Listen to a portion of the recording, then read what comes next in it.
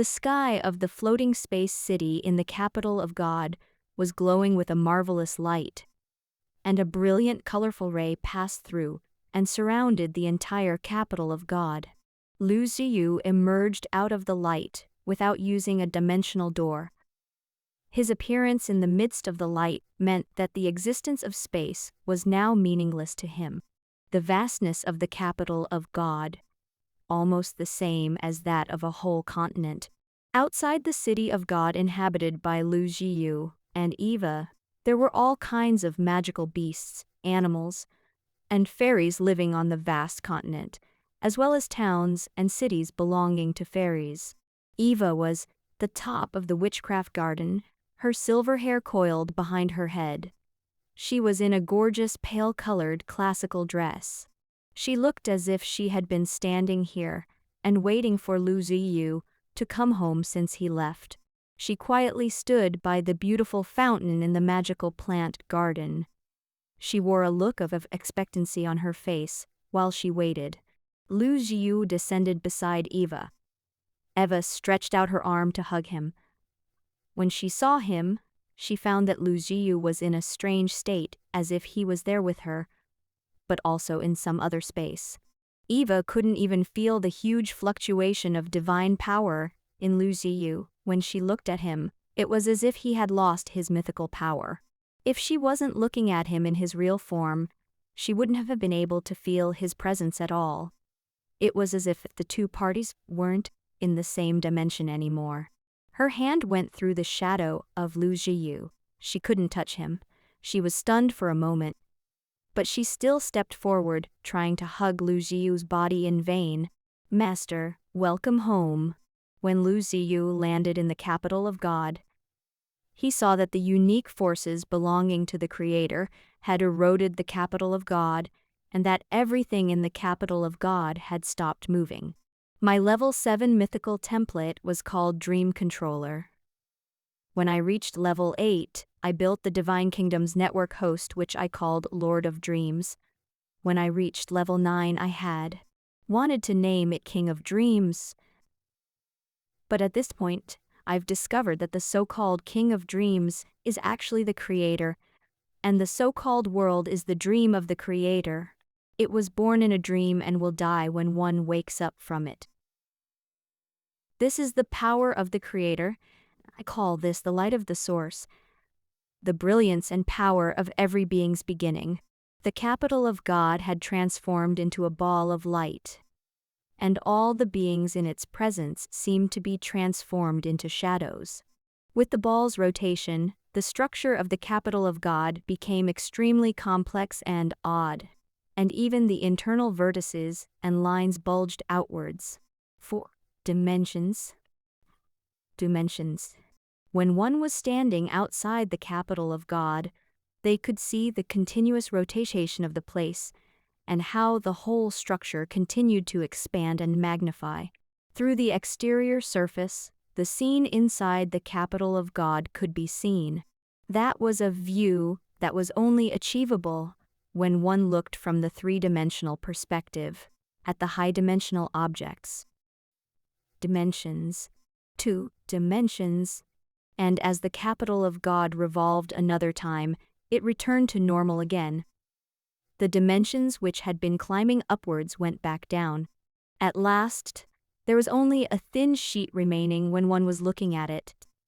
The original three-dimensional capital of God, at that moment, looked like a huge picture floating in the astral world. The whole world looked as if it had squashed.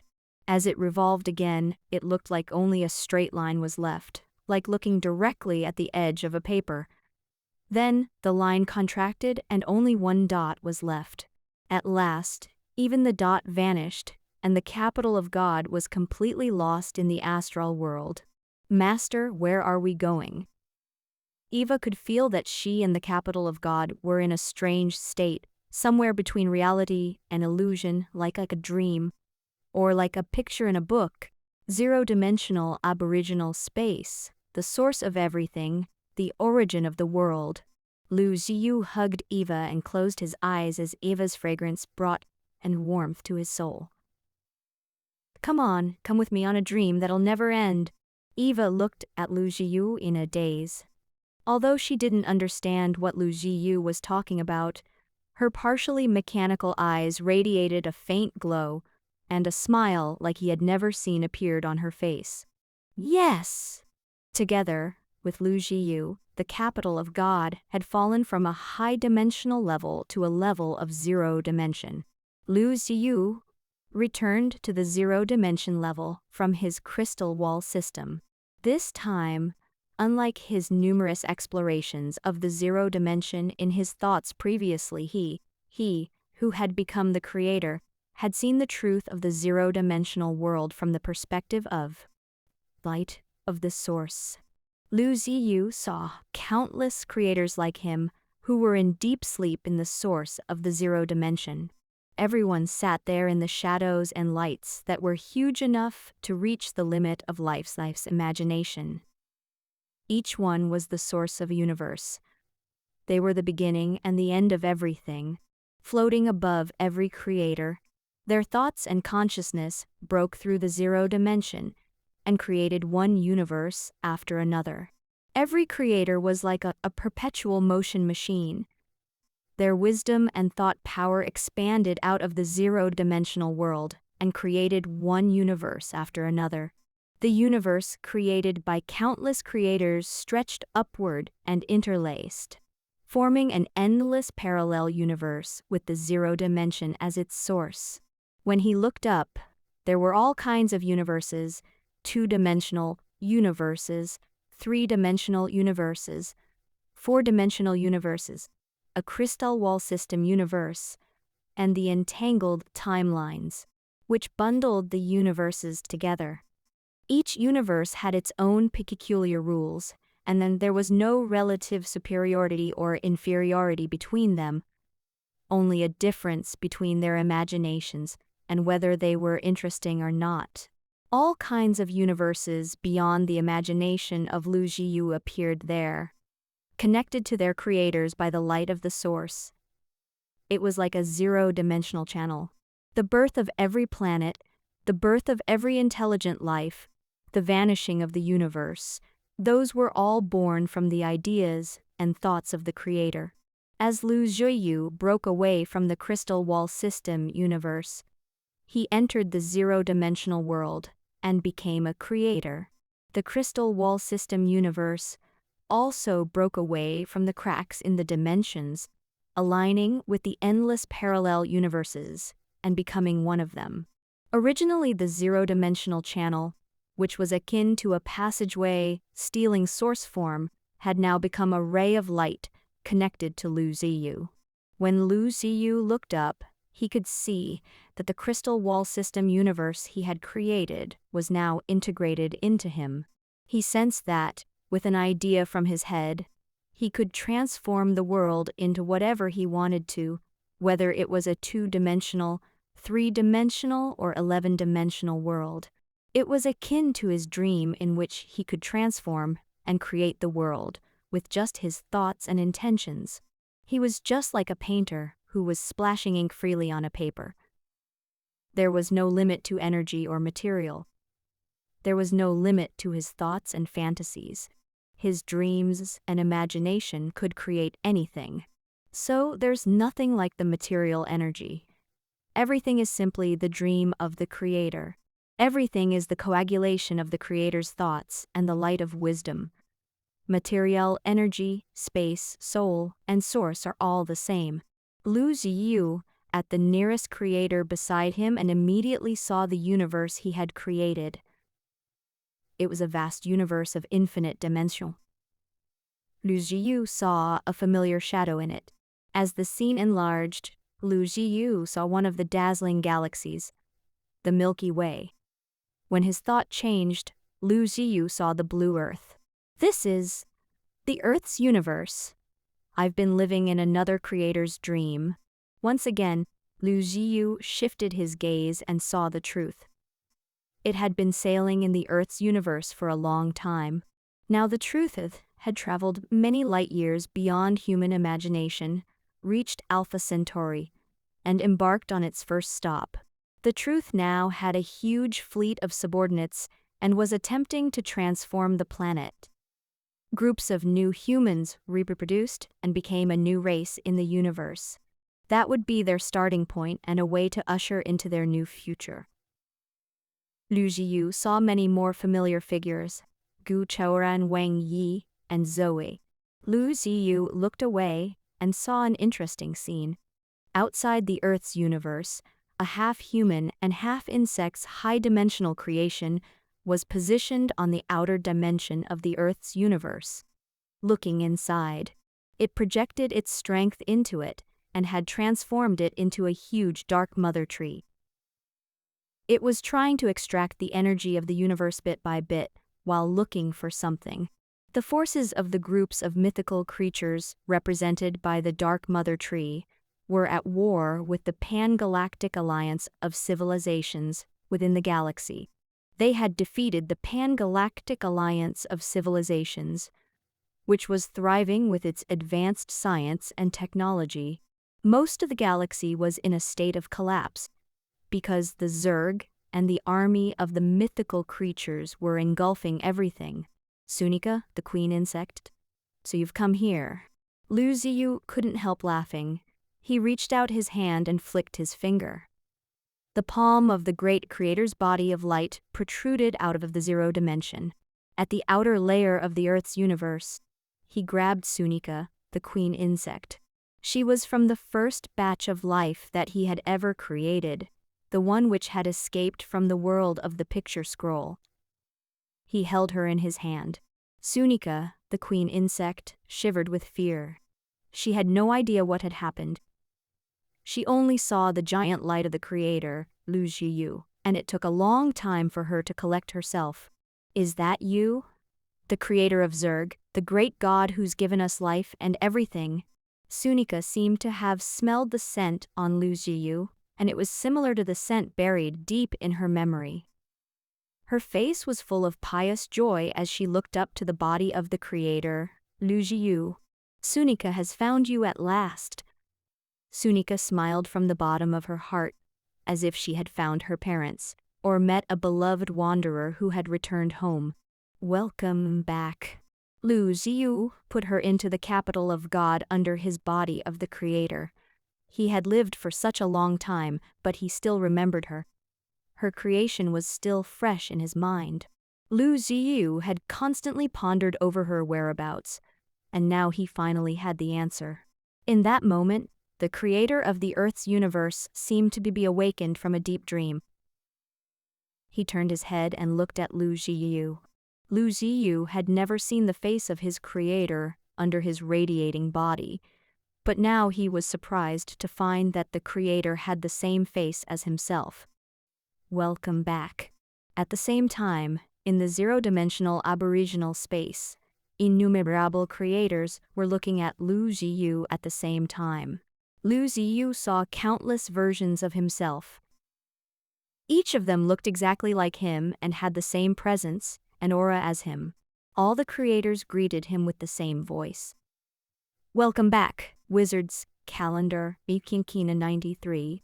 In the Adriatic Sea of the Star Soul world, the great fairy Muriel lived in her ancient tree of fairies tower. The tree tower was full of gold and silver treasures and magic crystals. Her favorite hobby was to lounge on top of those treasures, do nothing, and squirm on them with a red face of infatuation for a day. Lady, isn't it painful? A little fairy in the tree tower asked. What do you know? These are gold coins, money. It's warm and hot. How could it be painful? Money. Money can buy everything. Muriel gave her the daily rebuke. Come on, this is a new morning. Let's shout it together. Our slogan is, make money. Make money. Make money. Our goal is, make money. Make money. Make more money. Muriel owned a territory that was given to her with a decree personally signed by the Queen of the Arcane Kingdom. She was the Lady of the Arcane Kingdom and a Duchess of the Arcane Kingdom. Don't ask about what was going on with the extra title of Duchess. It was not a when one realized that the leader of the arcane kingdom was an elf queen. Muriel had her own territory. At the same time, she'd been given a seed of the ancient tree of fairies.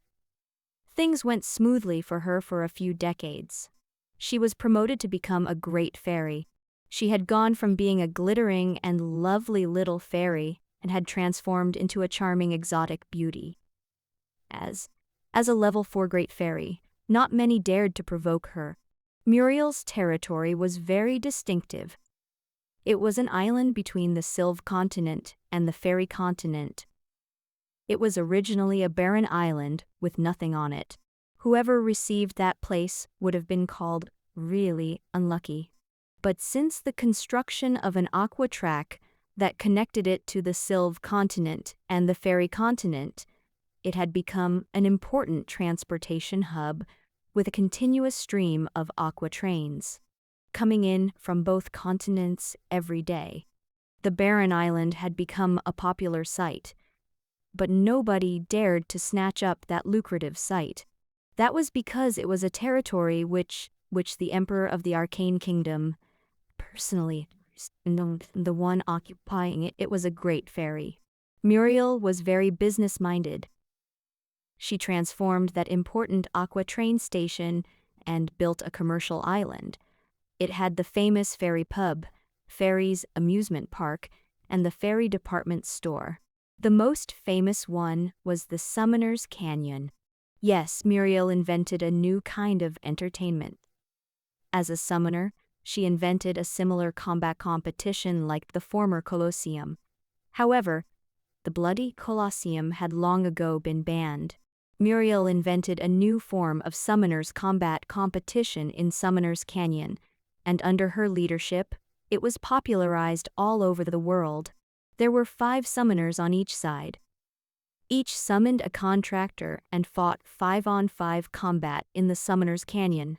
There were audiences and tourists who flocked to the island because of the renowned game. The public even named Muriel's territory Town of the Summoner's Canyon. With the popularization of the Summoners' Combat Competition, hundreds of summoners gathered there. With every victory, they would win great prizes. There was also a points ranking system. Every game also used the latest recording Pearl for video recording, and was then broadcasted on the channel of the Magic Telly. At the same time, Magic Radio broadcasting channels would broadcast synchronously. Summoners' Combat Competition was popular all over the world. Men, women, children, everyone knew the #1 summoner in the world. He had a good reputation and a huge fan base.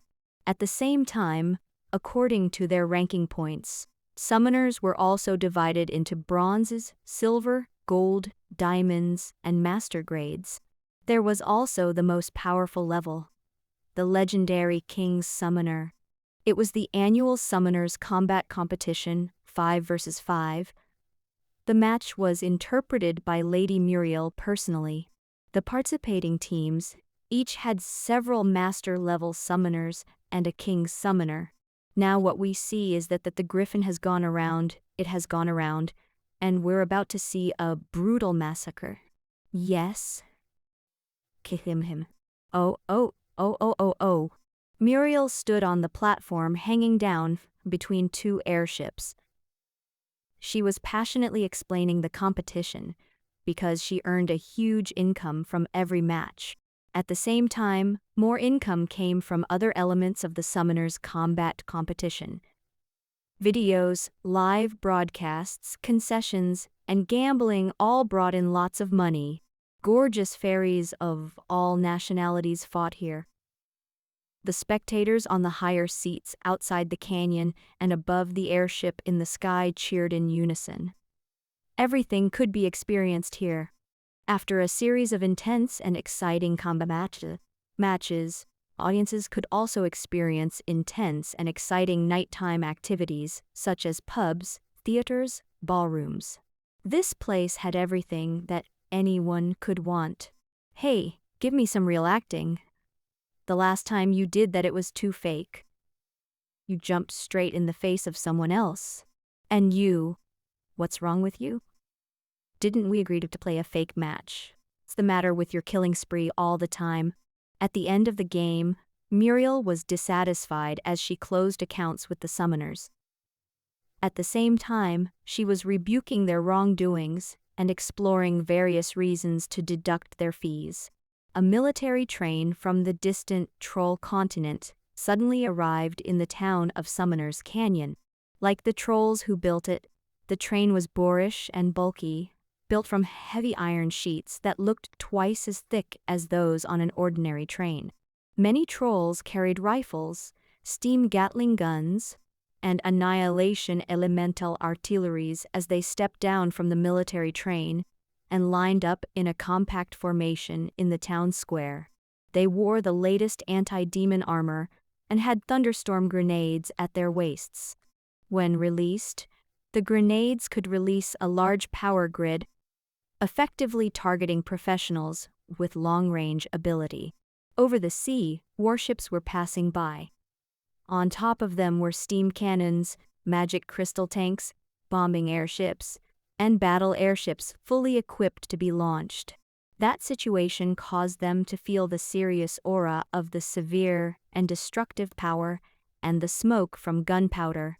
Muriel, as the lady of this place, immediately arrived and received the commander's war mobilization order with the seal of the Arcane Kingdom and the signatures of the managerial elders of the. What's the matter? What's going on? Another war? Who are you fighting with this time? Although Muriel was somewhat frivolous and only cared about money, upon seeing the grand lineup, she knew it wasn't trivial and that something huge was going to happen. The troll officer who led the army said, "It's time to fight, but it's not with anyone. It's another operation order." The troll officer coughed twice with his gruff throat and said mysteriously, "A new half-bit wall has been found." Muriel's eyes suddenly sparkled. New half-bit wall? The newly discovered bit wall was called the Thunder Bit Wall. There were very strange things in there. Volcanoes rose up everywhere on the land. All the heat energy came from inside the earth. There were strange iron trees growing in the ground that didn't look like plants. Water was everywhere within the bit wall. The sky had countless lightning and thunderstorms. Relatively speaking, though, the environment wasn't as bad as one might imagine. The Wizard Alliance was the first to discover the existence of the Thunder Bit Wall. It was discovered by the laboratory of the Institute of Space Exploration in the Wizard City. They first noticed the spatial fluctuation of the bit wall. However, upon stepping into the half-bit wall with their goal of conquering it and taking over, they soon realized that there were other human beings already in the bit wall. At that point, the two parties had thought that they were all humans from the same world, and that everyone had simply come in through other portals and by different forces. But later, it was discovered that the other party had obvious differences from them when they saw their different races, trolls, goblins, and orcs. When this news returned to the Wizard Alliance, the managerial level of the Wizard Alliance immediately understood what they had come across. They had met those who had expelled them from Maria's world, those who had forced the Wizard Tower to its wit's end in their own homeland, the Divine Kingdom. Within the Wizard Tower, there was a heated debate among the wizards in white robes. Some were full of confidence in the Wizard Alliance. Some were full of fear of the Divine Kingdom because they didn't believe in the strength of the Wizard Alliance. And some were more cautious and chose to wait and see. It's Maria's world, the Divine Kingdom. We've met them again. A level 5 old wizard walked to the front of the stage. He had lived for a long time and naturally had a huge influence on Parliament. "They've found us." Another old wizard recalled the power of gods and truth, and his face expressed panic accordingly. "No, that's not right. We've found them." "No, we're not the same as we were in the past. We're the Wizard Alliance, the powerful Wizard Alliance. We're not afraid of any challenge." The new generation of powerful wizards was eager to try. What a joke, there are 17 true gods on the other side. But what we've met this time was only the god of space and exploration, and the professionals under the goddess of the night and the goddess of harvest. The 17 true gods of Maria's world aren't one. It's impossible for them to confront us all at the same time. At that moment, both parties appeared in the Thunder Bitwall at the same time. Whether it was based on past threats and confrontations, or because of the new fight for the Thunder Bitwall, but the war between the two parties was imminent. The two parties sent a large number of soldiers and professionals into the Thunder Bitwall, fighting for the control of the Thunder Bitwall. One after another, fully armed legions and professional officers were sent into the Thunder Bitwall. The elite wizard team of the Wizard Alliance also entered another world through the portal. The soldiers of the Wizard Continent with their alliance, the Titan Continent, and the Right Continent all traveled through the portal on steam trains. There were goblins, trolls, dwarf soldiers, and many of them were powerful humans and Managuru legions. In the sky over the wizard city, airships passed through the sky, one after another. Several sky strongholds and fortresses, with all kinds of weapons and combat airships, went through the huge portal, opened up between the two spires of the wizard city, and reached the Bitwall. The Battle of Bitwall had already begun, but the Wizard Alliance hadn't won yet. Instead, it had already suffered a heavy blow in the Thunder Bitwall. In order to compete for that half-bit wall, the goddess and exploration pulled the half-bit wall toward Maria's world and devoted the strength of the church to the Thunder Bitwall. The Church of the Dark Night and the Church of the Goddess of Harvest also joined the war. Comparing the sizes of their forces, the three churches were not on par with the Wizard Alliance. But with their huge high-end combat power and continuous remote support from the Divine Kingdom's projection, the Wizard Alliance was losing. They were losing bit by bit the portion of the Thunder Bitwall which they had occupied, and several of their portals were destroyed. In another Wizards' Parliament, the Wizard Alliance decided to pull in the Arcane Kingdom to explore and compete for Thunder Bitwall while sharing risks and tensions. The war mobilization order was issued and the whole world knew that, outside their world, another Bitwall had been discovered and they were fighting for it against the powerful forces of another.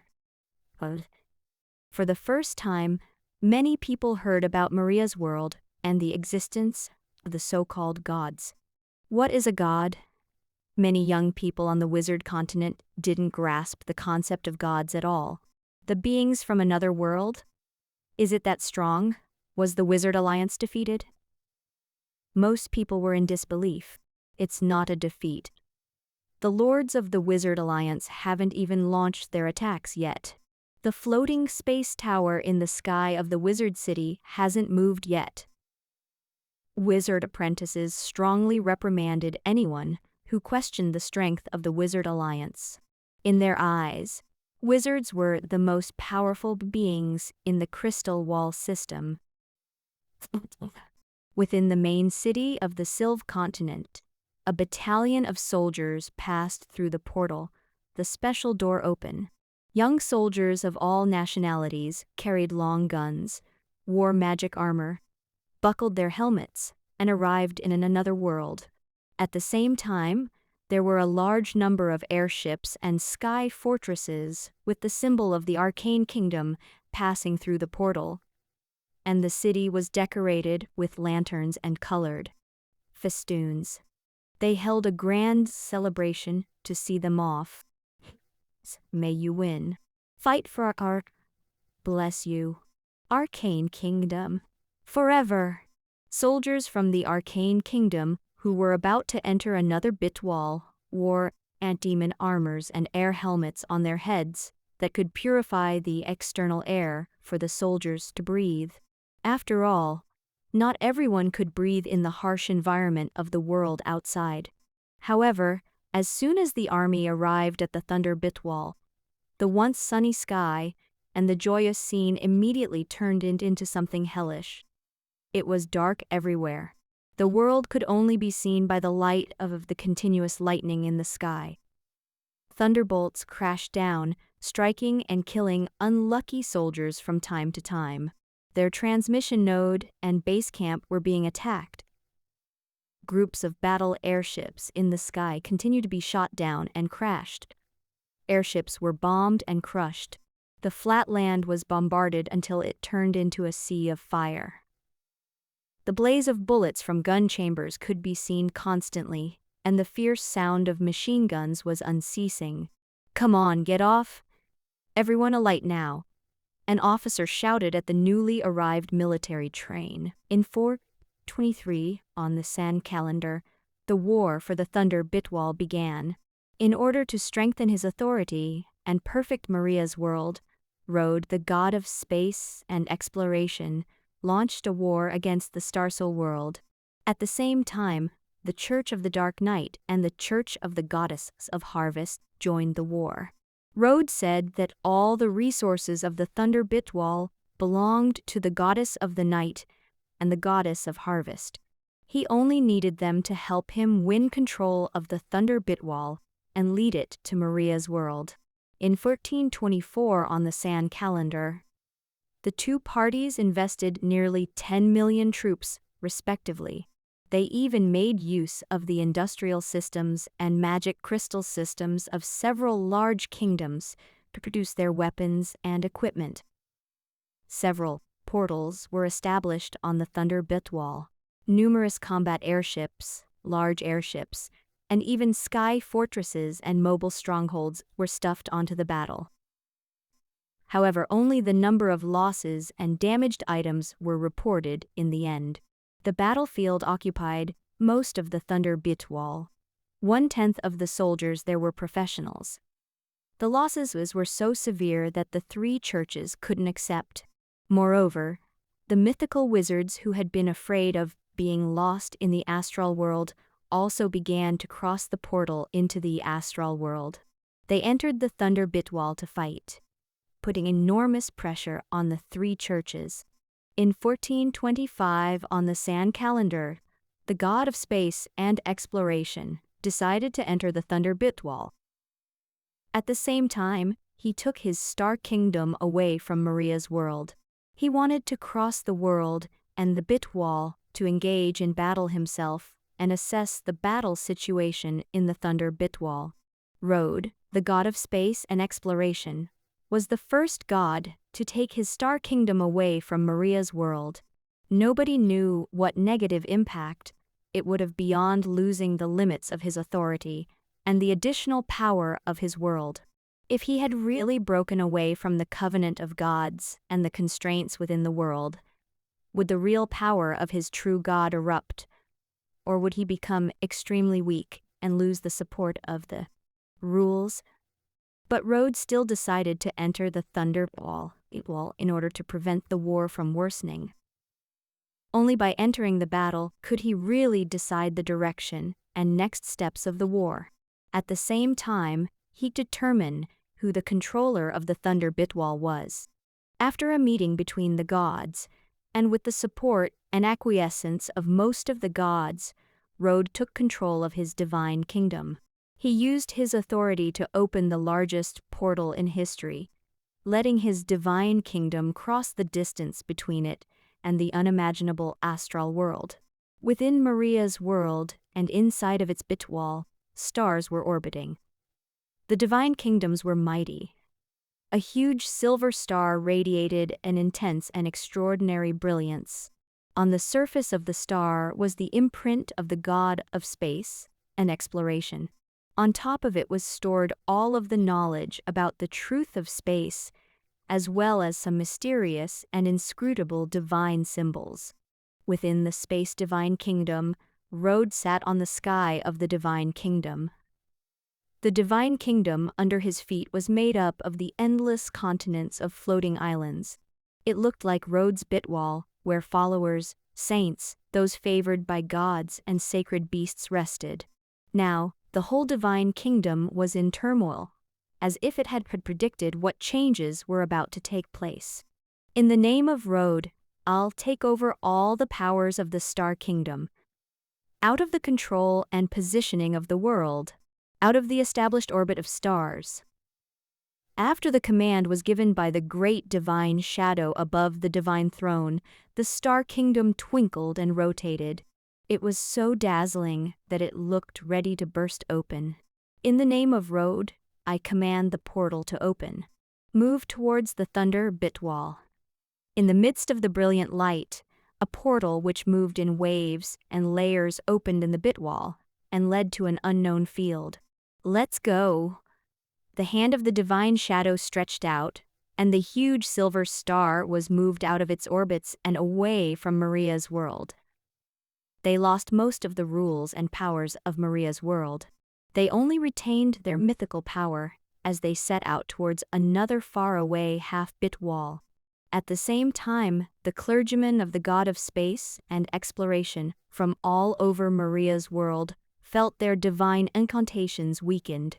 A large number of portals failed, space storage devices failed, and the main access to the road's bit wall was sealed off. Amir, the owner of the Tower of Frost, who recently became a mythical wizard, was one of the top decision-makers of the Wizard Alliance. Because the Wizard Alliance couldn't afford such heavy losses, even when the Arcane Kingdom began to back out, he crossed the astral world and entered the Thunder Bitwall. Amir was wearing the white-silver robe, representing the master of the Tower of Wizard Alliance. He stood on the ice-blue mythical Wizard Tower. The pale blue Frost Tower was made up entirely of ice-like blocks. But only when it was touched would one realize that it was actually a special handcrafted kind of crystal with a delicate structure. The tower was surrounded by more than a dozen sky fortresses, as well as battle airships and bombing airships, which were constantly darting down from the sky fortresses. The Sky Forces, with the Frost Tower as their core, continued to attack the ground and their opponent. They stood like a giant in the sky, instilling confidence and motivation in the Wizard Alliance's soldiers, who had to fight fiercely on the ground. Upon seeing the ice blue of frost, a batch of wizards and Managuru legions rushed up to their opponents desperately. From the sky, the sound of artillery and guns was heard constantly. The elemental battery above the Tower of Frost emitted ice blue rays. Anywhere that the light passed over became instantly frozen. The ice spread rapidly over the land. Mountains and garrisons were frozen under the irradiating light. Thousands of despairing people were frozen into ice sculptures.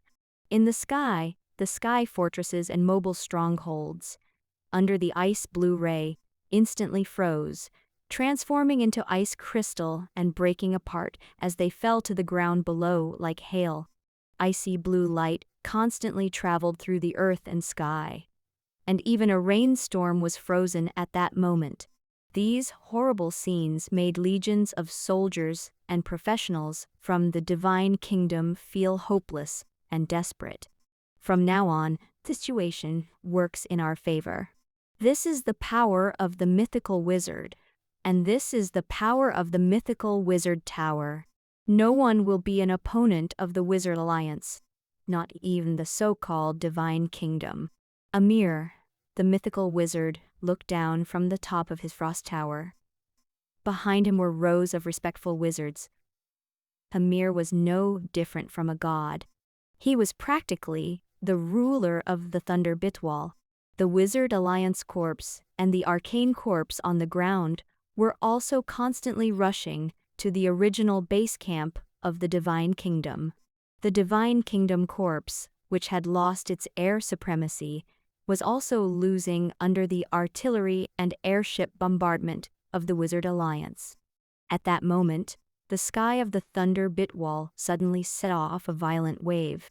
There was a huge eddy above the whole sky, and even from a great distance, one could feel the intense fluctuations in the sky. With the fluctuation came the dazzling light. It illuminated the whole world like the sun. A shining star descended from the thunder bit wall. At the same time, the professionals following the god of space exploration felt their divine incantations become several times more powerful in an instant. Their power had increased by an unimaginable extent. What is that? There were doubts among the soldiers of the Wizard Alliance, who had never seen such a scene like this before. It's the divine kingdom and the gods. The gods have descended to our world. Everyone in Maria's world, what this symbolized. The true God himself has come to redeem us. Crowds of soldiers, who had suffered from artillery fire and other disasters, knelt to the ground and wept bitterly. Please punish these demons and devils with destruction and an eternity in the abyss. Soldiers who had lost their comrades in battle shouted and cursed wildly. Amir and the warriors inside the tower with him looked up one by one. They had heard of the divine kingdom from legends and records, but they were actually seeing it for the first time. Is this the divine kingdom? It looks like, no, it's not. Isn't it just an altered floating space tower? The wizard in his black robe was shocked as he marveled at the sight. How can it be possible? That's a mythical alchemy tower. Ordinary mythical beings couldn't support such a huge mythical wizard tower. Only a legendary level 8 mythical floating space city is on par with that. The level 5 wizard standing behind Amir immediately made an educated guess. Amir was fixated on the divine kingdom in the sky. The huge star was shrouded. It looked like an entire continent falling out of the sky. It was concealing the whole world. The strong divine waves it emitted created an illusion of people falling into the infinite abyss, unable to see its end. This is the Star Kingdom. Is this the so-called divine kingdom? Just then, a murderous voice came from the Star Kingdom. Open the realm of God. Invade and take over the half-bit wall. The lights of the gods poured out of a vast star in the sky and illuminated the whole thunder bit wall as if it was daytime. The whole world changed instantaneously under the projection of the divine kingdom. The realm of God, with the rules and authority of a level 8 true God, had begun to invade the half-bit wall, just like when Rode had invaded and offered sacrifice to the death indicator bit wall. The intense brilliance enveloped the whole world, and the power of the realm of God brushed past the Frost Tower, immediately recognized. The Frost Tower was targeted by the Star Kingdom before it could respond. A space whirlpool erupted in the center of the Frost Tower, detonating and destroying the entire Frost Tower. The tremendous power rotated it and kneaded the Frost Tower into a mass, and then it was engulfed. It was like seeing a tin can be crushed under someone's foot. True God. It's a level 8. After the death of Amir's body, one of the coffins at the bottom of the wizard tower was lifted up and a figure identical to Amir appeared. Rebirth through mythical power. In Wizard City, everyone was panicked and angry. In the streets and alleyways, groups of people stood together reading newspapers and discussing what was going on. Everyone was stirred up. Information about the Battle of Bitwall was broadcast over the channels on the magic radio. The mythical powers have fallen. The floating space tower was crushed onto the Thunder Bitwall. 16 million soldiers are trapped in the Thunder Bitwall and are in desperate straits. The Star Kingdom descended. The Divine Kingdom now occupies Thunder Bitwall, and their opposition was completely defeated. All over the news were slogans that aroused panic and fear in the public. Some newspapers and other sources of media spread the news in a tactful way, but it didn't change the fact that they had lost the war. As the news of the loss spread, hundreds of wizards in white robes and 5 masters of the towers were holding an emergency meeting in a wizard tower in the sky. Although Amir, the master of Frost Tower, had lost the Thunder Bitwall in the war, He wasn't condemned for the loss. He was sitting on the last seat in the meeting hall feeling great desperation. There was a lot of hubbub over the meeting. The formerly raucous and radical wizard factions were all silent at that moment. The wizards who had been passive about the war now blamed the loss on those who had initiated the war in the first place. The goblins and dwarfs who had suffered enormous losses were roaring angrily in their seats. The whole wizard conference was a mess, and all the different wizard factions were fighting. Several mythical wizards were silently sitting at the head table, but no one dared to speak, and no one dared to make a decision. Catherine, who had been sitting in the middle of the Masters of Towers, stood up. All the wizard factions, elemental wizards, alchemy warlocks, fairies and goblins who had been standing up before that sat down in an instant. As the oldest mythical wizard, Catherine's strength had reached a level that ordinary mythical wizards could scarcely imagine. Her wizard tower was also one of the largest and strongest of all the other towers. Everyone looked at Catherine and waited for her decision. Catherine looked down at the crowd of members seated in the lobby. The Thunder Bitwall can be abandoned. 16 million people cannot. We can't let the soldiers who were stranded after a fierce battle or their families suffer this way. Catherine sat down. Cook Bay, the master of the mechanic clock tower, stood up and spoke on Catherine's behalf. He waved and projected the Thunder Bitwall on a screen as he explained their detailed plan. Most of our soldiers and the soldiers of the Arcane Kingdom were expelled to the vast plains of the Bloody Stone Forest. All other areas were occupied, and the only accessible portal had been destroyed. The Divine Kingdom had blocked the openings of the other portals. Our people were completely surrounded by enemies and left in despair. Their home is in the distant, unimaginable depths of the astral world.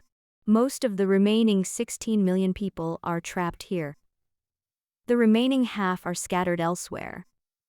Our goal is to rescue the people trapped in the Bloody Stone Forest. At the same time, we have the support of the Arcane Kingdom.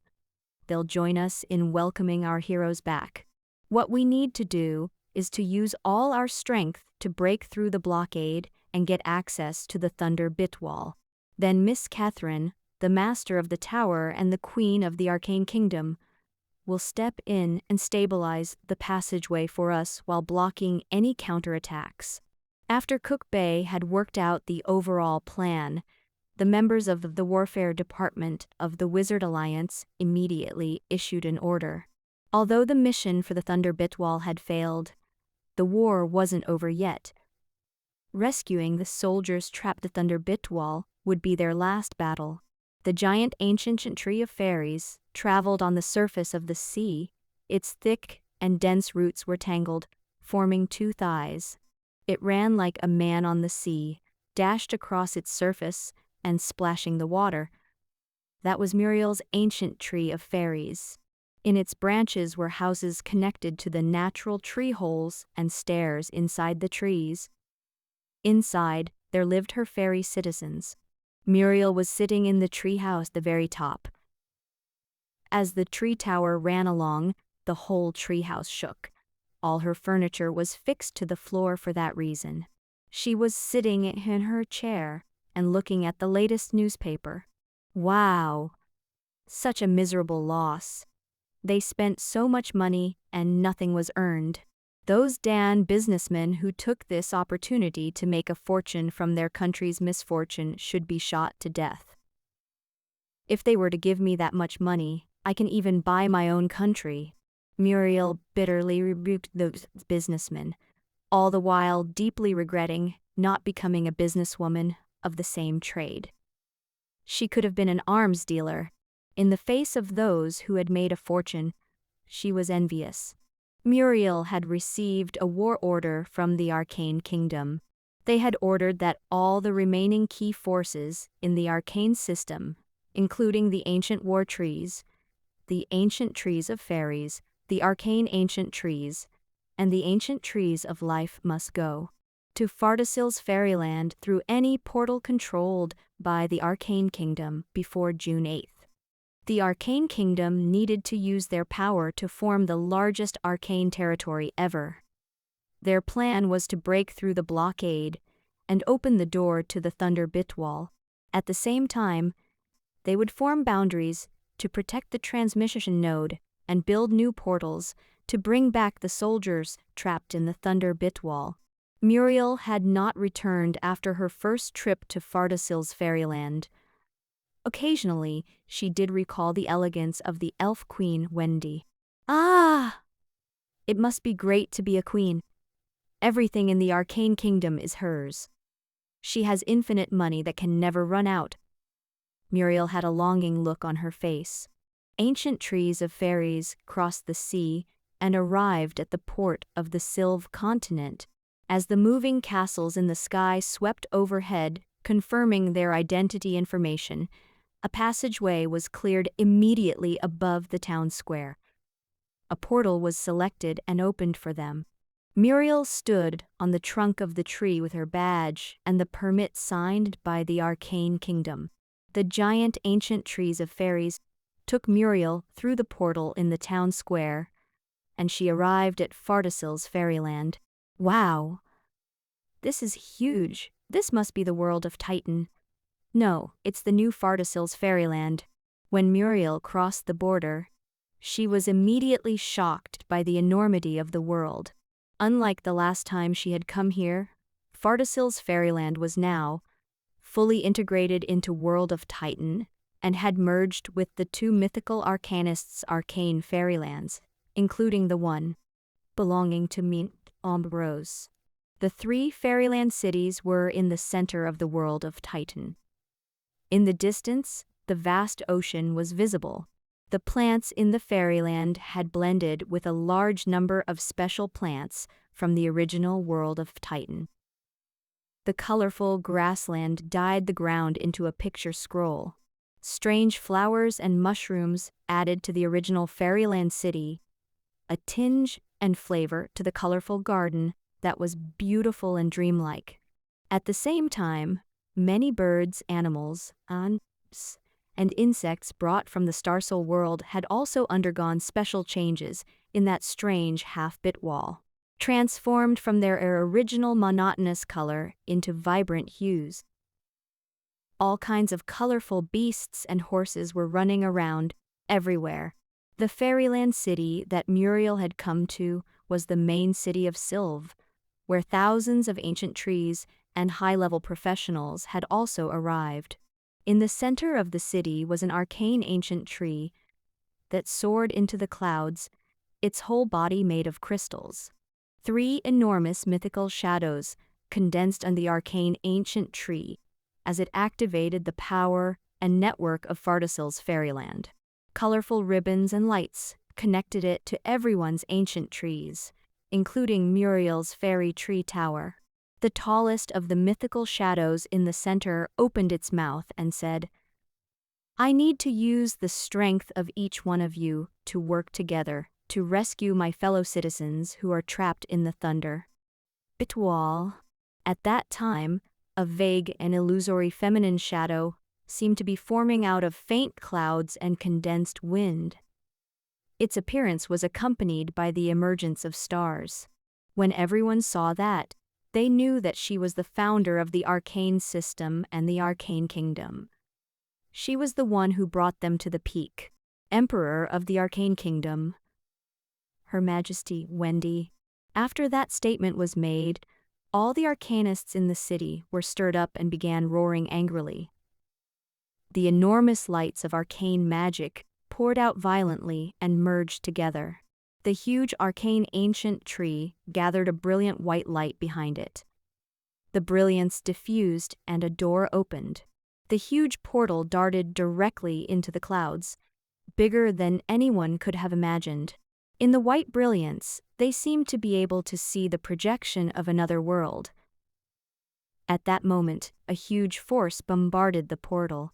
The huge pressure and light of the Holy Spirit penetrated in from another bit wall. and the whole arcane system was nearly instantly destroyed by the collision. At the same time, 3 arcanists stabilized the portal. Crowds of space arcanists crossed the portal and went to another bit wall to establish a stable transmission node.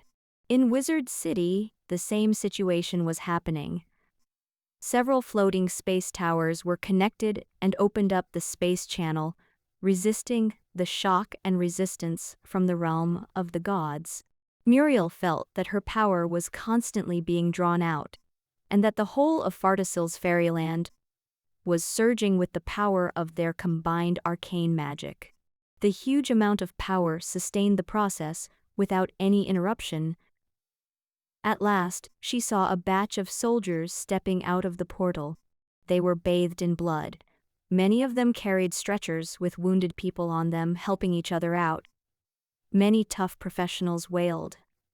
Everyone's anti-demon armor was broken. Many battered and scrapped magic crystal tanks, steam locomotives, and steam trucks drove out. There were burn marks and black ash all over them.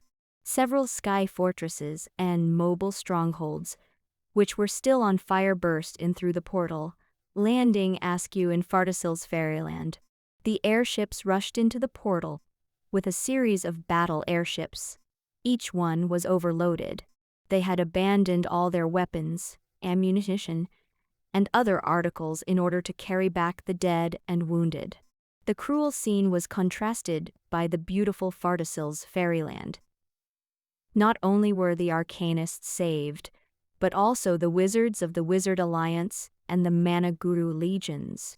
Many soldiers started crying the first moment they entered the beautiful Fartisil's fairyland. Fartisil's fairyland provided doctors and arcanists who surrounded the wounded soldiers, helping them and delivering food. The seemingly endless influx of soldiers occupied the whole land. Muriel was struck dumb by the horrible scene. She had initially thought only of making a fortune out of the war. In the sky of the Thunder Bitwall, Roadwood was in the vast Star Kingdom. He was assimilating and seizing the control of the Thunder Bitwall with all his strength. The realm of the gods was only eroding and spreading into the Thunder Bitwall. He could feel that the authority of the world was gradually falling into his hands, and that his every move could adjust and slightly modify the rules of that Bitwall. Rhodes' eyes penetrated tens of millions of miles and saw the remnants of the Wizard Alliance and the Arcane Kingdom. They had scrambled away and fled from the Thunder Bitwall. He only attacked once and didn't continue on his attacks thereafter. He didn't want to exterminate everyone. Rhodes knew a little about the origins of the Wizard Alliance and the Arcane Kingdom. He had a half-human lineage and a half-elf lineage, so he didn't look at any of them as foreigners. He just wanted them to surrender.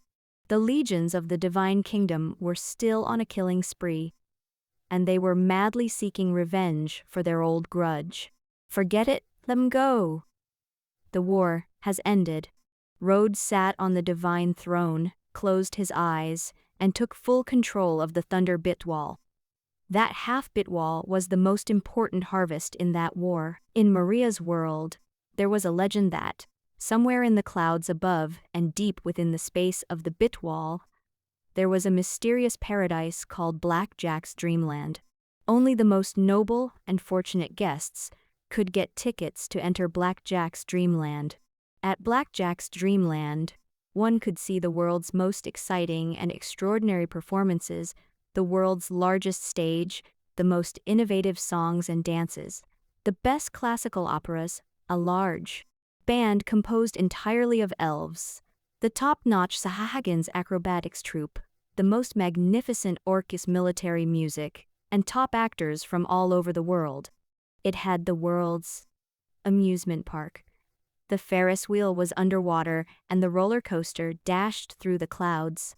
There was a sky park, an underwater theme park, a volcanic theme park, and all kinds of other theme parks.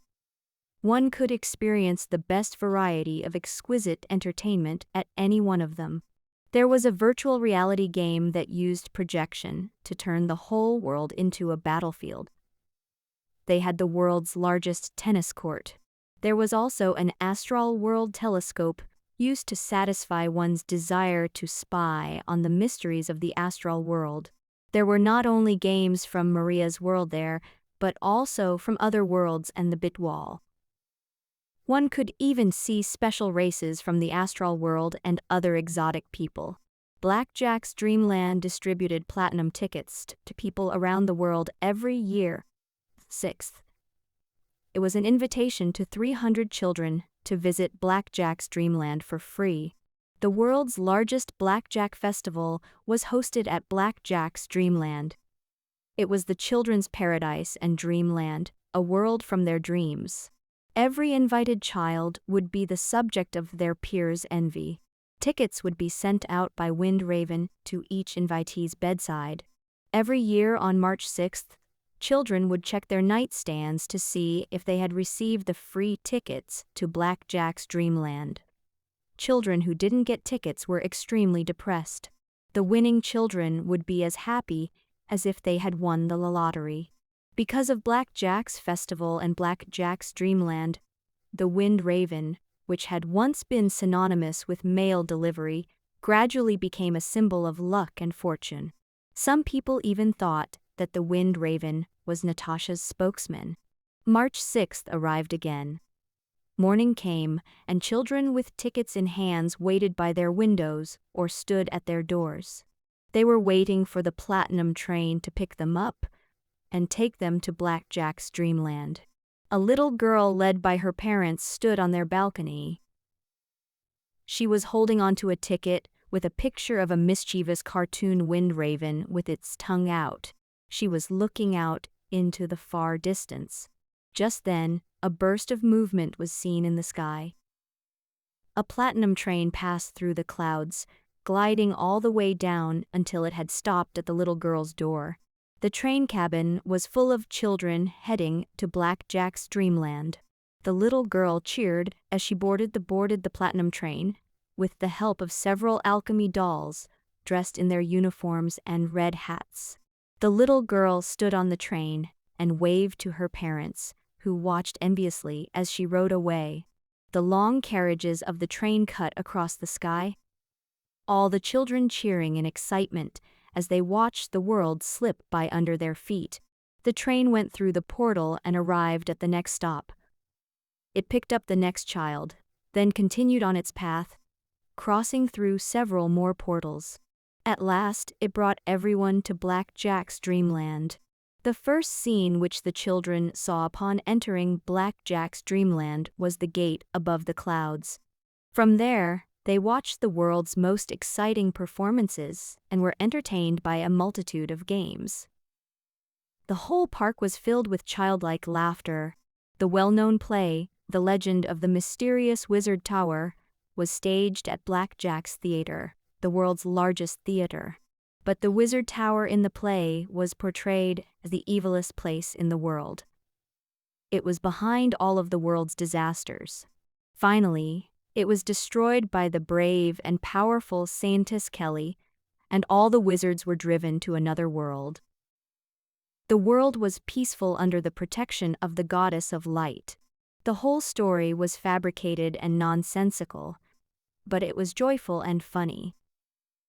The wizards of the Wizard Tower were all turned into comical characters. The great and wise Anthony was played by an old man with his mouth stuck out and an ape-like chin. Threatened by Saintess Kelly, who was wearing the mask of Pharos, Anthony fled the world. Anthony is a bad man. Kill him, with oit. Yes. Watching from the audience seats among the herds of children, a young man squeezed into the crowd. He awkwardly sat down with a group of children to watch the drama on the stage.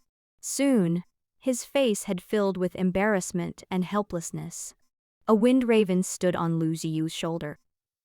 It gloated, saying, "How is it that the children's reactions are so pure and innocent? Do you hear that? That's the whole world cheering." Lu Ziyu squinted at the wind raven, Blackjack and replied, "I heard BBQ Wind Raven is pretty delicious." Blackjack pulled its feathers closer to itself. "I didn't choreograph this. The story was written by those specialists. I'm only responsible for the layout of the thing. I didn't expect that you'd be able to get Road to help you build such a large spell garden. You even let him help you with that grand Blackjack festival every year. Of course, I'm the man who raised Road. I'm his benefactor." Blackjack had no qualms about Road's divine identity. It joked around with the god of space and exploration frequently. Lu Ziyu looked at Blackjack. "I came here to see if you're alive and how you're doing. I also wanted to ask you that question I've asked you before." Blackjack spread its wings. "How about now? Ask me, just ask." Lu Ziyu shook his head. "Perhaps I no longer need to ask. I've seen the answer. Go ahead with your work. Don't interrupt me watching the play." Blackjack spread its wings and flew off. Lu Ziyu suddenly said to it, "The truth is, I envy you." Blackjack laughed. "More people like us are envious of you than you are of us." Lu Ziyu sat at the back of the stage. He accompanied the children to watch the performances. There were performances by various ethnic groups on stage constantly. Out of nowhere, a few figures appeared beside Lu Ziyu and accompanied him to watch the performance and embrace the children's laughter. "It's been so long, you're finally willing to come back?" Delmidi looked unhappily at Lu Ziyu. "Dad, welcome back," Verthandi said as she hugged Lu Ziyu around his neck. Kelly smiled at Lu Ziyu only to say, "Welcome back. I didn't expect time to pass so fast. I only wanted to have a few words with the others." Lu Ziyu made an apologetic expression. "Hence, this time I've personally came to pick all of you up. Well, have all of you played enough? If you've had enough, come home with me." Delmidi, Verthandi, and Kelly all smiled brightly as they kissed Lu Ziyu on his face. "Yes, let's go home." In 1586, the goddess of light, Kelly, gave up her divine duty and everything related to it. She transformed into brilliant light and faded away. At the same time, the goddess of the sun and the goddess of death also disappeared. The three powerful goddesses, having mastered the world, left at the same time. It shocked all of Maria's world. Their respective believers and saints, and their respective side gods, inherited their duties and ascended the divine thrones. Inheriting the role of the god of death was Deputy Lord Ctesias. Inheriting the goddess of the sun's role was the first-generation holy knight, Tiriden. The successor to the goddess of light was from the first generation of the Church of Light, Pope Hodap. No one knew why they left or what they left for. Some said that they went to the depths of the astral world to find the legendary creator, while others said that the creator had long ago left the crystal wall system and was not in their world anymore. Some people said that outside their world there was the capital of God, which was the home of the creator, and that they had gone there to live with the creator. I'm done for. I'm going to die from my old age." Muriel was surprised to have found a terrible problem. Muriel calculated on her fingers and found out that she had actually lived for nearly 1,000 years. Unknowingly, she had become a level 6 fairy summoner. She had also become an important member of the Arcane Kingdom. She had the opportunity to participate in important meetings and be a decision-maker throughout the Arcane Kingdom. However, as lazy as she wasn't interested in anything except earning cash. Muriel lay on the mountain of her gold coins, wriggling wildly. She felt if she had no worries when she was hugging her fortune. Wendy, Emperor of the Arcane Kingdom, had summoned her to the palace of Fardasil's fairyland. The Emperor of the entire Arcane Kingdom, who ruled half of the entire Starsoul world, had unexpectedly become good friends with Muriel. That lazy and peculiar fairy, who was more like a goblin or titan dragon than a fairy, unknowingly had something in common with Wendy. Wendy walked into the palace garden's ring gallery wearing a long white dress. She was followed by Muriel, who was looking listless. Wendy glanced at Muriel and said, "You may try to become a mythical summoner." Muriel glanced at Wendy and pursed her lips. "Mythical summoner? There's no such thing, okay?" Wendy winked. "There was no mythical arcanist before me. You can try to become the first." Muriel's eyes sparkled, but then the sparkle died down. "How can it be so simple in your eyes? I'm not a genius. There's no way." By the end of the conversation, Wendy's words had planted a seed in Muriel's heart. They had unintentionally enlightened her. The origin of the arcanist is the arcane fairyland. The wizard's origin is the mythical template and floating space tower. So what's the origin of the summoners and the strength they rely on? Muriel lounged on a branch of the tree tower of the ancient tree of fairies under the stars. The stars of the Star Soul world and Maria's world weren't the same. Each star represented the will of a world. Muriel's eyes glowed. "Yeah. The origin of the summoner comes from the Star Soul world. Our strength and everything comes from the Star Soul world. Perhaps our path to mythology lies in the Star Soul world. If we choose the Star Souls as our partner and power to rely on, will we be like the fairyland of the arcanists, or like the wizard's floating space tower?" Muriel told Wendy about the idea. It hadn't occurred to Wendy that Muriel's little head was able to invent such a different idea. "I think it's good, but how do you open up the Star Soul's consciousness and sign a real companion symbiotic agreement?" "It's a very difficult problem. They represent the will of the world. How do you get the Star Soul's approval?" Wendy made a good point. "I'm the best at dealing with people," said Muriel confidently. Over the next few decades, Muriel began to try to communicate with the Star Soul world again and again, constantly modifying the summoner's contract about the aboriginal source. Finally, during one of many attempts, she happened to communicate with a Star Soul in the sky and obtained its recognition.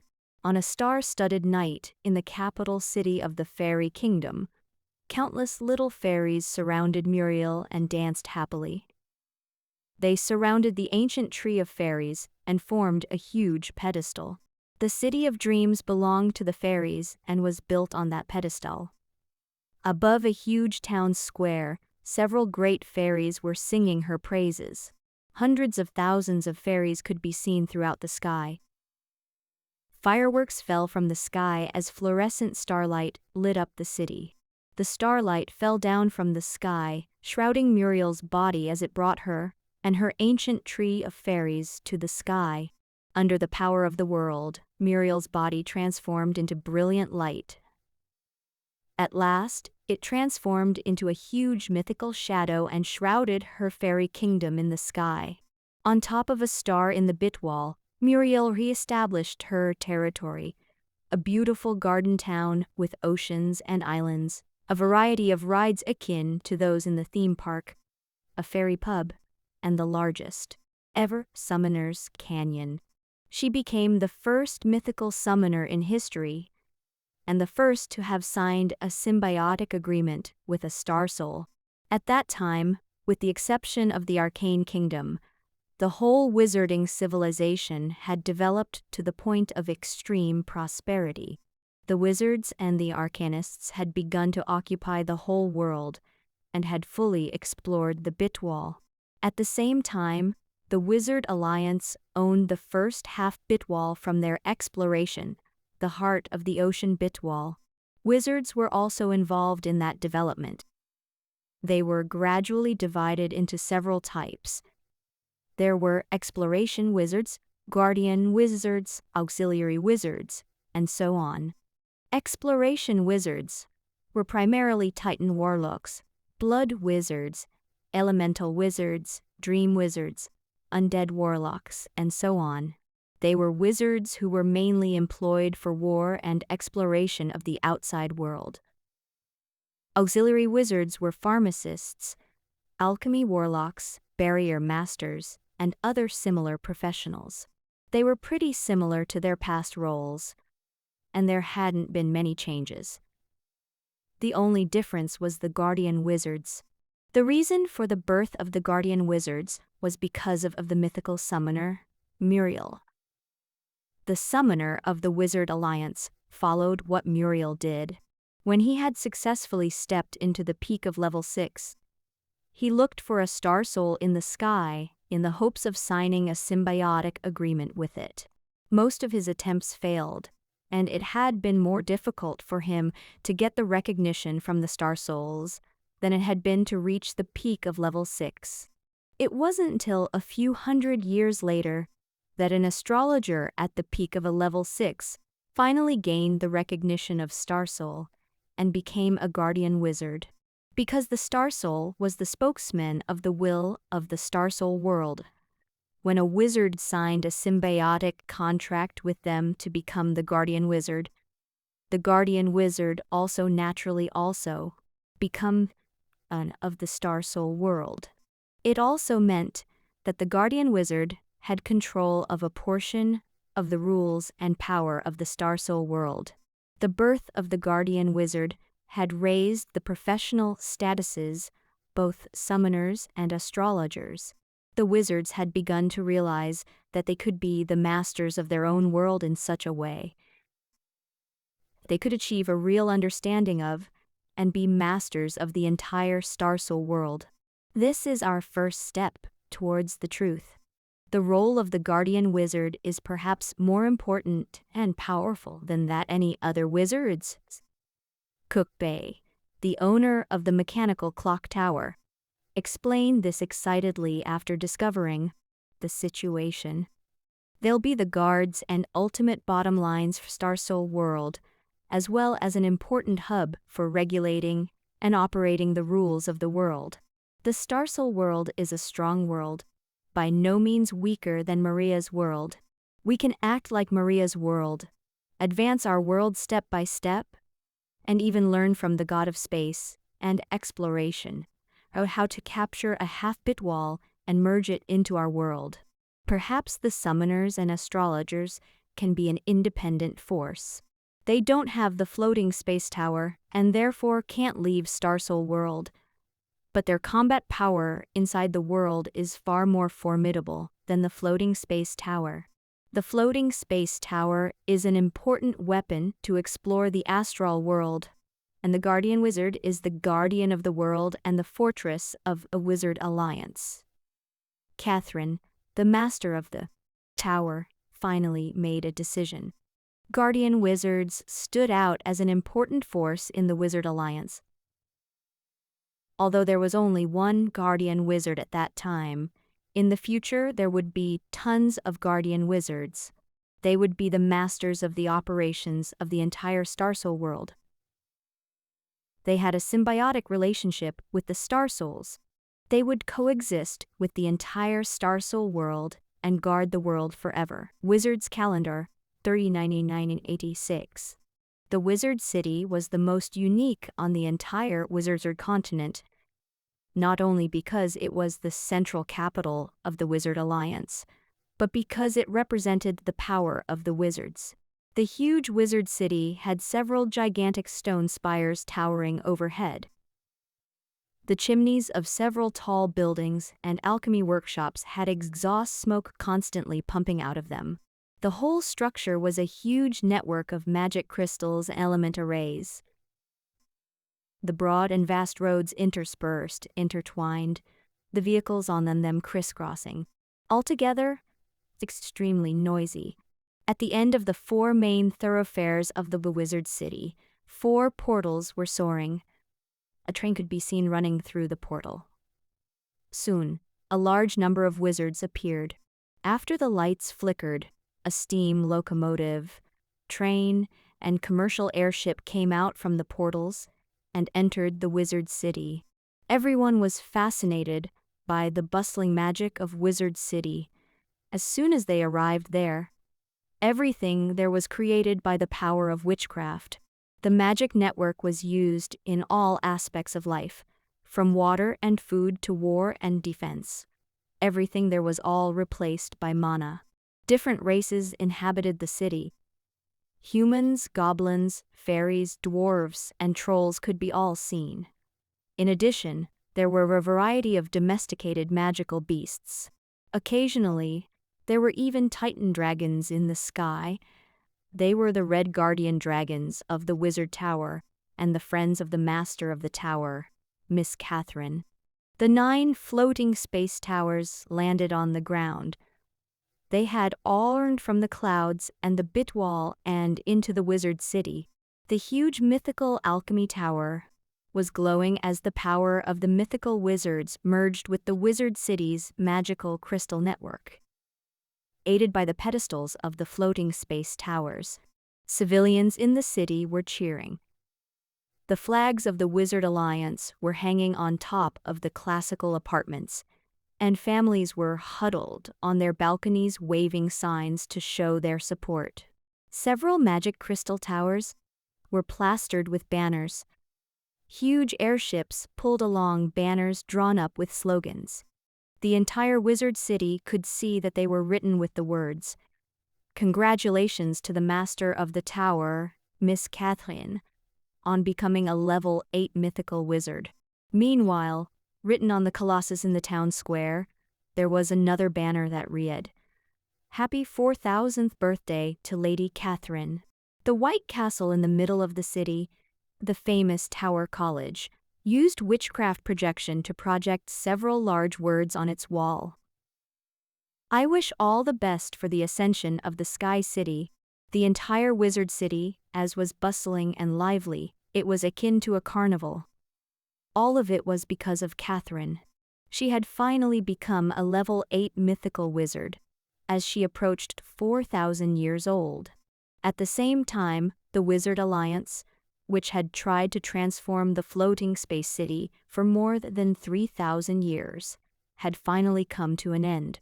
After more than 3,000 years, under the influence of the legendary capital of God, their floating space city had become one of the ultimate goals of all alchemy warlocks. Generations of alchemy warlocks and wizards were involved in the research and creation of floating space cities. The master of the mechanical clock tower, Cook Bay, had successfully produced the first level 7 floating space tower, but the attainment of the floating space city was still out of reach. A level 8 mythical creature template, a level 8 mythical levitation ring, Heaven's Ring, and the magic machine were 3 important obstacles that had obstructed all alchemy warlocks from advancing further. But more importantly, there had not yet been the appearance of a level 8 mythical wizard. Level 8 mythical wizards were only heard in the legends and from the origin of truth, the creator of the wizards and the Wizard Tower, the great and wise Anthony. Most wizards thought that there was no such person. This person was more like a concocted legend or an absurd myth. If not for the existence of 2 first-generation wizards, Catherine and Wendy, the so-called first generation of wizards would just be a legendary story to most people.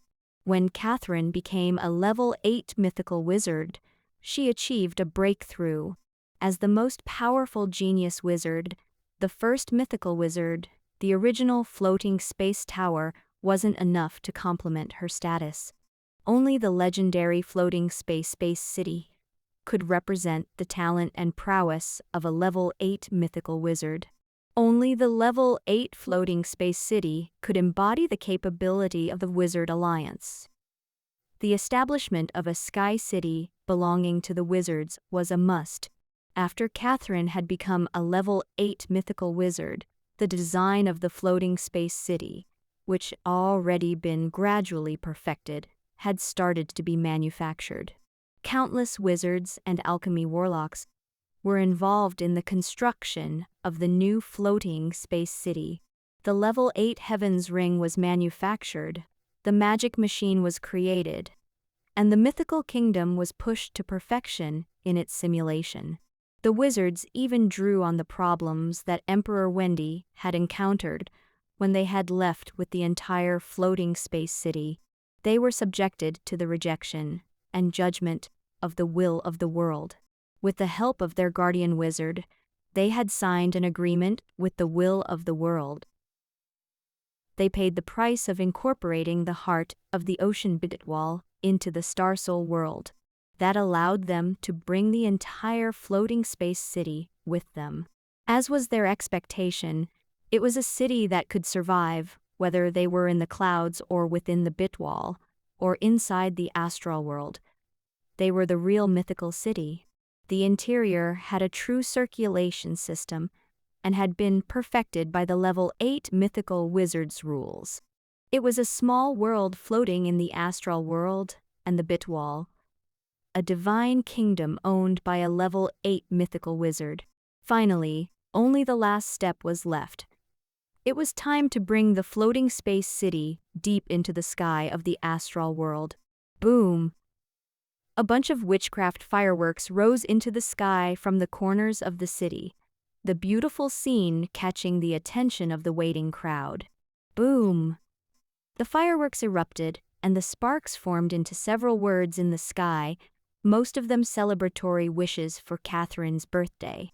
Hot air balloons rose from the town square one after another. On top of the rising hot air balloons were several students from the wizard school. They were singing the wizard's song of truth. The city cheered and roared, as it was a joyous festival. As the song ended, a platform was hoisted into the sky above the wizard city. On them, several famous performance and opera troupes from the wizard continent could be seen performing. The Wizard Alliance even brought in a performance troupe from Black Jack's Dreamland, which had a famous reputation throughout the astral world. The Festival of Joy had been going on all day and all night. At last, it had ushered in the most anticipated moment for the new floating space city. Assimilation. Activate the mythical territory of the mechanical clock tower. A slightly sharp and funny voice resonated in the sky of the wizard city. Activate the mythical territory of Philosopher Tower. Activate the mythical territory of Titan Tower. Tower Frost. Activate the mythical territory Circular Ring Tower. Under the order of numerous masters of the floating space towers, the towers started to merge into the wizard city. Mythical lights above the ground of the wizard city were shuttling, suddenly showering the streets below in golden radiance. Each passageway a network of elemental magic.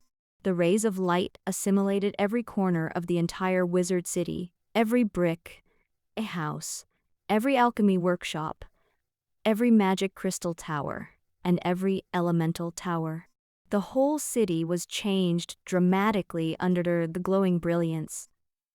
Everything had connected to become a whole. A golden glow surrounded the city and darted over to the center of the city. Several beams of light surged up from the floating space towers, connecting to the realm, the mythical boundary above the sky. It then shrouded the entire floating space city. The golden brilliance finally gathered at the foot of the wizard tower. It was the symbol of the beliefs of all wizards. It was the mythical alchemy tower of Catherine, the master of the tower, while everyone outside the city was celebrating Catherine's birthday and celebrating her becoming a level 8 mythical wizard who owned her own floating space city. Catherine sat alone at the top of the tower. The stairway from the circular ring to the gate looked like a spiral that never ended while she sat at the top of it. It was a place that belonged only to her, as no one else could enter and she didn't allow anyone to enter. The only living life form was Pyros, the Sphinx, who was dozing off while guarding the door. Pyros was the 9th generation of Pyros, passed down from generation to generation, and it accompanied Catherine, who would never reach the end of her life. Catherine had no idea how long it had been since she celebrated a birthday, until that moment when she suddenly remembered that she'd had a birthday. 4,000 years ago on that exact date, she had been born in a small town in the Mara kingdom, and she was the daughter of a court pianist. One day, she had received a letter from a wind raven. She had quietly set foot on the route to the wizard tower, then spent half of her childhood there, the whole of her youth, waiting for the old age that never came. The entire wizard city beneath the tower was hosting a happy festival for her, but she couldn't feel the joy. However, the sound of the joyous occasion reminded her of her last birthday. La la, la la, la la la, la la la. She looked out of the window and saw the blue sky decorated with white clouds. She hummed an unknown melody, a song that should have been a happy tune to celebrate her birthday, but in her humming, it had become a little too gentle and lengthy. There was a tinginess in the tune. In the past, when she had been in the tower's castle, dressed in a gray apprentice robe, with a crown made of paper, she had been surrounded by more than 40 classmates of the same batch, each of them holding onto a candle while they sang, surrounding her, who was like a princess in the center. Several figures were flickering in her eyes, their appearances fleeting across her mind. There were males and females, familiar and unfamiliar, and there were images that were clear, while some had long sunk into the depths of her memory. Oh, ha, ha, la la la la. There'll be a day when we reunite. At the end of her humming, Catherine closed her eyes involuntarily, shook her head gently along with the rhythm, and sang the last sentence, then fell completely into silence. After a long time, she stood up. The time was almost up, and everyone was waiting for her for the final liftoff of the floating space city ceremony. It was meant to complete her final takeover of the authority of the floating space city. Just when she stood up, she suddenly saw a huge telescope used to observe astral world near the window. The telescope was an old model, one that had long been eliminated. The telescope was really old and broken, even though it had been made from alchemy. After all, it wasn't an item made from magic, it was broken, rusty and beyond repair. Although the layout in the room had been changed several times, that telescope hadn't been moved. She remembered how her teacher had made an appearance in front of the telescope. He had taught her how to observe the phenomenons of the astral world, and then he had given her the last lesson. Then, when she became a mythical wizard, he made his appearance there too, and he even let Cookbay gave her a floating space tower. Just then, Catherine looked back and suddenly saw the telescope.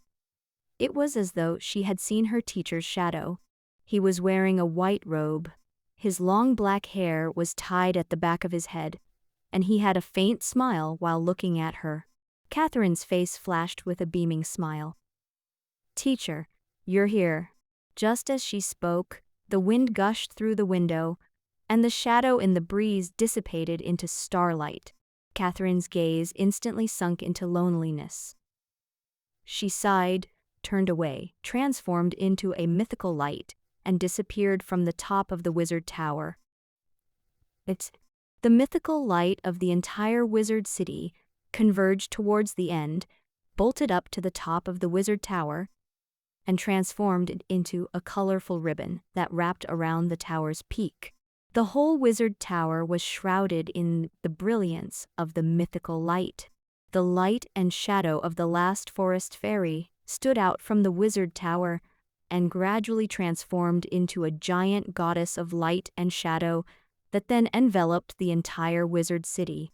The mythical power of a level 8 forest fairy integrated into the entire wizard city, connected to various floating space, assimilated, and controlled the entire city. The huge wizard city was like the base of the floating space towers, and also the pedestal of the floating space city. All living things started to flourish, flowers and grass grew, and several special hallucination fairies were born from the flowers. Several vines and ancient trees of fairies were born in the city. While flower petals from the sky continued to fall and filled up the whole land, then regrew on the land, the power of vitality filled the entire sky. The mythical boundary around the wizard city began to change. It gradually became a mythical kingdom that belonged to a level 8 mythical wizard, the divine brilliance condensing into a huge flower, bud towards the center of the region. It grew from the surroundings of the wizard city and gradually sealed up the entire wizard city. Everything in the city was taken over by Catherine. The air, temperature, humidity, and life cycle system were all set by Catherine. As long as they had a magic machine and the power of a level mythical wizard, they would have a constant stream of force to support the existence of the floating space city. The wizard city was like a country that grew within a flower, and a mythical kingdom condensed in a giant flower had enveloped the wizard city so that everything had floated into the sky from the earth. The great energy from the magic machine connected with several floating space towers and radiated the power from the heavens ring. The silver halo projected in the sky. If one looked from the sky, the whole plane could be seen floating up in the sky little by a little. The base of the floating space city had long been built from a special material that looked like metal and wood. There was an eternal symbol at the bottom that represented the wizard tower. The masters of all the floating space towers had exhausted all their power to support the floating space city of the wizards. They had tried to maintain the structure of the entire floating space city. To avoid any accidents, they had fully integrated it to Catherine's power, so she was now the master of the tower. It had become part of the power of Catherine, the mythical wizard. Millions of people in the city were cheering as they watched the changes of the entire wizard city. They were delighted and thrilled. Only a wizard could accomplish such a magnificent feat. The power of wizards is omnipotent, and the eternal wizards will become the greatest beings of the entire world, the best among the astral world and the entire crystal wall system. Congratulations to us. This will be our first step into the future, a floating space city that belongs to the wizard tower and the master of the tower, Catherine. The huge city of the sky was encased in an illusory boundary of a flower. It was moving a little by a little into the bit wall, moving farther and farther away, and finally, they would reach somewhere beyond the world, to the established orbit, and revolve around a soul world. In the future, it would become an important basis for wizards to explore the entire astral world. The huge and magnificent floating space city would shuttle across the entire astral world to explore and unravel its various mysteries. The Tower of Heaven. The tower was just like its name, a giant tower connecting heaven and earth. The mythical alchemy tower was the space tower and the hub of Fardasil's fairyland. Its master was the arcane kingdom's Emperor Wendy. The insides of the tower didn't even have any stairways. The space within interspersed and tangled in a complex manner. Layer after layer overlapped upwards, like an infinite cycle that bolted up to the clouds and sky, and at last landed inside the half-bit wall. Numerous cities and villages were built around the tower. It was the center of Fardasil's fairyland, since one could see the place from anywhere by simply looking up. Clouds surrounded the middle of the huge tower, which was like a giant pillar supporting the world. Anyone who saw it would be dazzled. That day, the Arcane Kingdom was holding a grand military parade. The entire army of the Fardasil's fairyland surrounded the Tower of Heaven. Tens of millions of arcane corps were divided and lined up in different units. From the steps of the Tower of Heaven, on the first layer of the platform, the entire sky was filled with the arcane corps. the dense population making everyone feel the horror and strength of the arcane kingdom. From the military parade, troops of steam-powered armored military vehicles, magic crystal artillery units, magic tank troops, lights of the arcane magic troop completely composed by an arcanist, the troll armored legion, and the fairy medical corps could be seen. In the sky, there were numerous sky fortresses and mobile strongholds on top of which arcanists stood, looking up at the top of the tower above the clouds. The tower was the symbol of the arcane kingdom, the representative of its power. Thousands of battle airships towed long gas trails through the sky. The white tracks made from those clouds covered the entire sky, beautiful and dazzling. Bam! Bam! Bam! Just then, the ground shook like an earthquake. The crowd looked up and saw a scene in the distance that was enough to terrify anyone.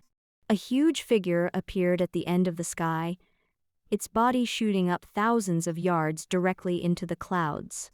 It was a gigantic giant that no one could have expected, its body made from the hardest red jade. There were several ravines on its body and magma was flowing through them, like a volcano that was blooming hot steam. The Titan! Immediately, someone blurted out as he recognized the identity of the giant. He's the Grand Duke of the Titan, Colin. People in various cities cheered, since many of them were seeing such a mythical being for the first time. He was a creature that only existed in the legends of mythical creatures. A powerful existence could be compared to gods. And the soldiers around the Tower of Heaven made zero movements, as if they had long known about the scenario. They were neatly divided in their squad and opened up a wide road for the Titan to cross. In one step, he crossed the vast earth, across the city, the village, the plains, across the forest, and the mountains. Everything at his feet seemed so small. So much so that the whole world could be measured under his feet and steps. On his shoulder, he was carrying a huge silver metal throne. He stepped across the plains and placed the throne on the first floor of the Tower of Heaven, then respectfully kneeled on the ground. Several brilliant lights were flashing on the long and gigantic steps that stretched under the Tower of Heaven. Numerous powerful great arcanists and high-ranking officials of the Arcane Kingdom had harnessed their respective ancient trees and appeared under the steps. The farmer tree creatures, the ancient trees of life, the guardian ancient trees, the ancient tree of fairies, and so on, emerged at the same time. Then 8 mythical arcanists and a mythical summoner appeared at the same time. The mythical lights and bodies lined up like giants, just like Titan Colin. At that moment, the most powerful forces of the entire Arcane Kingdom had all appeared in the venue. It was a rare and grand gathering. A bright and dazzling star fell from the top of the Tower of Heaven, forming a beautiful arc across the sky. It transformed into 7 colors, exploded into several colored ribbons, and shrouded the entire Tower of Heaven. At last, the colored ribbons converged, forming an illusory and hazy light and shadow of a goddess. She was wearing a colorful flowing robe and a dazzling crown. The center of the crown was inlaid with the legendary heart of the arcane. She sat on the throne, her arms hanging down naturally, while one of her slender arms was placed on the armrest of the throne, another hand supporting her face. With her composed and serious gaze, she scanned her kingdom. The huge mythical body and the Tower of Heaven were a neat pair. The whole arcane magic network was connected to her, since she was the core of the arcane magic, the source of all the arcanists' power. Just then, she was like a god who was looking down on the world. The whole world moved with her breath, and her mood was the weather of Fardasil's fairyland. A shift in her thoughts could adjust all the rules of the Fardasil's fairyland. She was in control of the entire Fardasil's fairyland, above the clouds and within the Bitwall. She was overlooking the entire world as the queen of the arcane kingdom, Wendy. As soon as she appeared, she saw everyone moving like a wave under the tower, and she was like a drop of water. When it dripped into a pond, it could cause a magnificent wave above the earth. Numerous mythical arcanists and a great arcanist, plus more than tens of thousands of arcane corps, all knelt down on the ground along with tens of millions of people kneeling down, bent under her feet. All the life forms on Earth were included, and the world was under her control. Meet Her Majesty, the Emperor of the Arcane Kingdom. Thousands of elves arcanists knelt down. Meet Her Majesty, the Emperor of the Arcane Kingdom. Numerous trolls in armor respectfully knelt on the ground. Meet Her Majesty, the Emperor. A large number of fairies revealed intense yearning and enthusiasm in the midst of the loud cheers. The cries of millions of people echoed throughout the world, their cheers merging into a single voice. It was as if their loud roar had dispersed the clouds in the sky.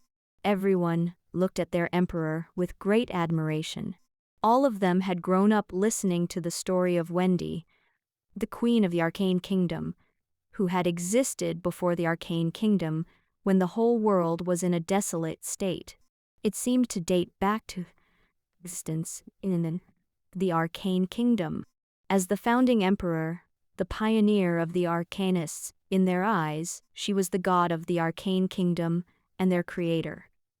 As the god who had created their world, she was their god. The whole Arcane Kingdom was her kingdom, and everyone was her faithful believer. Wendy sat on the giant throne. It was like a key control station that was imprinted into the Tower of Heaven. It had taken her thousands of years, but she had finally succeeded in fully receiving the legacy of Luziyu to merge the huge mythical alchemy tower into the system of her own strength. At the same time, she could use the power of the Tower of Heaven and merge all arcane fairylands from different fairies, then transform the entire world of Titan as her own kingdom so as to ascend to a level 8 mythical arcanist. The light of the arcane magic transformed into several complex routes and scattered from the throne, climbing along the Tower of Heaven. The golden brilliance constantly scattered, bolting upwards and merging with the tower. The radiance of the space magic from the Tower of Heaven scattered and overlapped. The space from its surroundings became fragmented as it overlapped. The radiance shone down, while the Tower of Heaven, which was seemingly separated from the whole world, or connected to the world, but untouchable, broke out from the void little by a little and appeared above the earth.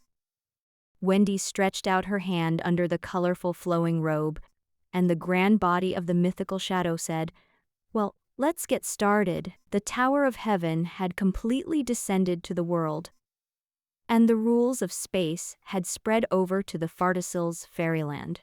The sky was like a diamond mirror reflecting the entire scenery of the half-bit wall. It was just like a mirage, and the power of the level 8 mythical arcanist, little by little, penetrated the entire world with a colorful brilliance. Wendy stretched out her hand, waved her hand in the air, and a colorful sphere of light appeared in the eyes of the gods. When enlarged, the world of Titan was seen. Magic network connection. Activate all the arcane territory and stimulate the fairyland. All the mythical arcanists who were standing under the Tower of Heaven stood up at the same time and shouted, "Activate the arcane territory. Stimulate the fairyland." The fairyland of elves, which had surrounded the Tower of Heaven, blossomed mythical power and light of arcane magic simultaneously.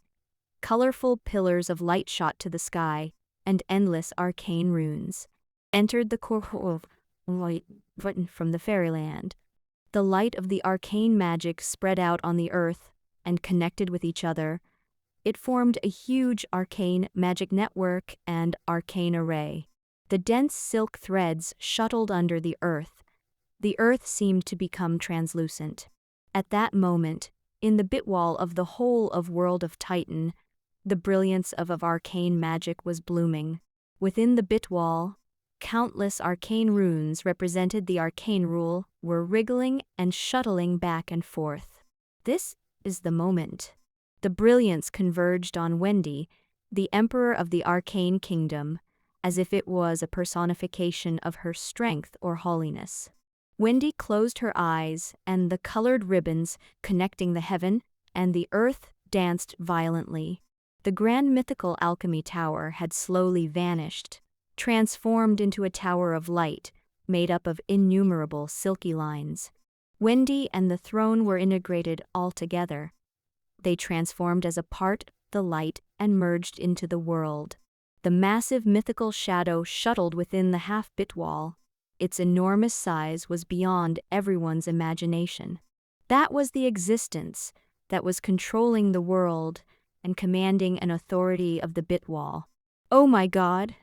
Is this the power of the mythical arcanist? An elf arcanist and an exotic professional looked up at the sky and dared not blink. On the sky above, a huge goddess shadow embraced the entire world. Her colorful, flowy robe danced in the wind. It covered entire world and sky. Her long hair emitted golden brilliance, and it shined like the sun. She spread out her hand and embraced the whole world as if she was embracing her people, as if she was embracing the whole world. Mythical kingdom, the world of fairyland. When the goddess opened her eyes and she said those two sentences, the whole world was advanced to another level instantly. The network of mythical arcane magic was laid in all corners. The sky inside the world became bluer, white clouds condensed one by one, and the light became dimmer and warmer. She blew a breath. Lights of the elements and arcane magic filled the insides of the half-bit wall. It surrounded the ocean of the world of Titan.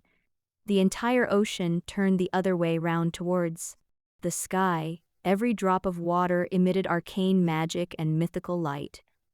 It had merged into the half-bit wall, formed a water curtain of barrier and mythical boundary, guarded the world while adjusting and propelling the water and life cycle of half-bit wall. At the same time, in the barrier of the guarding space, a variety of underwater plants and life forms began to emerge as part of the guarding space of the half-bit wall. At the same time, the ocean receded, and the whole Fardasil's fairyland became larger, deviate from its original track, broke out from the shackles of Starsoul world, entering into the orbit of the external world. Just then, the world of Titan was completely transformed into fairyland of elves. Fardasil's fairyland was worthy of its name. Wendy truly took over the authority of world of Titan, which was between the so-called creators. The huge half-bit wall, akin to a bubble, slowly broke away from the inner part of the Starsoul world and entered the outer orbit. It revolved around the Starsoul world. When it was revolving, they could see that there was a huge astral world city floating outside the world. The incomparably vast base of the floating space city was carved with silver eternal symbols and was enveloped by the mythical kingdom. Within it, the wizard city and countless wizards could be seen. The floating space city of Catherine, the master of the Tower of the Wizard Alliance, and the Fardasil's fairyland of Wendy, the queen of the Arcangdom, stood and looked at each other from afar. They each represented their spiritual symbols and the strongest power.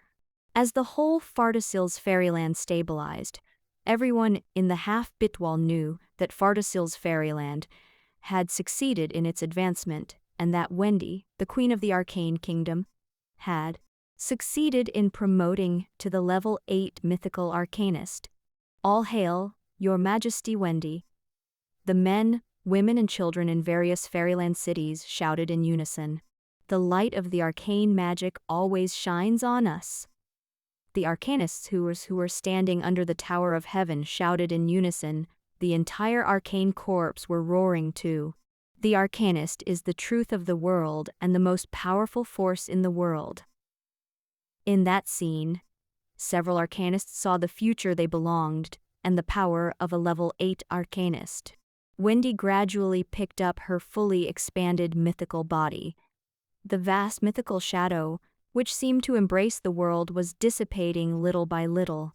It had transformed into the original form of the top of the tower, but the body's light of the arcane magic was still constantly brimming. The light scattered all over the body, and there was a beautiful fairy floating on the top of the tower. She was akin to be in the light of the moon and the stars. She closed her eyes and was feeling the power of a level 8 arcanist. At that moment, she felt a familiar fluctuation and power pass through the Fartisil's fairyland. She didn't obstruct it, and she allowed it to appear directly in Fartisil's fairyland, even in front of herself. In the midair of that ancient Colosseum or Titan-style auditorium, the light gradually condensed into a woman wearing a white robe with pointed ears, full of the aura of vitality. Even from the scattered light, petal of flowers and green leaves were seen falling. Catherine pointed her toes lightly in the air and looked at Wendy. Wendy, congratulations on becoming a level 8 mythical arcanist. Previously, when I became a level 8 mythical wizard, you didn't come in person. You only sent a letter and gift. Wendy immediately replied, when we got our hands onto the world of Titan, you didn't go easy on us. 3 floating space towers attacked us directly.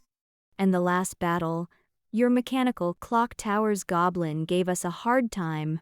Catherine laughed and said, that's just a common conflict between the two forces. Don't tell me you still remember that. How many years have passed? Wendy continued.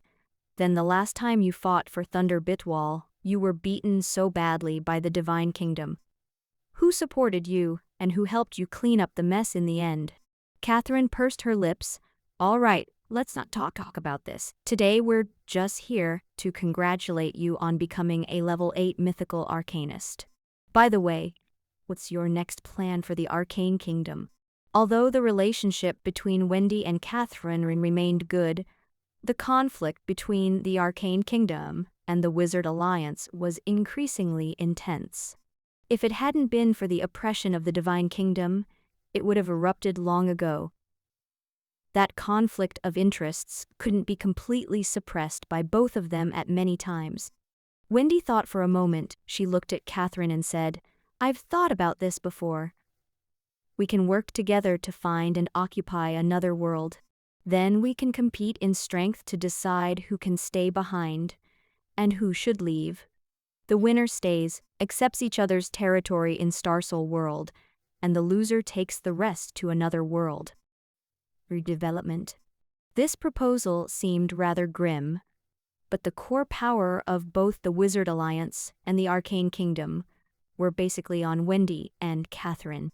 Their floating space city and Fartisil's fairyland were the foundation of both sides, which were also the characteristics of those who transcend the world.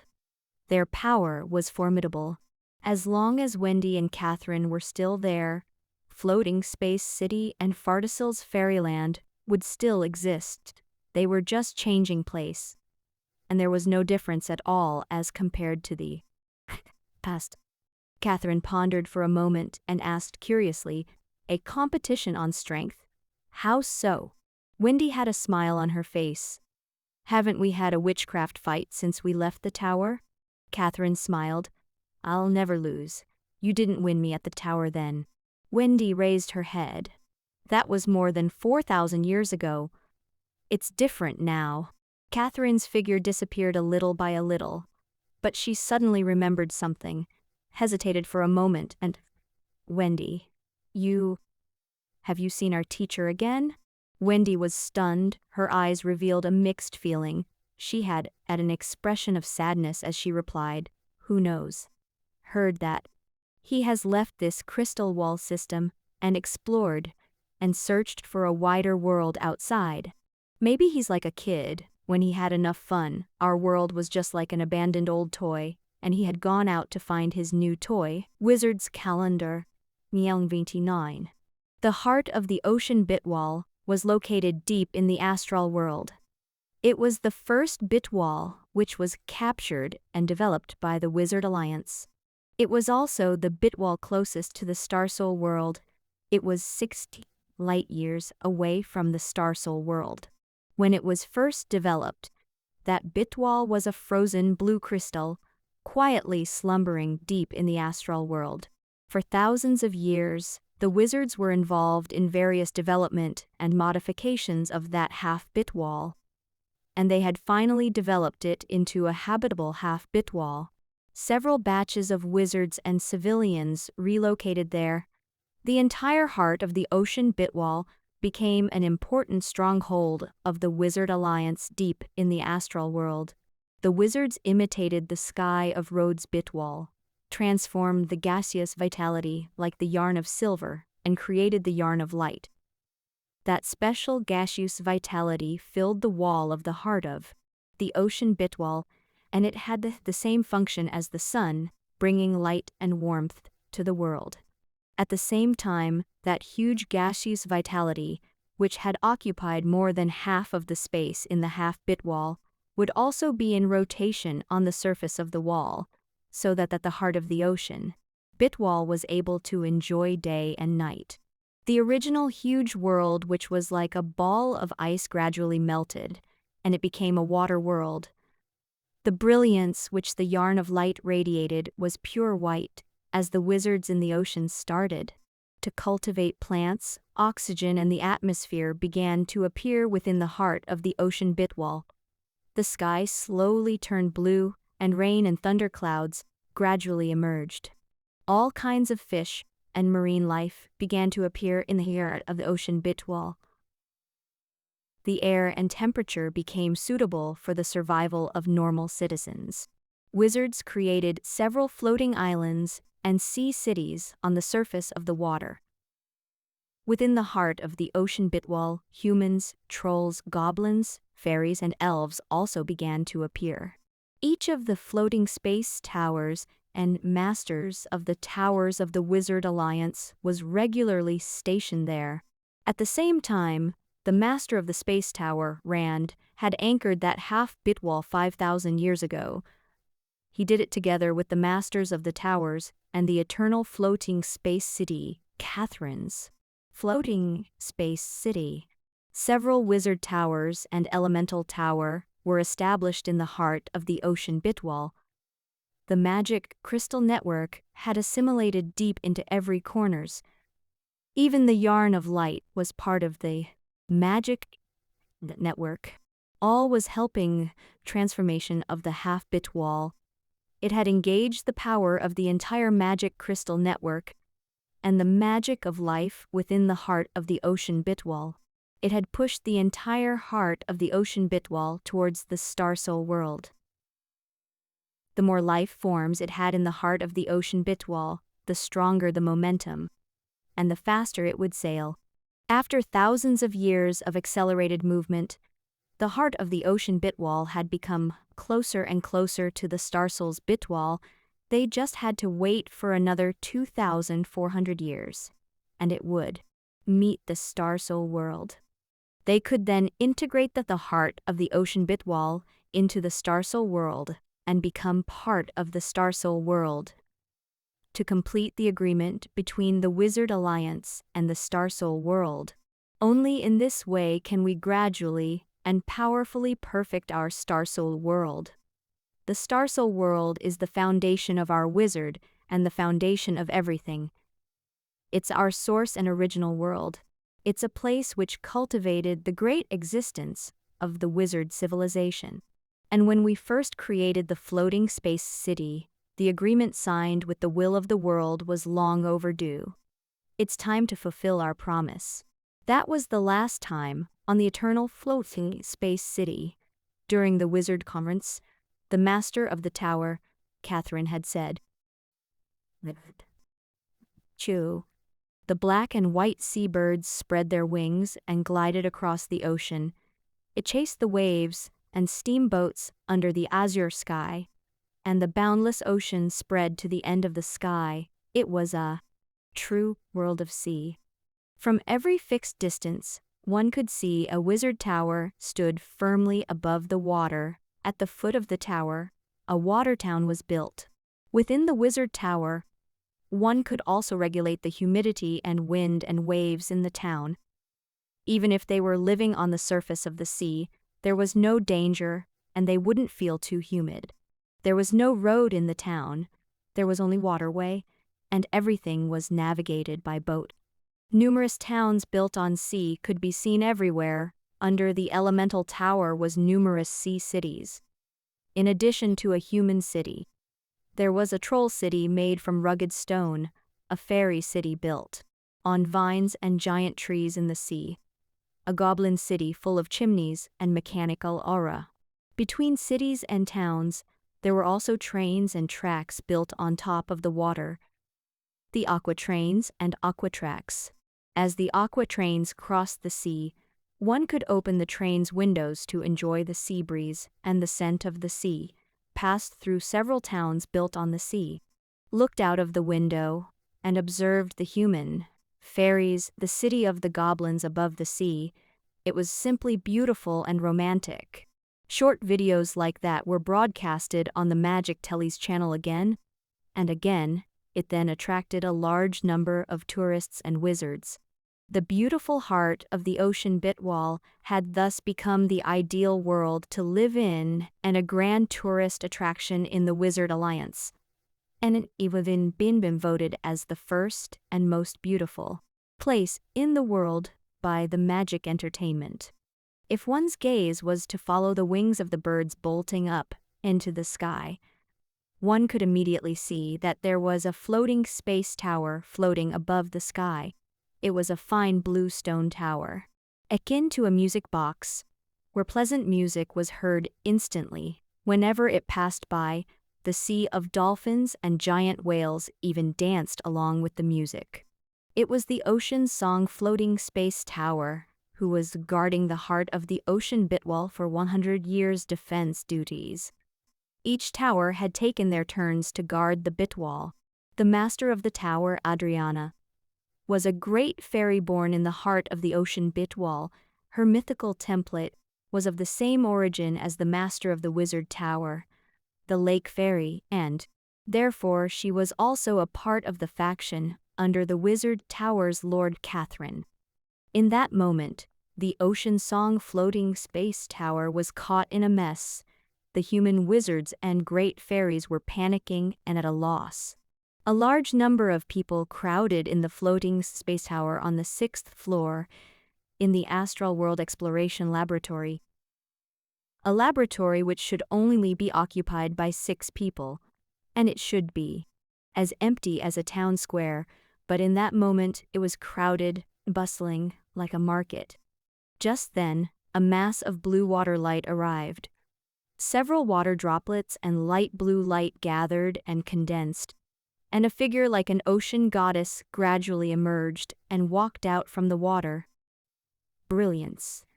"What's going on?" Adriana asked. Several humans in wizards' long robes were looking through a 10-meter-long astral world telescope. A huge telescope which extended out of the window and into the sky. "Lord, we discovered something that can't be described in words. It's really scary. And we've never seen such an existence. What the hell is that? It's beyond our imagination, and it's likely to break the convention and knowledge of everything we knew." A middle-aged wizard was dumbfounded. He was at a loss, terrified, and was speaking incoherently. Adriana scanned the members of the Astral World Exploration Laboratory, set foot on the watchtower, through the sophisticated long Astral World telescopes. A top-notch magic props produced by the top alchemy workshops. She looked into the depths of the astral world, and Adriana, in a daze, in an instant. She was frightened. What she saw was beyond all knowledge and truth she had learned at the wizard school and the wizard tower. What is this?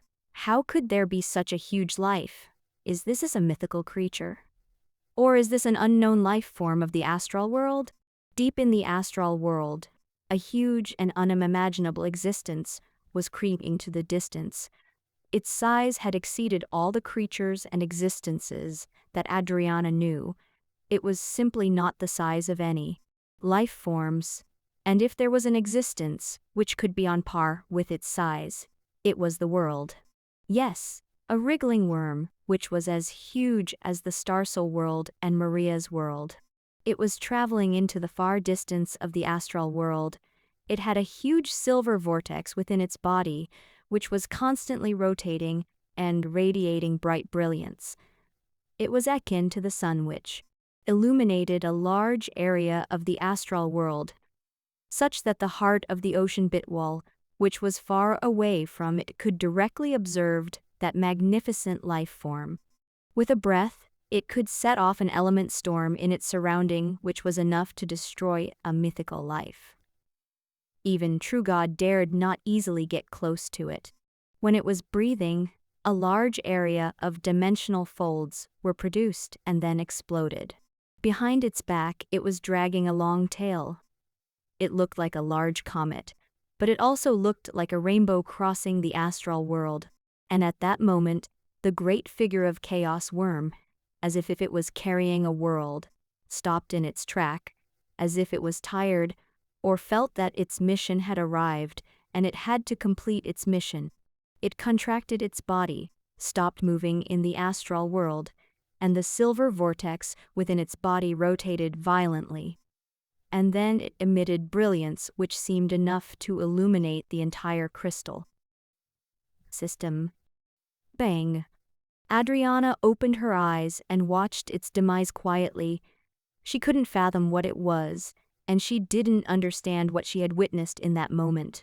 When the light dissipated, a chaotic world like a clutter was born in the astral world. The original shell of the chaos worm had transformed into a bitwall, and the internal rules and the world were in a slow birth and transformation, but the rapid progress was incredible. It was as if time had been accelerated, or some inexplicable force and rule were controlling it. The master of the ocean song floating space tower, Adriana, seemed to understand the situation. She stood up all of a sudden, looked at everyone behind, and she was in a daze as she spoke. How can this be? How the world was born? Where did we come from? What was the source of all life? How did the rules of the world come into being? Where did the power of arcane magic and wizard come from? What was the essence of mana? The so-called creator, did it truly exist? Generations of wizards pursued and strived to unravel such ultimate questions and the mysteries of truth, and thus derived numerous guesses, and there were discussions on those issues in the manuscripts, notes, and autobiographies of the great wizards and senior professionals. Eventually those inquirers returned to one question: how the world was born. There were endless speculations and deductions. They were divided into factions and doctrines. But no one could arrive at a solution to the problem, even the mythical wizards, even the supreme masters of the floating space towers couldn't be sure which guesses of any theory was correct. It was only until the master of the ocean song floating space tower, Adriana, passed all the information and discoveries, she saw back to the eternal floating space city. The eternal floating space city floated on the orbit of the Starsoul world and revolved around the world. Because only in that way could the professionals of the Wizard Alliance able to connect to the magic network and communicate with the power of the world's aboriginal. Hence, even if they had created a floating space city, but the Wizard Alliance was still not completely out of the shackles of the world. The Starsoul world was the source of their survival, the source of the power of wizards. That was why wizards had treated mana as the world's only source of power. Because only in the core of the world could it evolved and gave birth to such power, and therefore led to the existence of black magic network. Just then, in the great hall of truth of the Wizard Tower, the entire Wizards' Parliament was gathered. Not all members of the Wizards' Parliament had the opportunity to participate in that meeting. Only the core members and all the masters of the floating space towers could participate. As Catherine, the master of the tower, played the video of the death of the Chaos Worm and the birth of a world was revealed in front of everyone, the hall was instantly silent as if one could hear a pin dropped. Several wizards stood up from their seats. From the front to the back, everyone couldn't help but stood up. In the face of that scene, none of them was composed. It was a blasphemous to it if they remained calmed. Because was the birth of a world. Oh my God! How is this possible? How can it be? There was a long silence before someone mumbled. It's so beautiful. It's the most beautiful radiance and color in the world. It's a song of Genesis. An old wizard stood up. He was unsteadily and trembling.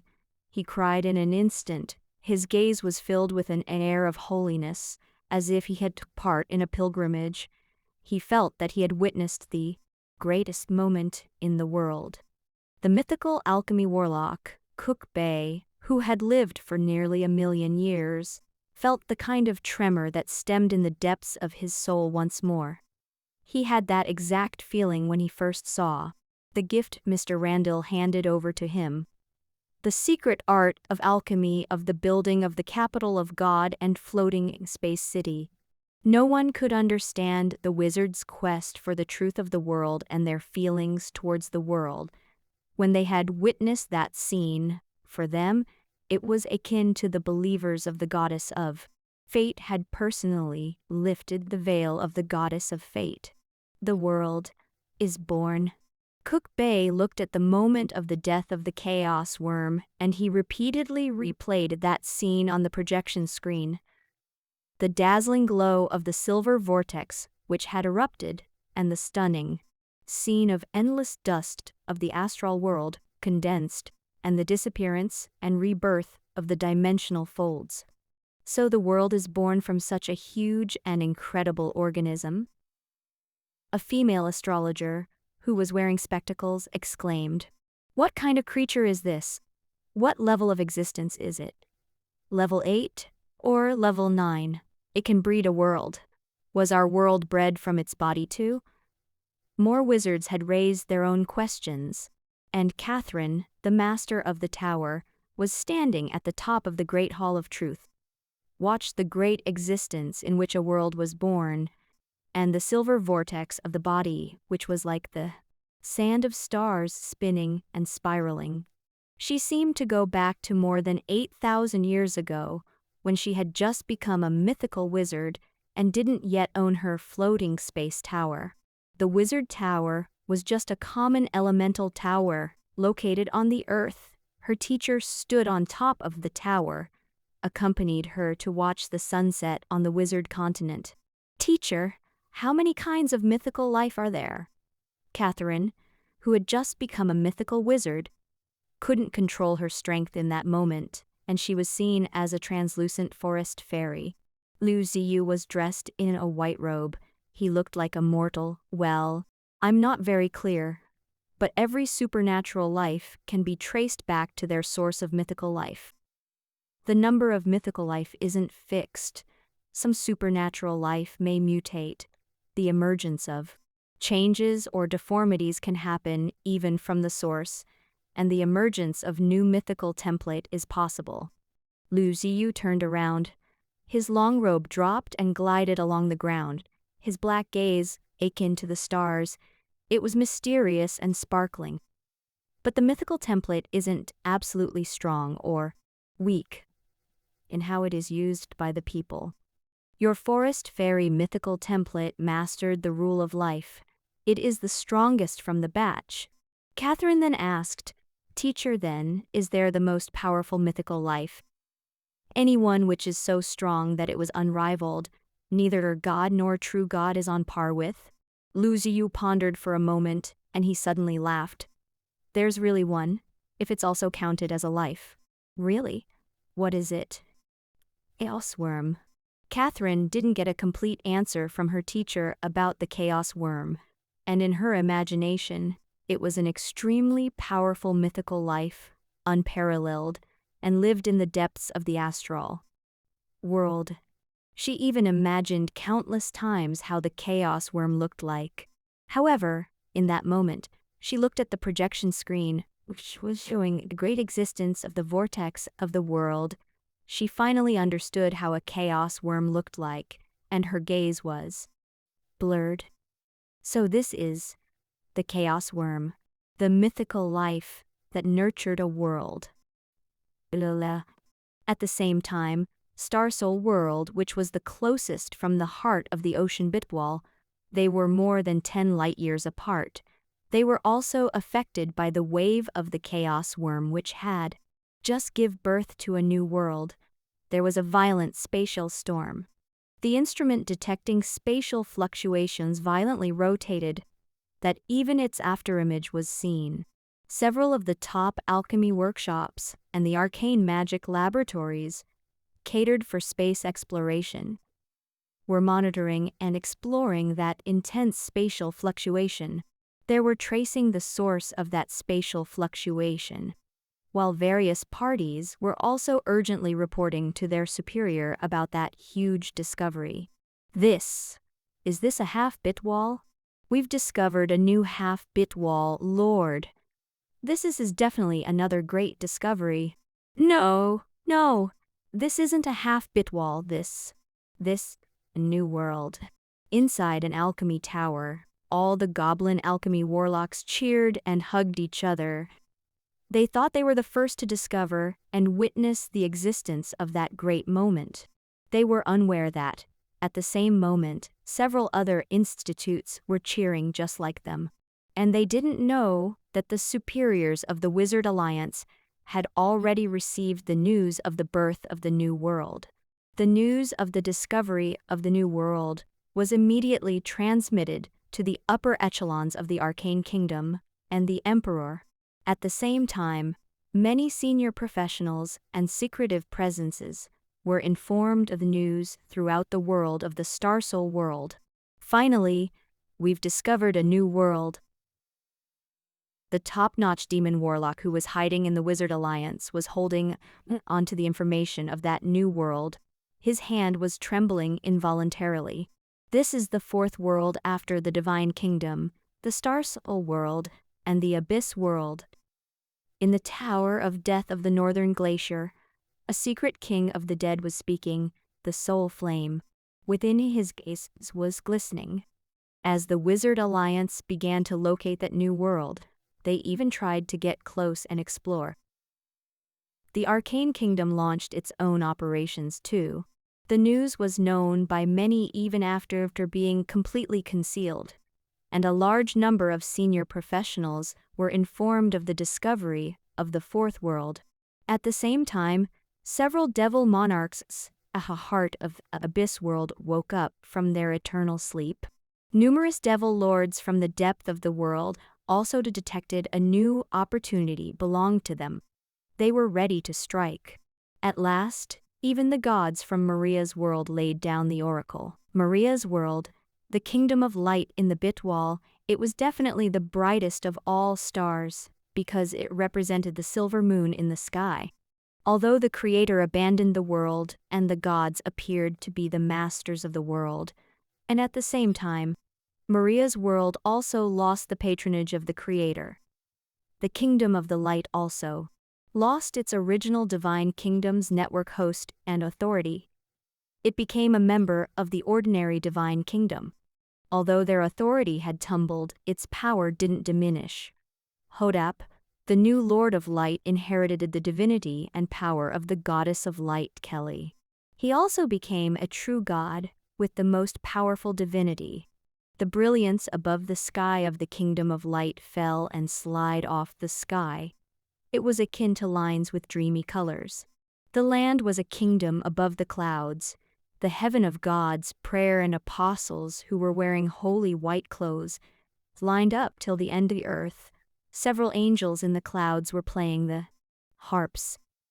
And just then, on the clouds of the kingdom of light, 17 divine thrones appeared, surrounded into a circle. On top of each of the divine thrones sat a true God. They were true God of their own divine kingdoms.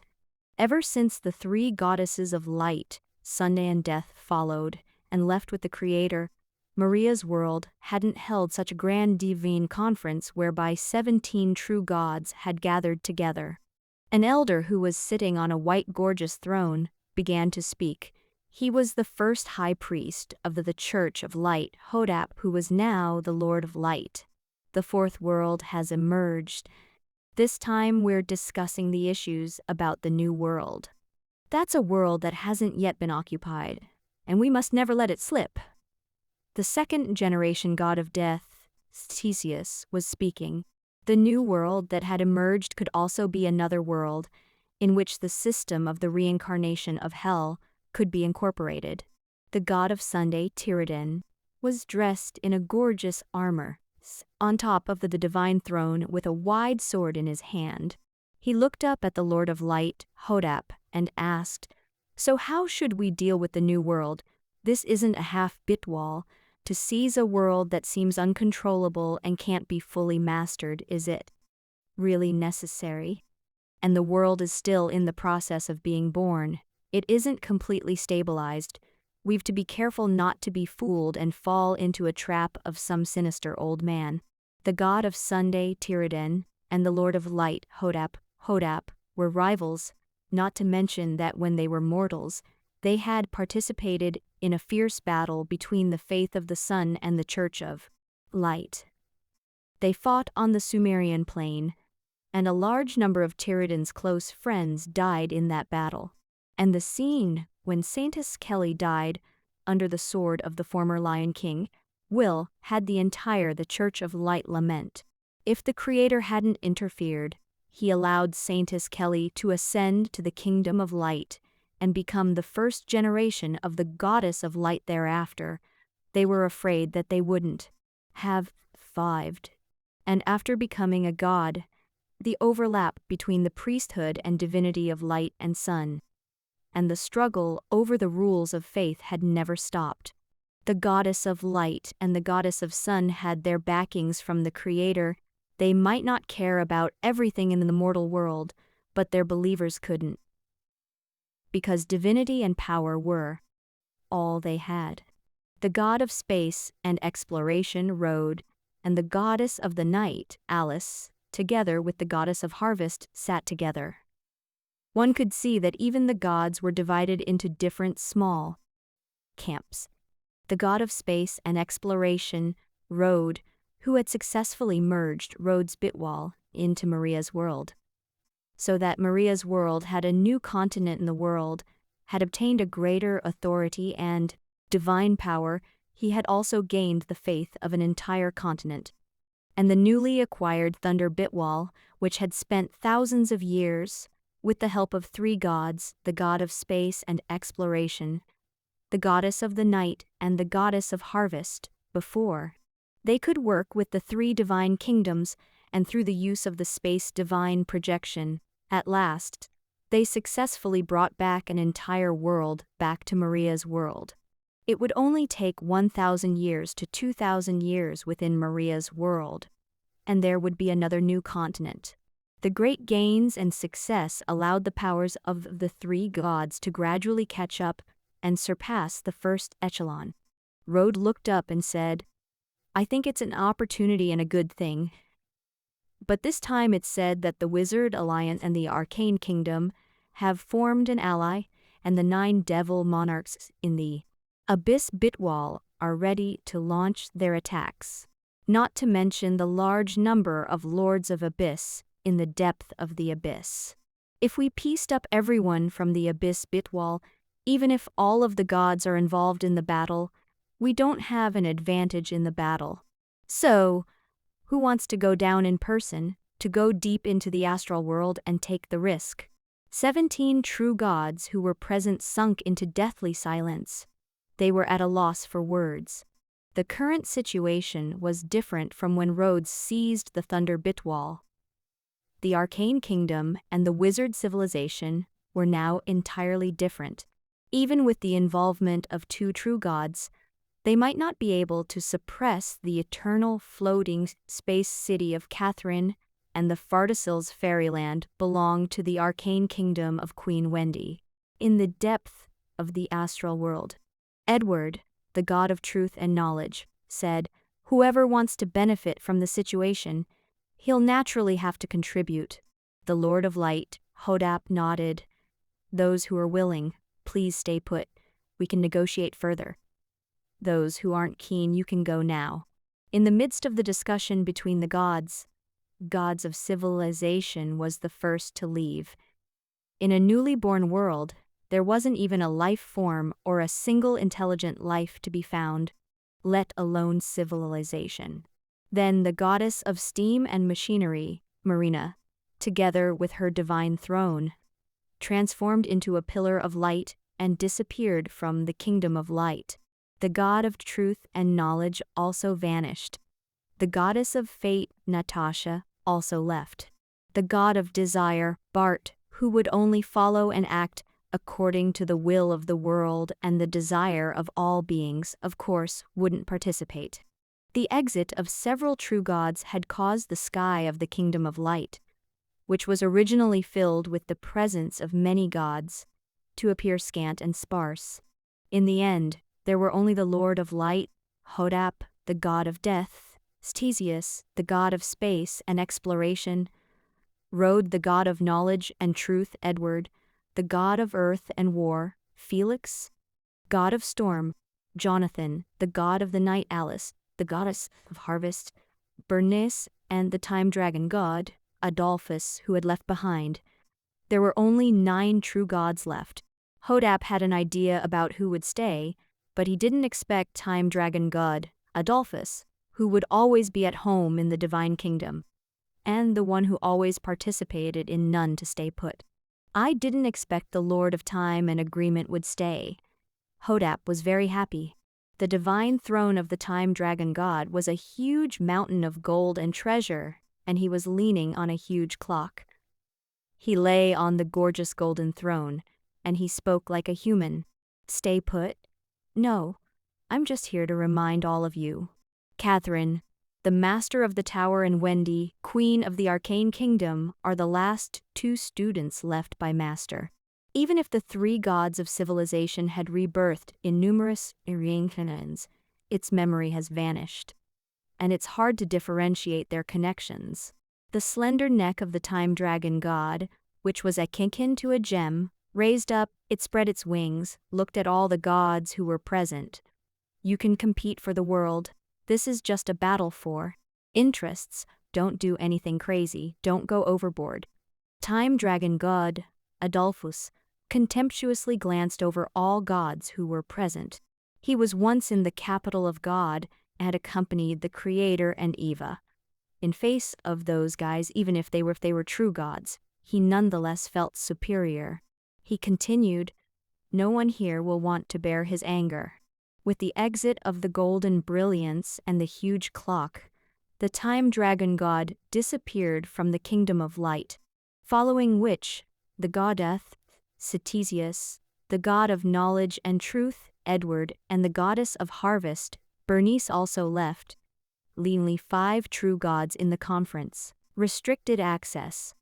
Only passes with special authority, or passes signed by the Wizard Alliance, can pass through the portal.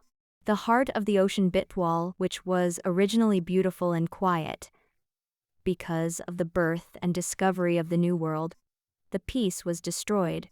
Several portals leading to the heart of the ocean Bitwall were blocked by the military. They prohibited free access.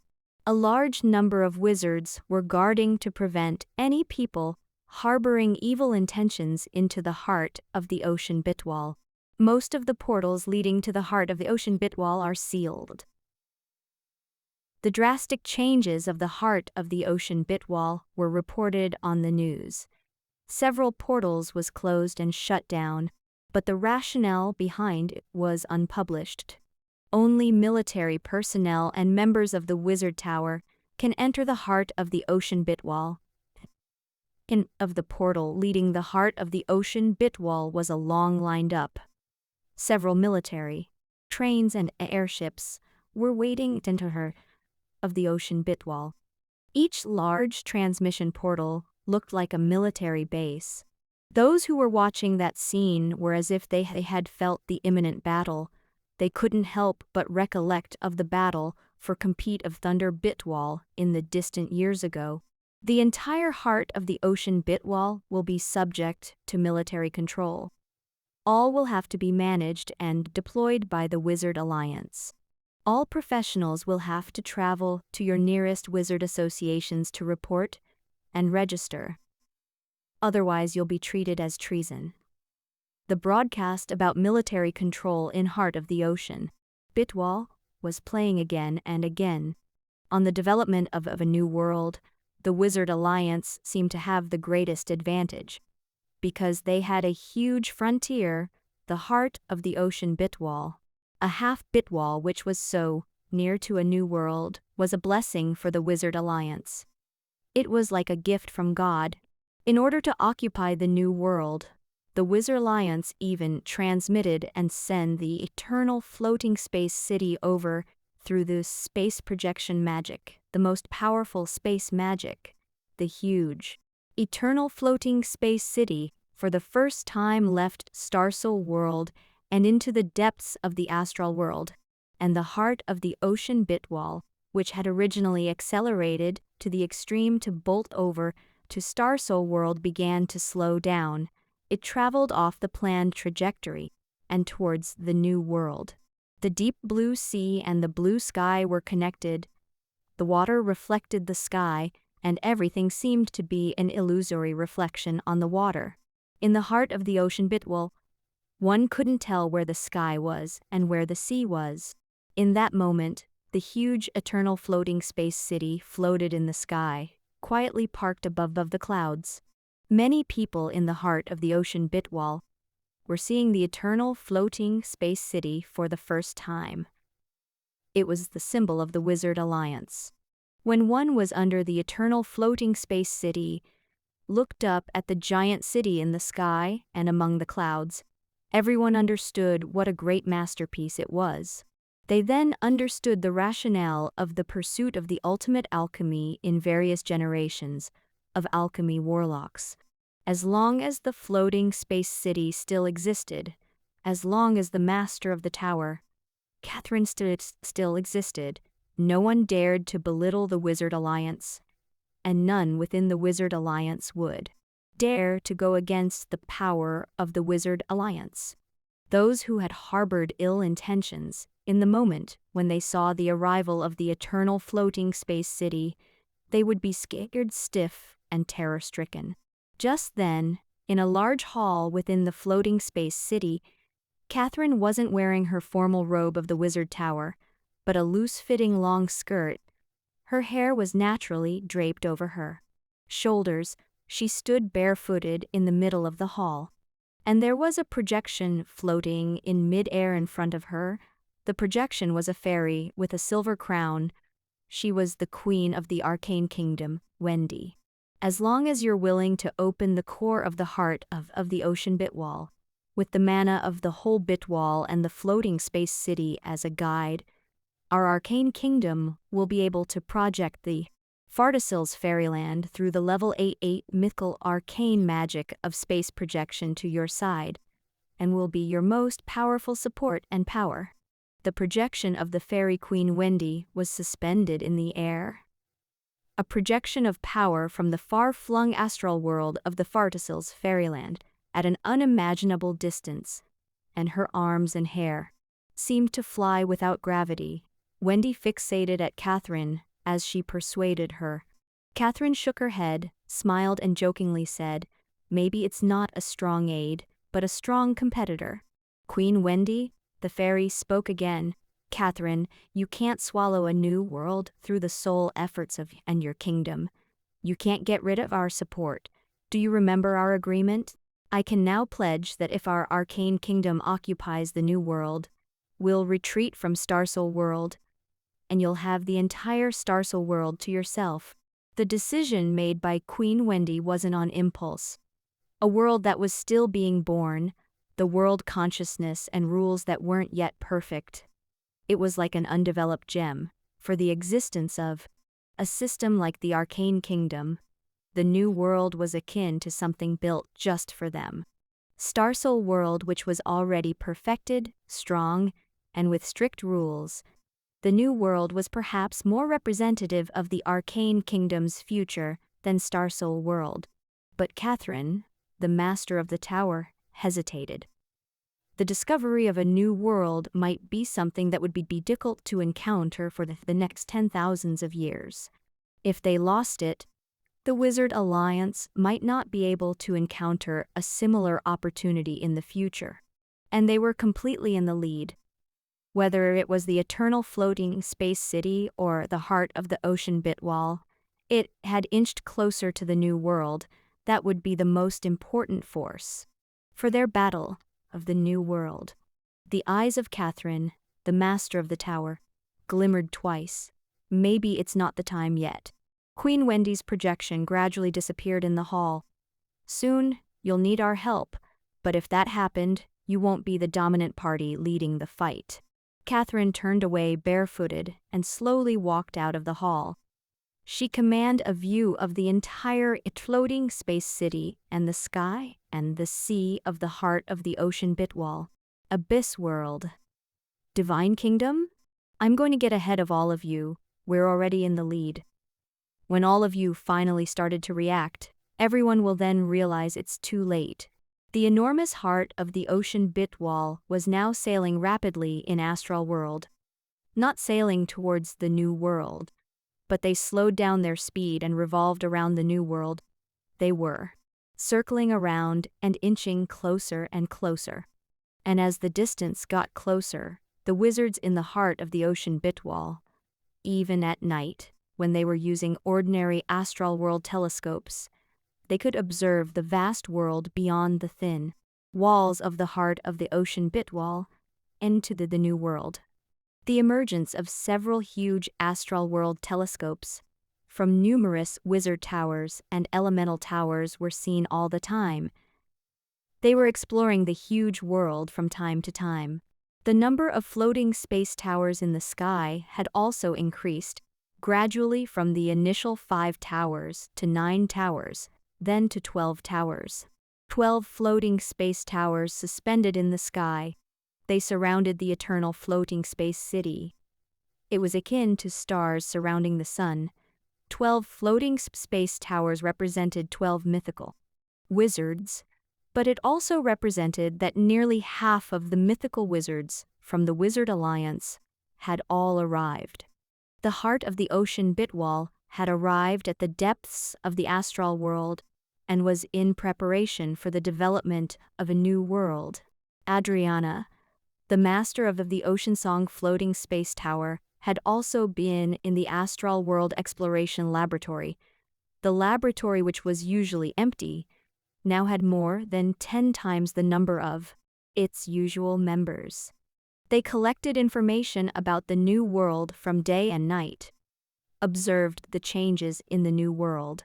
The great fairy wizard was excited. I was the first to observe the birth of the new world, and also the first to witness the existence of a chaos worm. I was recorded in history. Even if I'm just a mythical wizard, but I'm also an extremely special one. And in the eternal floating space city, the largest astroworld exploration laboratory, led by the mythical alchemy warlock, Cook Bay, was constantly observing the new world and making plans if they had to enter it and compete for the new world. Through the Astral World telescope, one could see that it was a huge and chaotic world. The element storm and space wave had gradually subsided. The gorgeous tail dragged by the new world was progressively absorbed by the new world. The world gradually stabilized. The internal chaos was still in a mess. There were drastic changes. However, it was gradually slowing down. The original disorder within the world, as the time passed, and the evolution of material was moving a little by a little towards balance. It could be seen that the new world was like a melting pot. It was burning under a fiery fire, magma, and all kinds of substances in the world were frenziedly flowing. But it had gradually cooled and formed into earth and veins. The sun condensed within the bitwall. Water, air, lightning, storms were violently produced in the new world. Cook Bay looked at the beautiful world through the astral world telescope. It was as exquisite as the world's most beautiful gemstones. It was an uncarved beauty. It certainly has a huge difference in its speed of time. And if we get at it now, it may be possible to explore its mystery of time. Cook Bay said excitedly. Just then, he suddenly observed the side of the new world. As if something had changed, he was immediately confused. Intense spatial fluctuations also caused the space fluctuation tracker inside the Astral World Exploration Laboratory to rotate violently, and several wizards and alchemy warlocks were overwhelmed. What's that? No. Someone opened up the portal. How could it be that? We're deep in the astral world, it's so far away. What coordinates did they use to open the portal? Who knows, but the portal is activated. Wizards in various floating space towers also discovered the abnormality in astral world. Someone in the new world had opened a portal and was about to break through the space and landed near to the new world. With the use of the astral world telescope, the new world looked as though it was close. The actual distance was unimaginable. They could only watch the other party opened up a huge portal. They were closer to the new world, and Cook Bay's gaze turned stern and serious. Just then, Catherine, the master of the tower, appeared behind him. She looked the projection of the depth of astral world on the wall. They saw a huge portal set off, a burst of ripples. A corner of an ink-colored crystal slowly transmitted through the portal. From that tip, it seemed like a huge and unimaginable creature. That was absolutely an enormous creature which could be comparable to the eternal floating space city. Numerous wizards were jaw-dropped. How can it be such a large portal without any basis, no coordinates, no stable space channel? How can it opened up just like that? Cook Bay seemed to figure out something. That's because what he's going to send isn't a thing, but it's an entire life form. It's a mythical life. He's transmitting himself over. A mythical wizard behind him turned to Cook Bay. How could it be? That thing is bigger than a floating space city. From the depths of the astral world, a little by a little, he got out of the space channel. He slowly revealed his entire body in front of them. That was a huge, octagonal crystal, like a black hole, and it was parked at the side of the new world. The huge body made others felt a sense of desperation, and the force he eluded seemed to be assimilating and devouring everything. The black crystals span and caused dimensional folds around it. Many of the wizards present immediately recognized who was transmitted, and even if they hadn't actually seen it, they had heard of his name. Catherine's expression became extremely serious and cautious. The Lord of the Abyss Door, Devil Monarch Talos. Deep in the sky, the huge diamond-shaped crystal rotated slowly. In the center of it, it had opened up an enormous abyss gate. For the first time, many wizards of the Wizard Alliance saw such a sight. They knew the horrors of the abyss, but never really knew the true power of the abyss. And as the Lord of the Abyss Door reached the depths of the astral world, the huge black halo was thrown out from the body of the Lord of the Abyss Door, Talos. An abyss gate was fixed.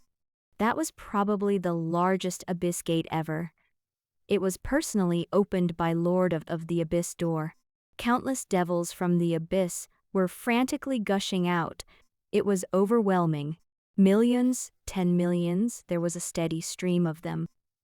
As if there would never be an end, one would never had imagined how many devils from the abyss were there, and how many different species and types there were.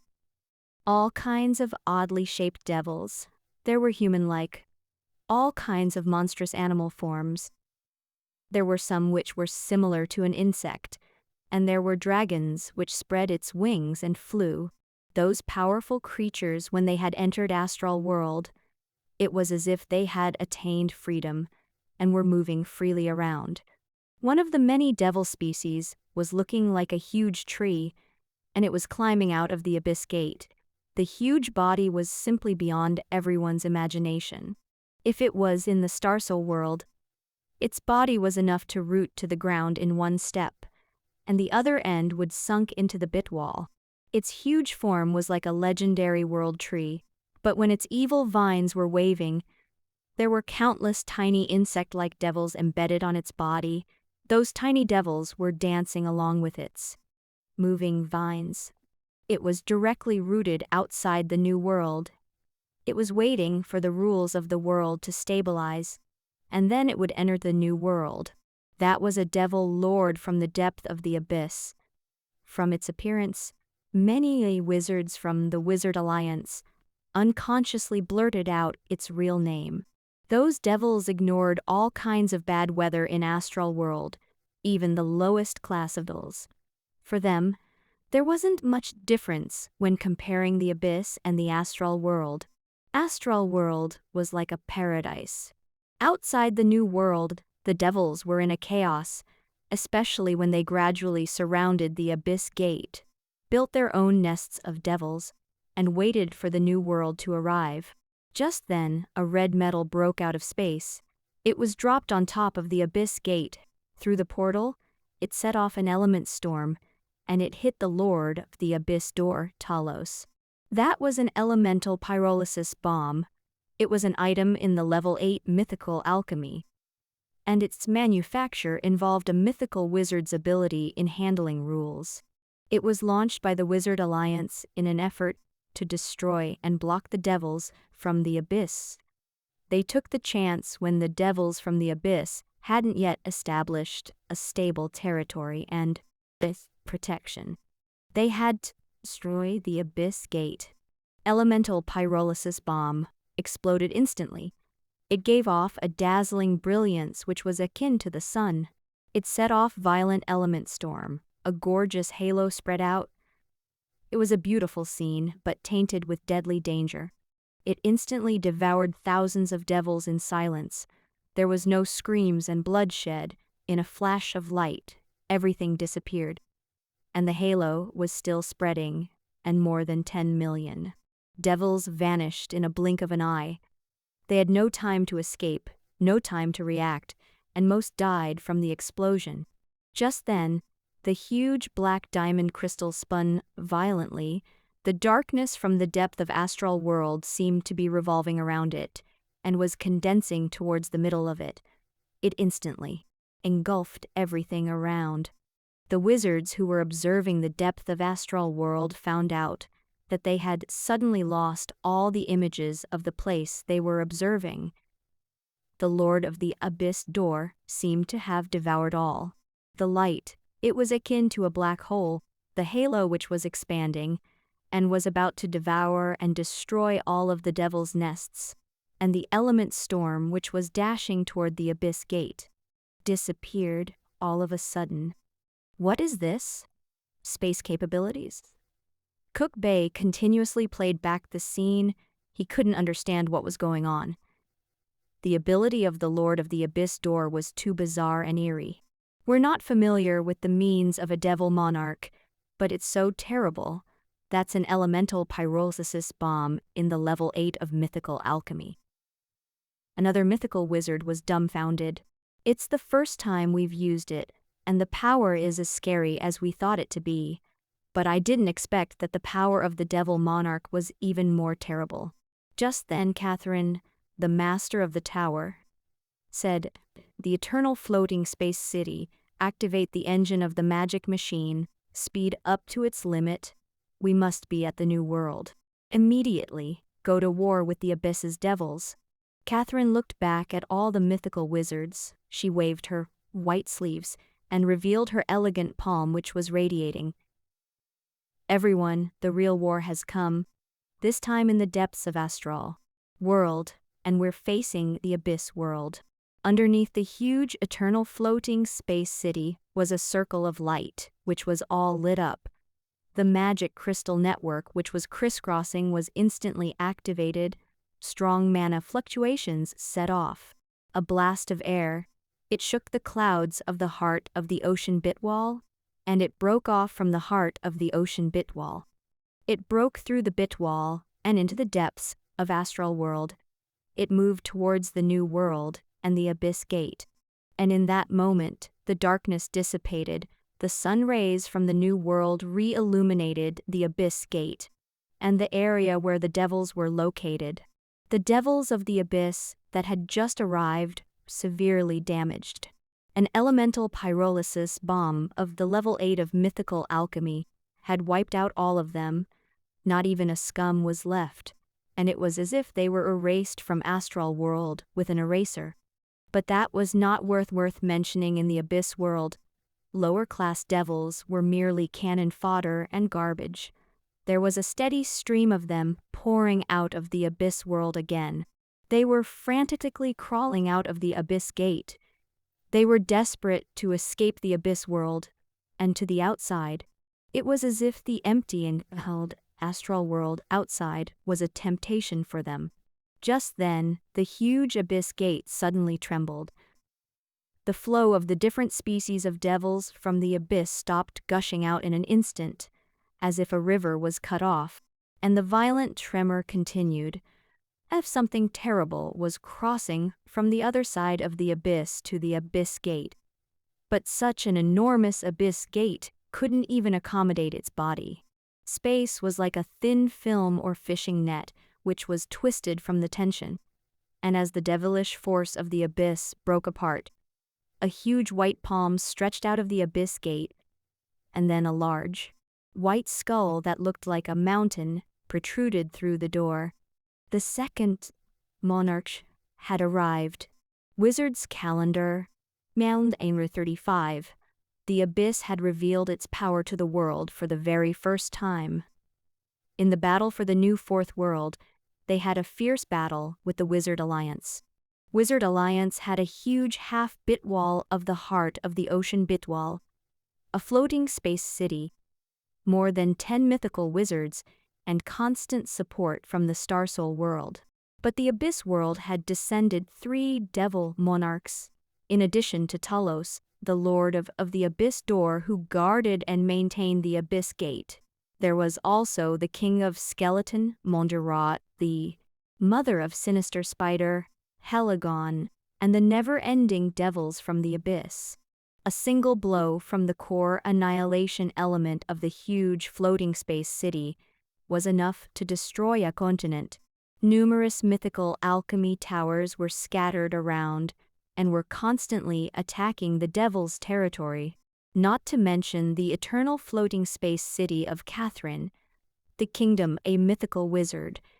Every one of them could feel the protection by the forest fairy, as long as they weren't dead from a single blow or their soul was destroyed, they would be resurrected. At the same time, the mythical kingdom constantly dispersed flourish seedlings. As long as it was absorbed by a devil, a large number of flower fairies would immediately evolve and devoured the devil. But under the constant deathly attacks of the devils and the constant attacks of the devil monarchs, the floating space city was beginning to be torn and tattered, and even an alchemy tower of a mythical wizard was destroyed. After the appearance of the mother of Sinister Spider, Helagon, her ability was to drag the consciousness of mythical wizards into her own sinister territory. 4 undead mythical wizards were pronounced dead on the spot in the battlefield on Astral World. At the same time, the 3 devil lords from the depth of the abyss who invaded the eternal floating space city were engulfed by Catherine's realm of mythical wizard. They were turned into flower. And 13 devil lords who were in the midst of the battle, which were smashed by the floating space towers. Their devil's body returned to the abyss world to wait for rebirth. They had fought the war for 3 years. The battlefield was dreadful and beyond imagination. The entire battlefield in Astral World had become the meat grinder of humans and devils.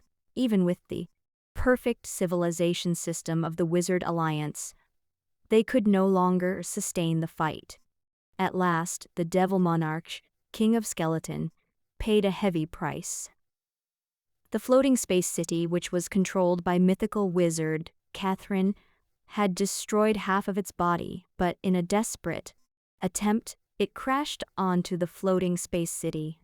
Its huge, devilish skeleton body directly crushed and shattered the corner of the floating space city. It broke the perfect kingdom of the mythical wizard and the magic crystal network. It forced the entire Wizard Alliance Corps to retreat. The first battle in Astral World ended with a massive retreat of the Wizard Alliance, and the world saw for the first time the terrible and powerful forces of the devils of the Abyss World. And this year was considered to be the first year of the Astral World's calendar, recognized by Wizard Alliance and Divine Kingdom.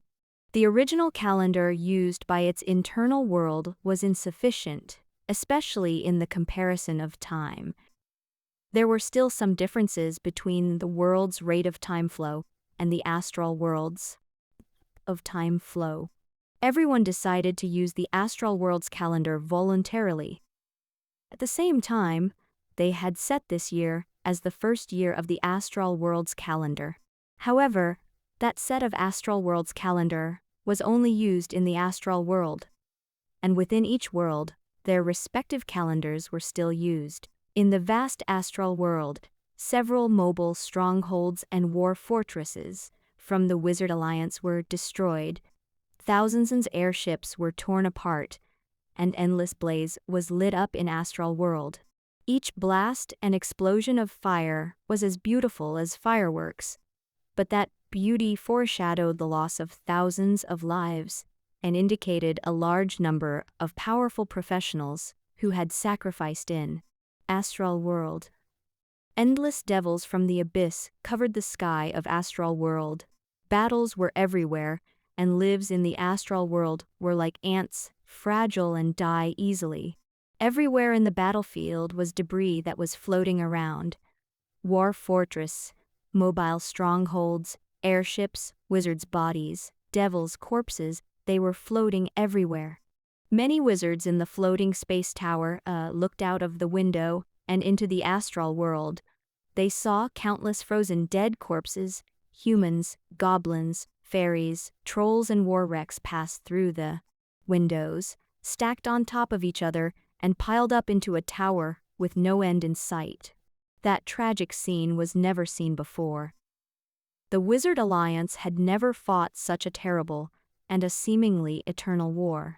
A young wizard took a glance outside the window and into the depth of the battlefield of the astral world.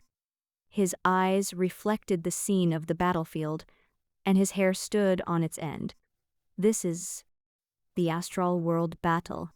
As the King of Skeleton, Monjiro, crashed onto the eternal floating space city, the corner of the huge city of Astral World was destroyed. That scene declared the end of the war. Catherine, the master of the tower, stood on top of the tower, looked at the distant astral world, and at the fourth world. The new world looked close and within reach, but it was seemingly untouchable. Her passion, enthusiasm, and vision about the future could only be reduced to helpless sighs. "We lost." Miss Catherine turned over to more than 10 mythical wizards behind her and said, "Retreat. We must preserve our strength." More than 10 arcanists looked at the far-flung fourth world. They let out a reluctant roar. So many of us had sacrificed. We failed. Are we going to accept such an outcome? Retreat. Several floating space towers signaled for retreat, and tens of thousands of sky fortresses and airships floated around each floating tower, following them from the withdrawal of the battlefield. "We can't retreat any further. We've to stay behind and clear the mess."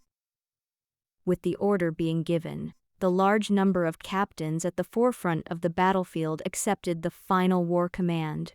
Some had blood flushed out of their pale faces, some were shivering, some were shouting the eternal slogan of the Wizard Alliance, and at last all of them darted up and perished together with their enemies. A large number of corps took the opportunity to withdraw from the battlefield, but a massive number of devils from the abyss bolted out and engaged in endless pursuit. Go, get out of here, retreat. Floating space towers hovered over the boundary of the astral world. With the remaining troops, they retreated to their frontier, the heart of the Bitwall. And the heart of the ocean Bitwall was beginning to accelerate to escape into the far distance. It had begun to evacuate from the vicinity of the fourth world because devils from the abyss had continued to gush out and were following closely behind. There were even some devil lords who had opened a miniature version of Abyss Gate. They built their devil's nest. Those damn devils were like maggots. No matter how they killed, they couldn't be annihilated. In the blink of an eye, they hatched a lot more out from the origin. It was endless. And at that moment, in the sky heart of the ocean Bitwall, where several skytresses and mobile strongholds burning in strong flame had darted through the Bitwall, the entire sky was enveloped with thick black smoke. One after another, there were batches and batches of 10,000 in each of them. The entire sky of the heart of the ocean Bitwall was occupied by that tragic episode. They were once the pride of all civilians in the Wizard Alliance, but now they were all tainted with the smoke of war. They were ruined. Many even fell directly from the sky and exploded in the sea. It was until when the huge eternal floating space city had entered the heart of the ocean Bitwall, and everyone saw that the tower, which symbolized for eternal immortality and the will of the level 8, Mickle Wizard Catherine had a corner of it destroyed. We're defeated? The civilians of the heart of the ocean Bitwall looked at the sky. Needless to say, they knew the outcome of the war. Failed? An old wizard was on a crutch. He looked extremely old, but he was still presiding over the logistics of the war. He was despondent. Sala floating space tower isn't back too? A tall troll roared in disbelief. Neverwinter floating space tower isn't back too. Human wizards looked at the floating space towers in the sky. They weren't looking despaired. The floating space towers of mythical wizards even, if destroyed, it could be resurrected, as long as the mythical wizard was still alive. Reconstruction of the floating space towers were only a matter of time.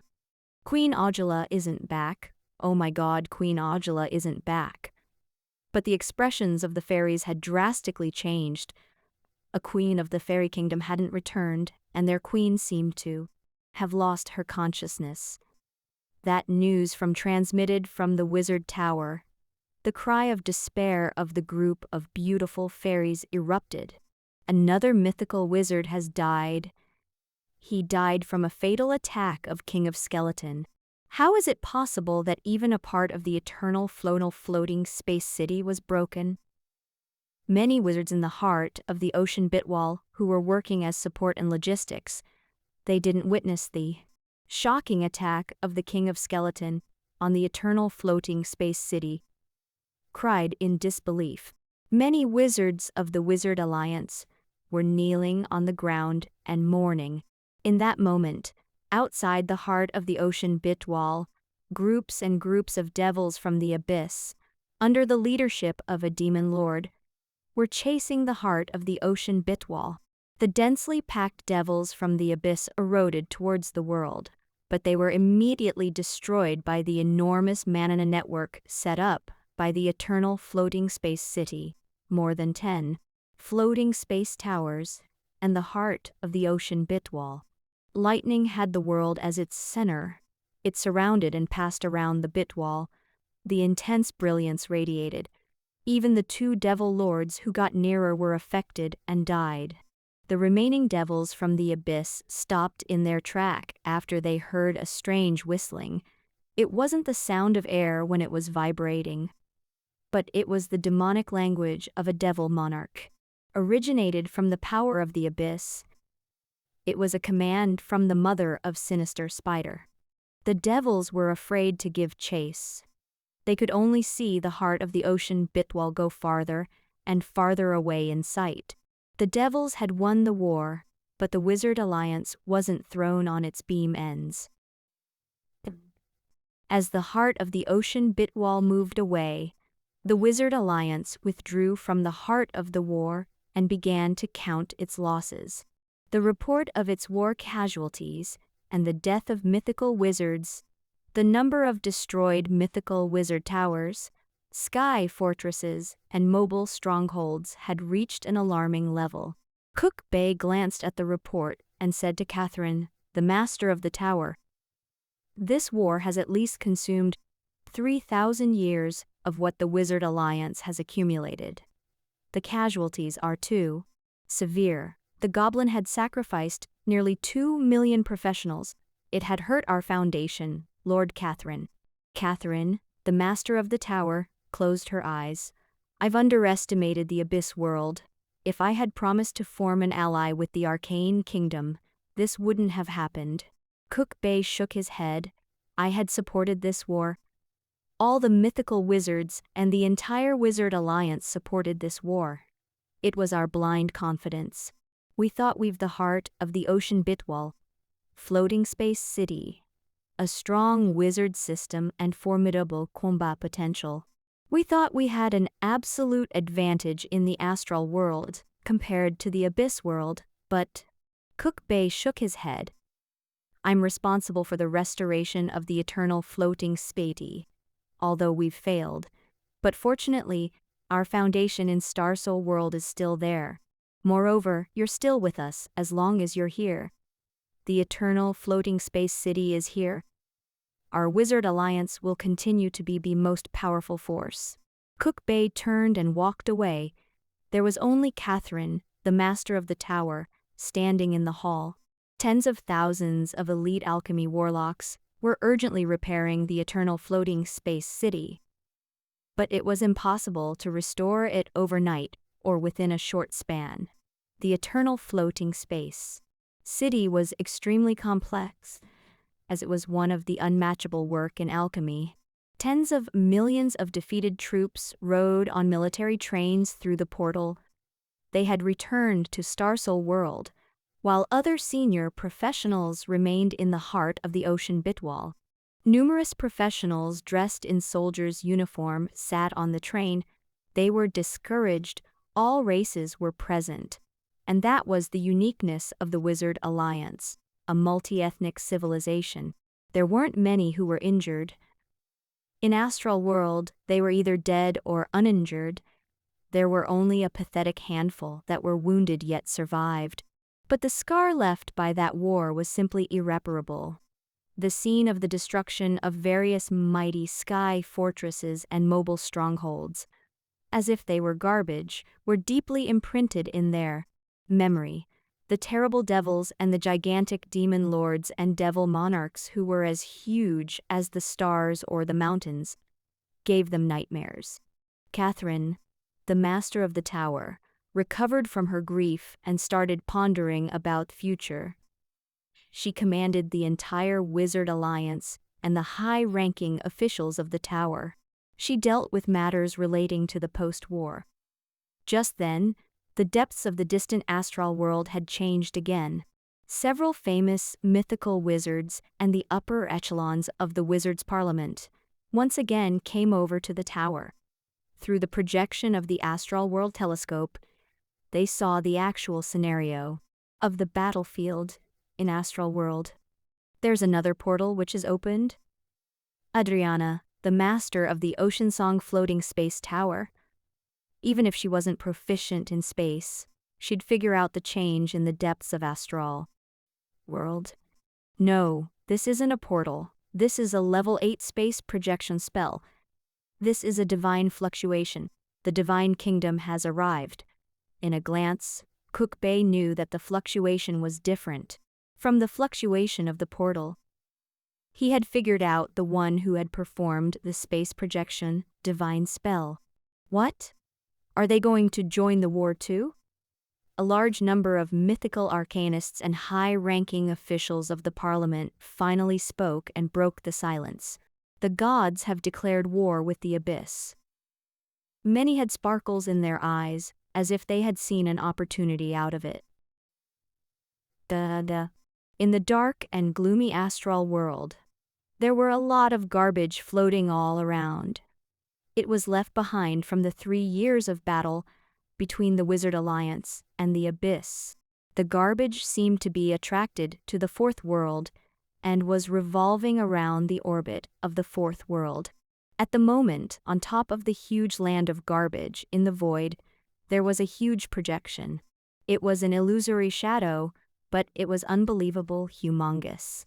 The illusion of the humongous silver star appeared a little by a little, and with the convergence of its power, the original illusory shadow gradually transformed into a substantial being. The silver pattern on it slowly appeared and the silver brilliance radiated. It contained divine power and was glistening, following which 1, 2, 4, a total of 5 stars of divine kingdoms, which came from the distant divine world, the Maria's world, were projected over. From merely an illusion it gradually transformed into substantial being and appeared in the depths of astral world. Each divine kingdoms suddenly bloomed into a dazzling radiance. It dispelled darkness, and the devils which were originally surrounding the new world were engulfed by the divine brilliance and dissipated as smoke. Among the radiance, the 5 divine kingdoms were revealed, and in each of them there was a divine shadow which sat on top of their divine throne as they looked down on everything in the world. Around them, groups of hundreds of millions of devil enveloped them. But in that moment all the devils, which were under the pressure of the true gods, fled wildly.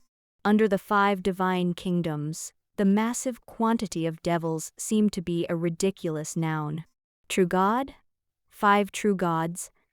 The mother of Sinister Spider, her huge body had reached dozens of kilometers, was leading a devil army. They stood right in front of the divine kingdoms, and she let out a startling roar.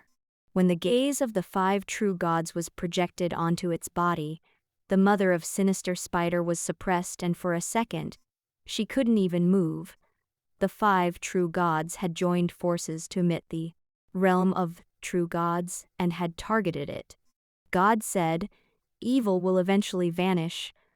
Hodap, the Lord of Light, reached out his hand and pointed to the devil's nest and the mother of Sinister Spider. With a point from the finger of the Lord of Light, from his fingertip, a little radiance rapidly expanded. In a split second, a dot of radiance had expanded into an unimaginable range. Brightness had arrived in astral world, and a sun had arrived into the world.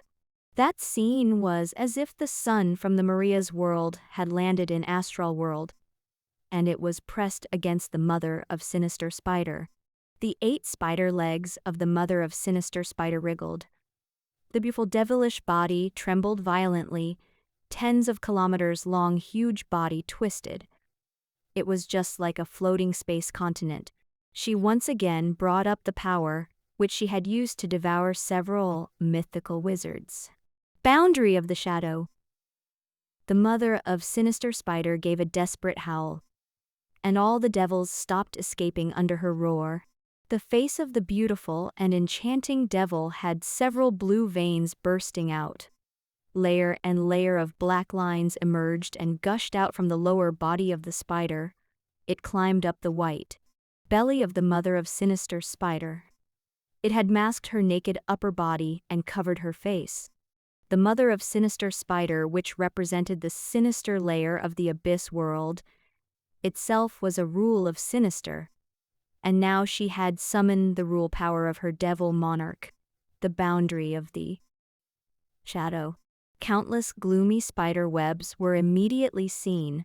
They exploded out of her bodies, stretched tens of thousands of kilometers in an instant, and rapidly extended to its surroundings. Everything which was covered by the gloomy spider webs were immediately covered by a peculiar shadow.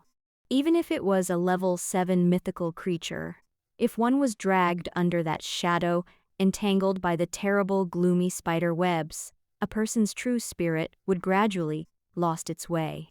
Just like when a spider was eating its prey, it would entangle layers and layers of spider webs around its prey, and finally completely devoured by the evil mother of sinister spider. The shadow was twisting and creeping. Then, countless large and small shadow spiders crawled out of the shadows. The spider webs interspersed and intertwined. It covered a huge area of astral world. Under the web, all was transformed into pure darkness, and it withstood the attack from the Lord of Light, Hodap. Shadows and light were intertwisted. It was the battle between the abyss and the gods. At that moment in the astral world, to compete for the fourth world, the gods and devils had willfully unleashed their magnificent power. The sun projected from the divine projection, and the boundary of the shadow of the mother of sinister spider collided. The violent fluctuations of power impacted its surroundings. In that area, the light and shadows were violently entangled and competed for the new territory. I, Master of the Light! Hodap, Lord of Light, couldn't accept that his glory was tarnished by such a devil monarch. The entire divine kingdom was in the disadvantaged position. Brightness! Derive shadows! The mother of sinister spider wanted to escape, but it had been targeted by 5 true gods. There was nowhere to escape. The other 4 true gods hadn't involved themselves in the battle, but they were casting scares on her. They had absolutely no tolerance for her to live. The mother of sinister spider was on the of death. And now that the king of skeleton was already dead, the lord of the abyss door, Talos, was an abyss gate.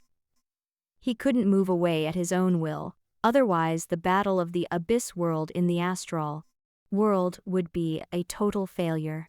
The rules of brightness and sinister entangled.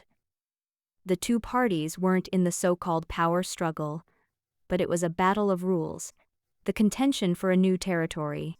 The divine kingdom of the Lord of Light gradually merged with the projection of sun in the sky, and was pressurizing towards the mother of sinister spider. The mother of sinister spider looked up, and she could see the overlapping world from the sun in the sky. In that world, the great kingdom of light stood in the sky. Several continents of heaven were floating around. Thousands of saints were singing songs of praises. Countless believers were praying to gods. It was as if on the gates of heaven, which were filling up the heaven and earth, the ancient and present of all the epic myths were painted on them. The massive number of angels, who were the representatives of light, stretched out their white wings and appeared in front of the gate of heaven. They were derived from the rule of light. They were the guardian of the heavenly city. Holy wings spread out, and the brightness and their divine radiance shone onto the hearts of all. The cornetto was heard, and the gates of heaven opened.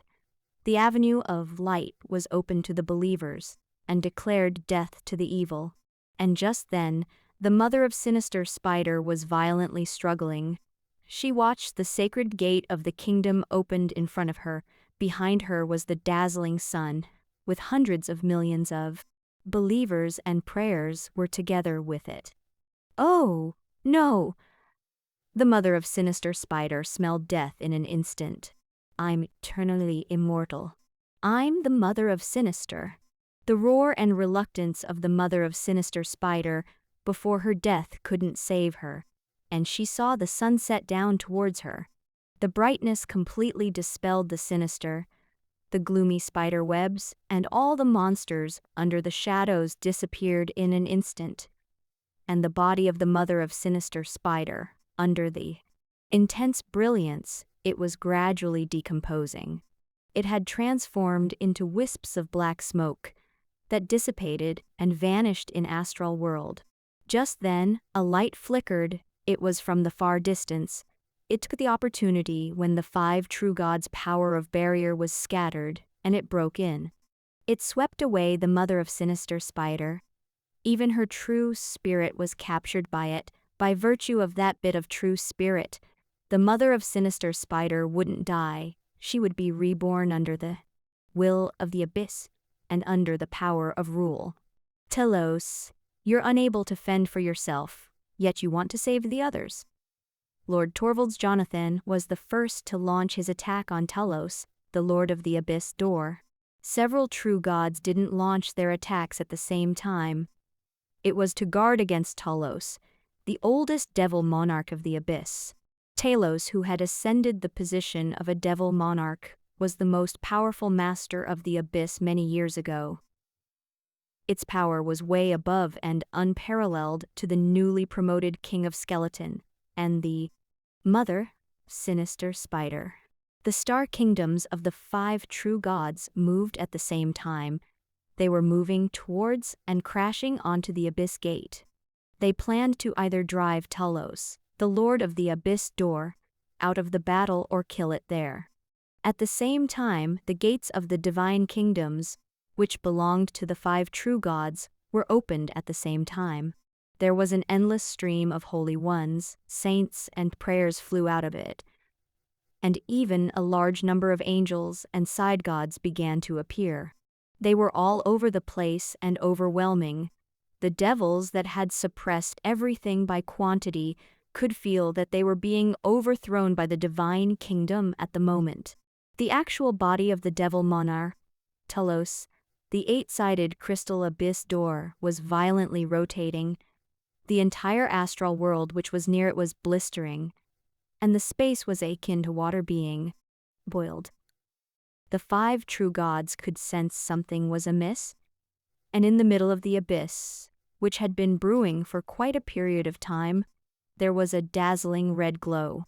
There was an appearance of a huge flesh and blood star, which was larger than the five star kingdoms combined. The flesh and blood star had a dense number of sarcoma grew on top of it, and bloody red blood was flowing on it, just like magma.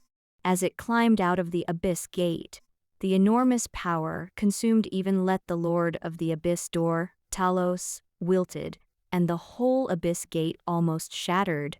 There was a surge of flame into the sky from the flesh and blood star.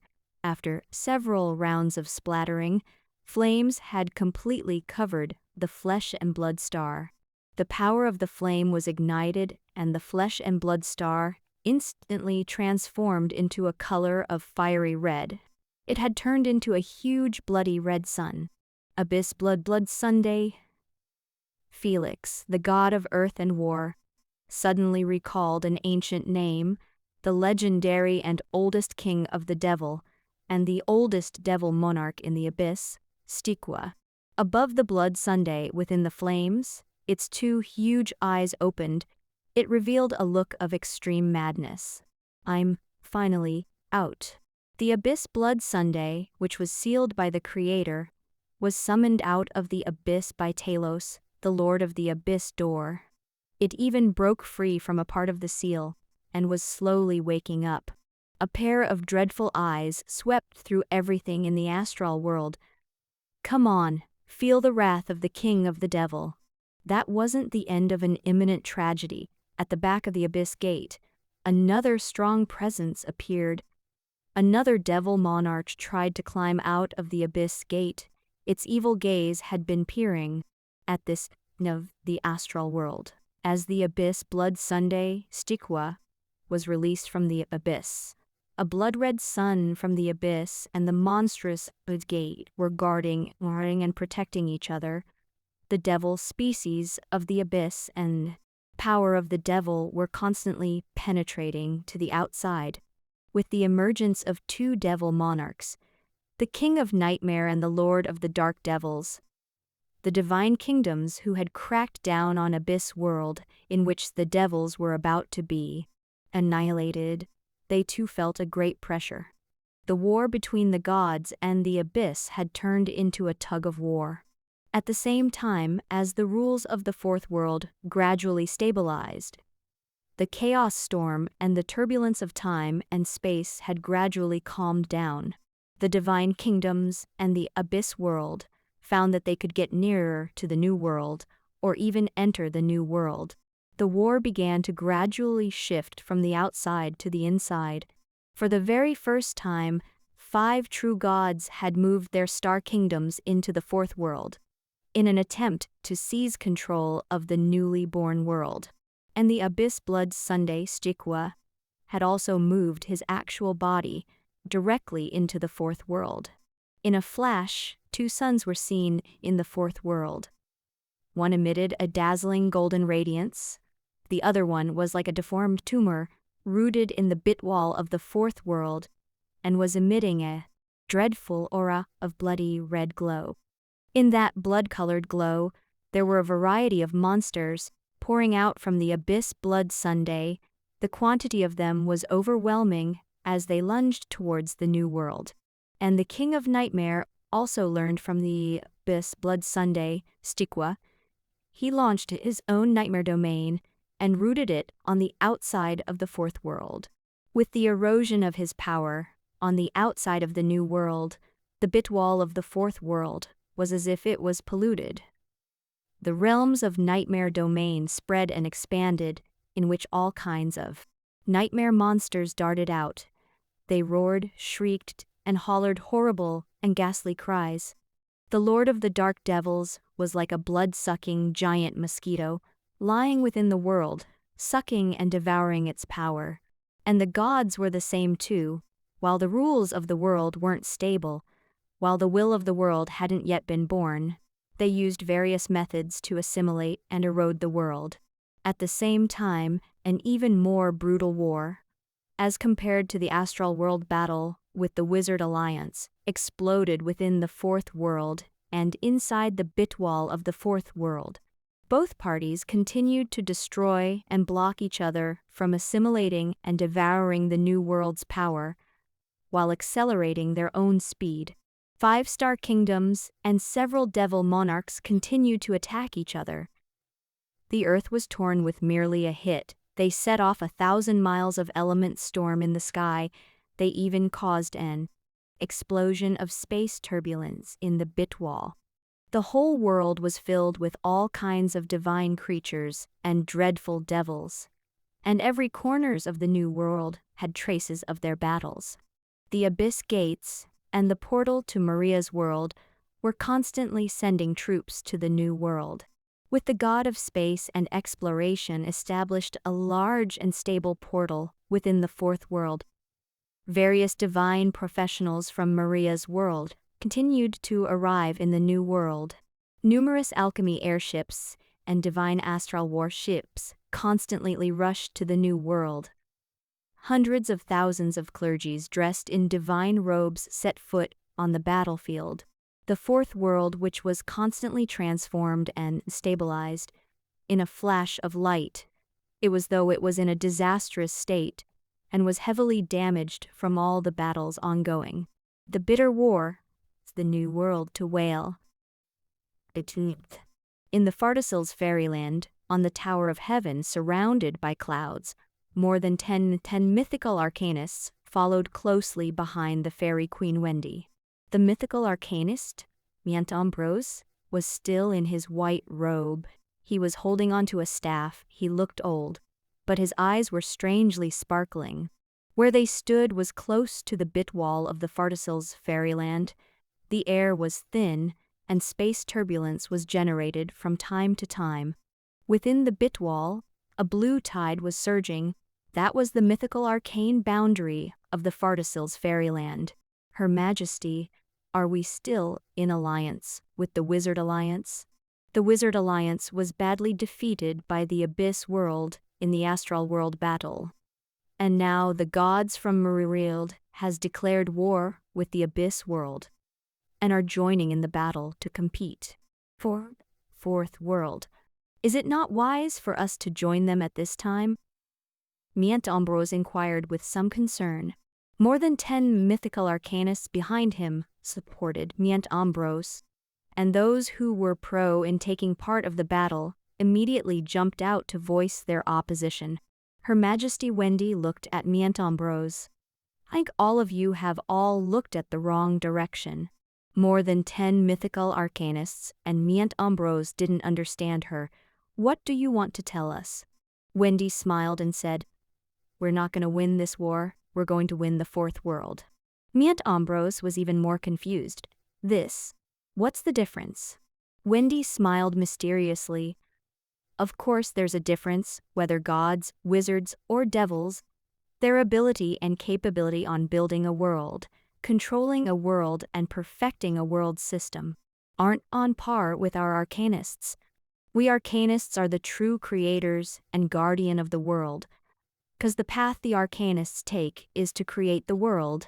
Heart of the ocean Bitwal, eternal floating space city. At that moment, on the town square of truth, the Managuru legions from the Wizard Alliance stood on both sides in their military uniforms. There were sky fortresses, mobile strongholds, the latest combat airships. Even the Wizard Alliance's elemental pyrolysis bomb fort were parked on the sides. A corner of the floating space city, which was smashed by the King of Skeleton, had been repaired. The floating space city still looked as impressive, and it was brimming with mightiness. The guard of honor was long ready, as if they were waiting to welcome someone. Cook Bay, the master of the mechanical clock tower of the Wizard Alliance, was waiting with a group of wizards from the Wizards' Parliament. As the second most important man in the Wizard Alliance, Cook Bay personally welcomed the incoming guests. Coupled with such a large ceremony, it was enough to show their sincerity and seriousness. A golden-red radiance bloomed above the eternal floating space city's town square of truth, and when the radiance faded, more than 10 elves appeared. They had the logo of Arcane Kingdom and were led by myriad. They were the diplomatic corps sent over by Arcane Kingdom.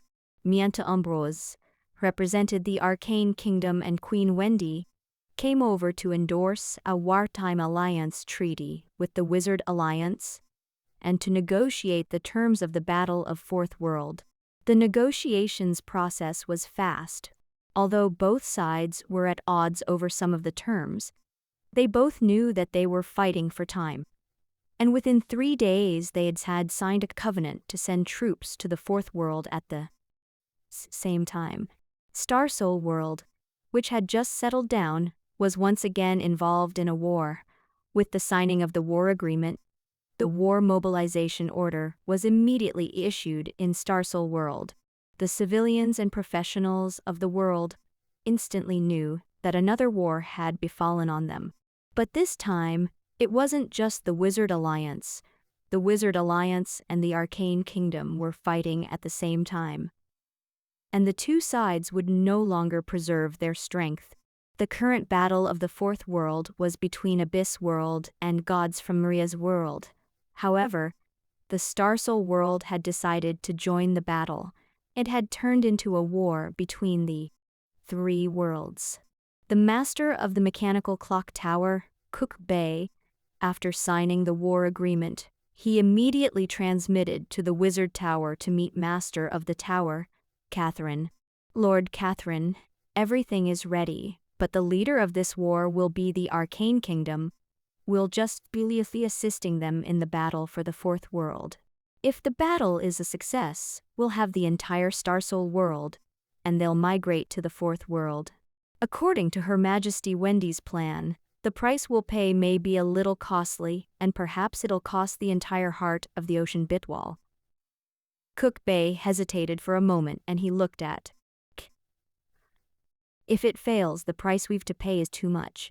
It'll be hard for us to accept. Catherine nodded. But the current Starsoul World is no longer able to tolerate both the Wizard Alliance and the Arcane Kingdom. If we don't go to war on the outside, we'll have a civil war soon. In any case, no matter if we win or lose, this battle is imperative. Cook Bay nodded. Yes, this is also the battle of survival. Starsoul World can no longer tolerate the Weird Alliance and the Arcane Kingdom, the two behemoths. Go ahead, get ready for the battle. The level 8 space projection spell of Fardasil's Fairyland requires the use of the entire magic crystal network of the heart of the ocean bitwall. Only if you preside over it, there'll be no problems. A newly promoted wizard stood under his wizard tower. That was a level 1 wizard tower in a town at the border. It was a master tower in the lowest ranking, one which was guarding the old and tattered town. Because the war had begun, a large number of combat wizards had gathered in the bigger city or the eternal floating space city, and there was only one newly promoted wizard in the wizard tower who was guarding a town at the border. The young man looked at the wizard tower, which was glowing in a dazzling radiance of magic. The magic crystal at the top glowed in a colorful radiance. He seemed to be at a loss.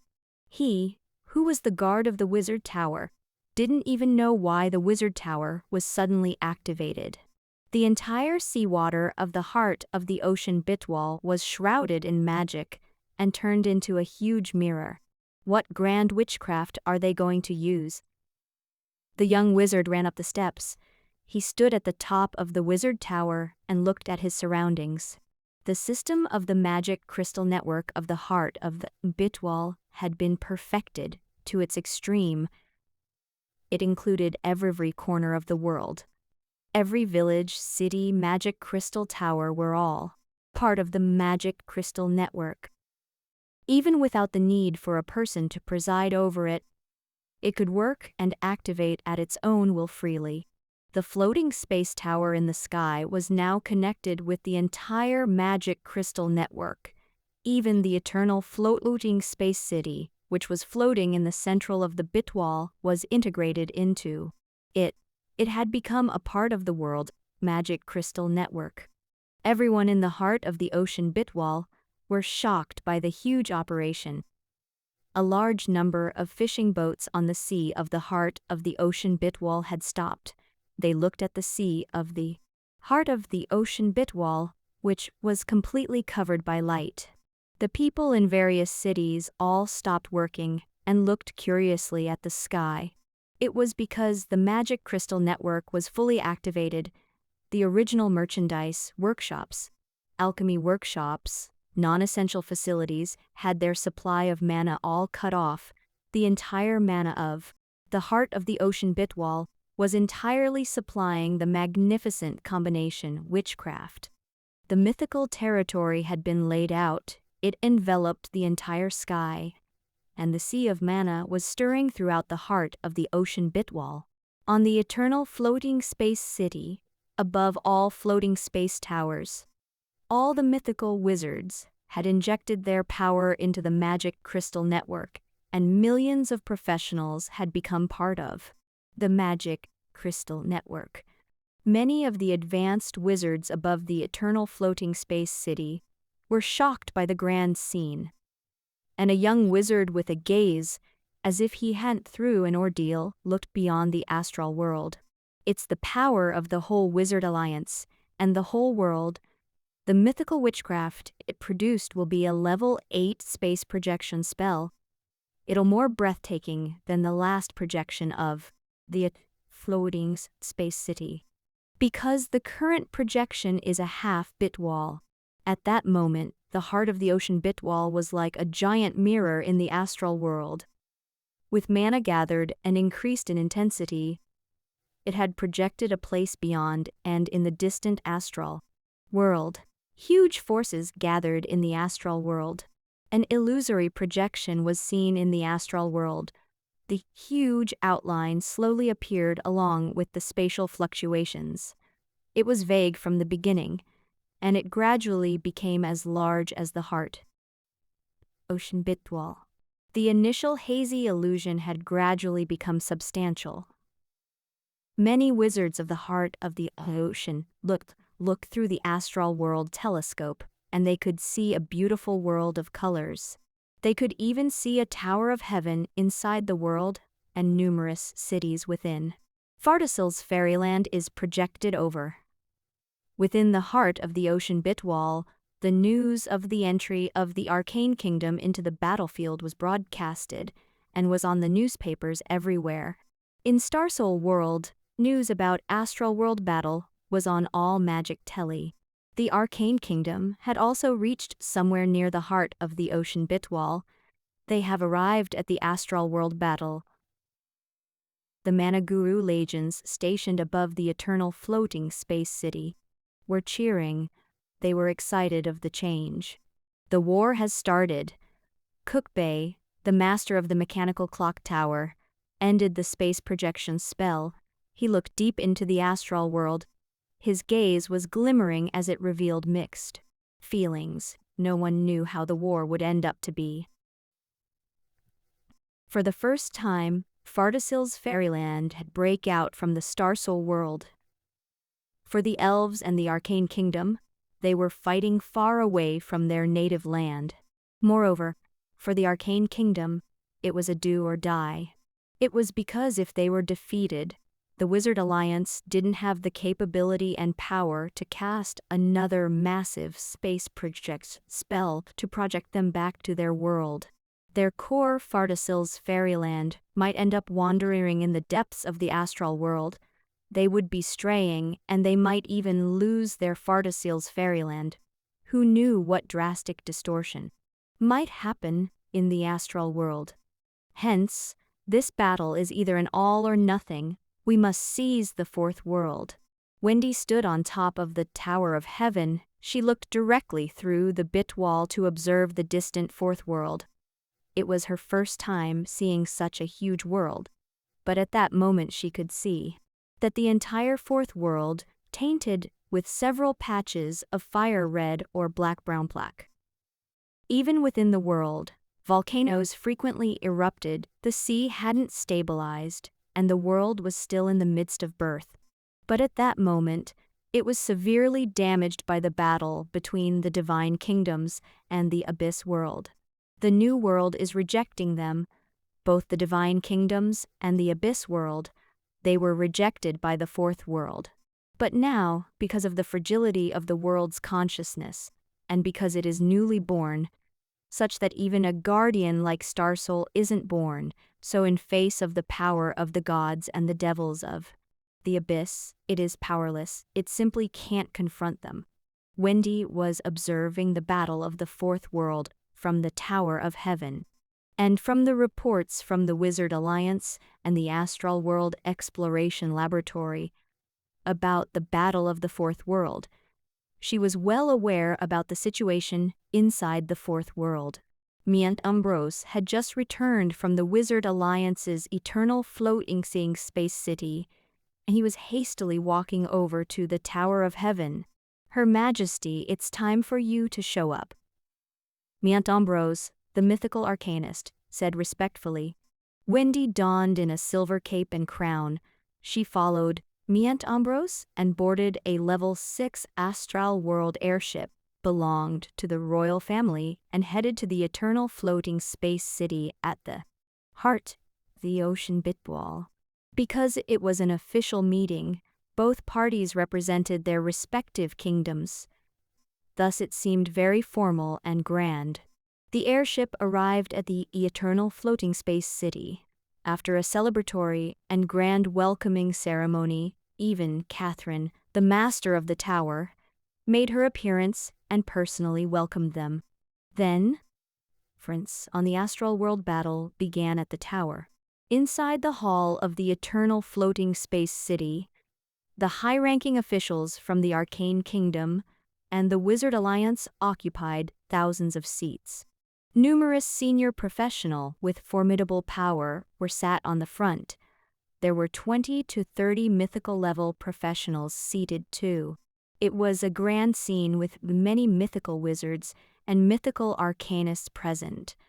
They had represented most of the power of the Starsoul world.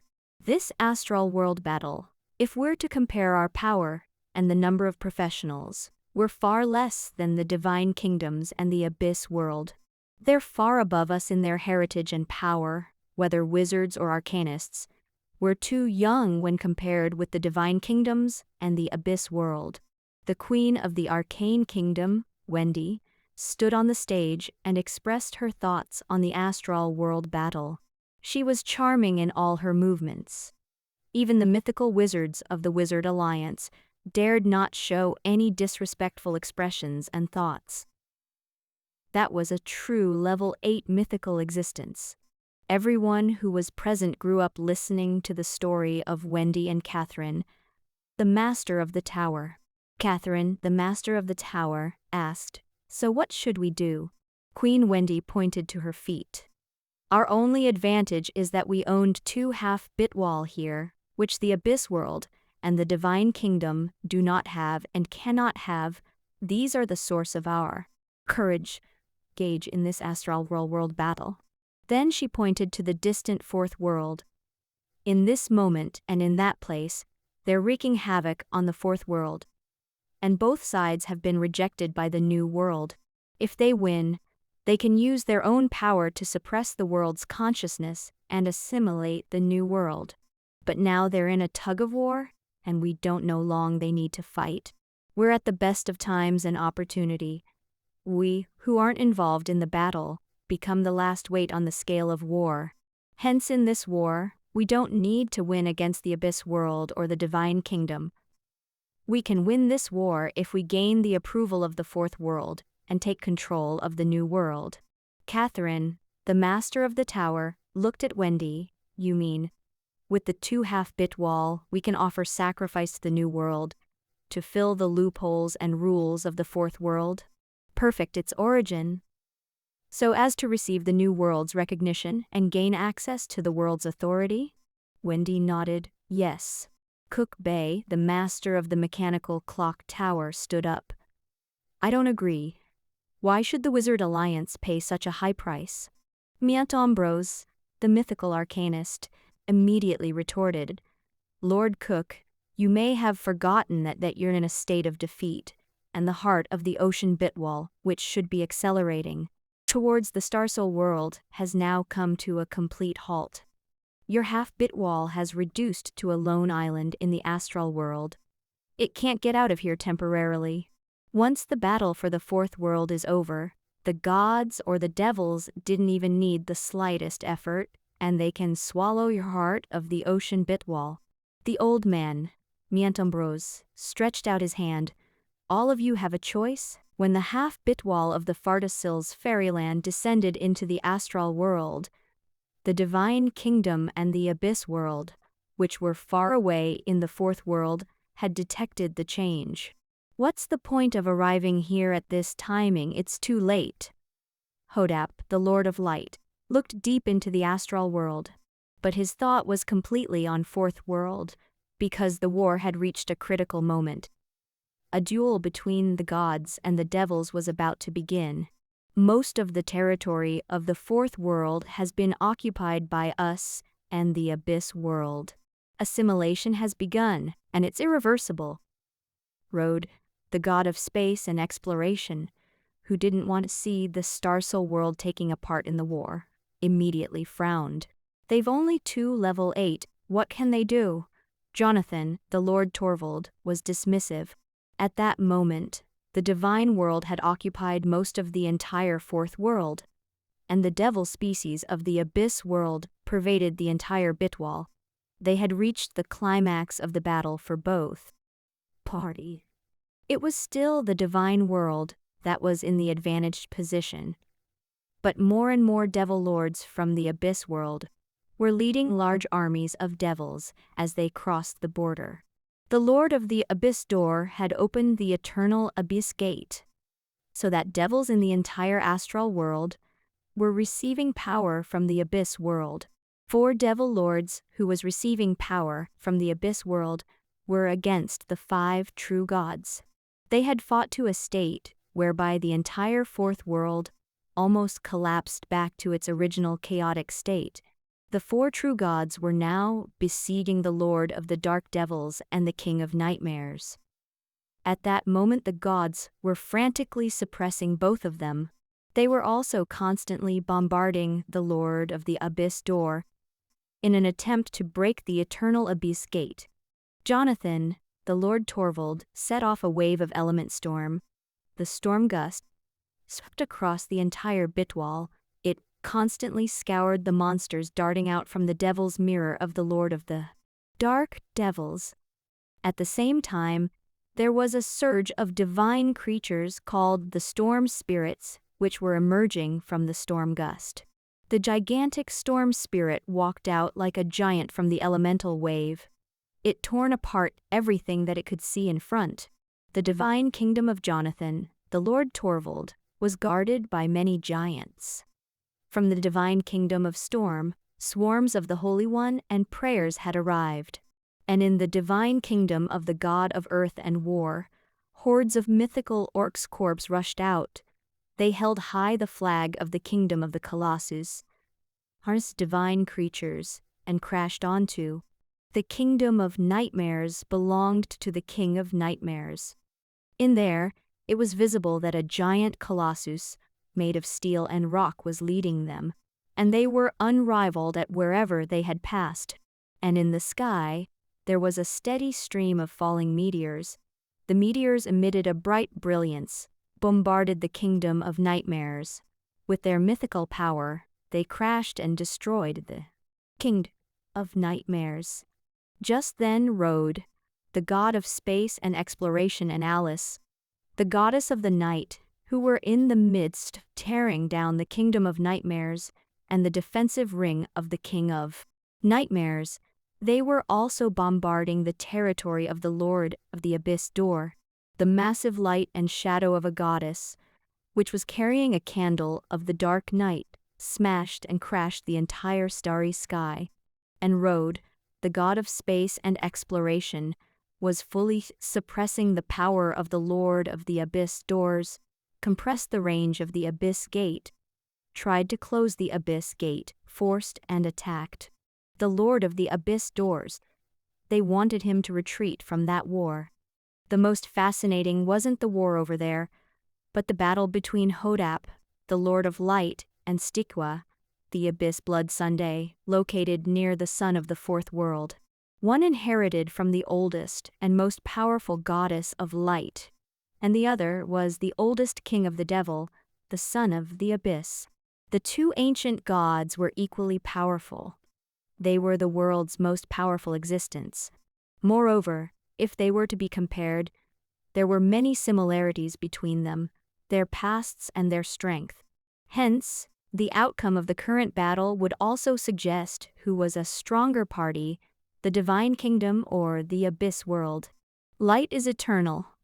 Hodap, the Lord of Light, had transformed his kingdom of light into a projection of sun from the Maria's world, and it had collided with the Abyss Blood Sunday. I'm the eternal son of immortality. The actual body of Stikwa, the Abyss Blood Sunday, hit the Star Kingdom with a force tantamount to his opponent. The two who had fought near to the Fourth World's sun rendered help from the power of the Fourth World's sun. The power erupted was beyond an ordinary true god. At that moment, there were 3 suns in the sky of the Fourth World, and the whole world was akin to in the midst of a huge smelting furnace. 2 of the suns collided together.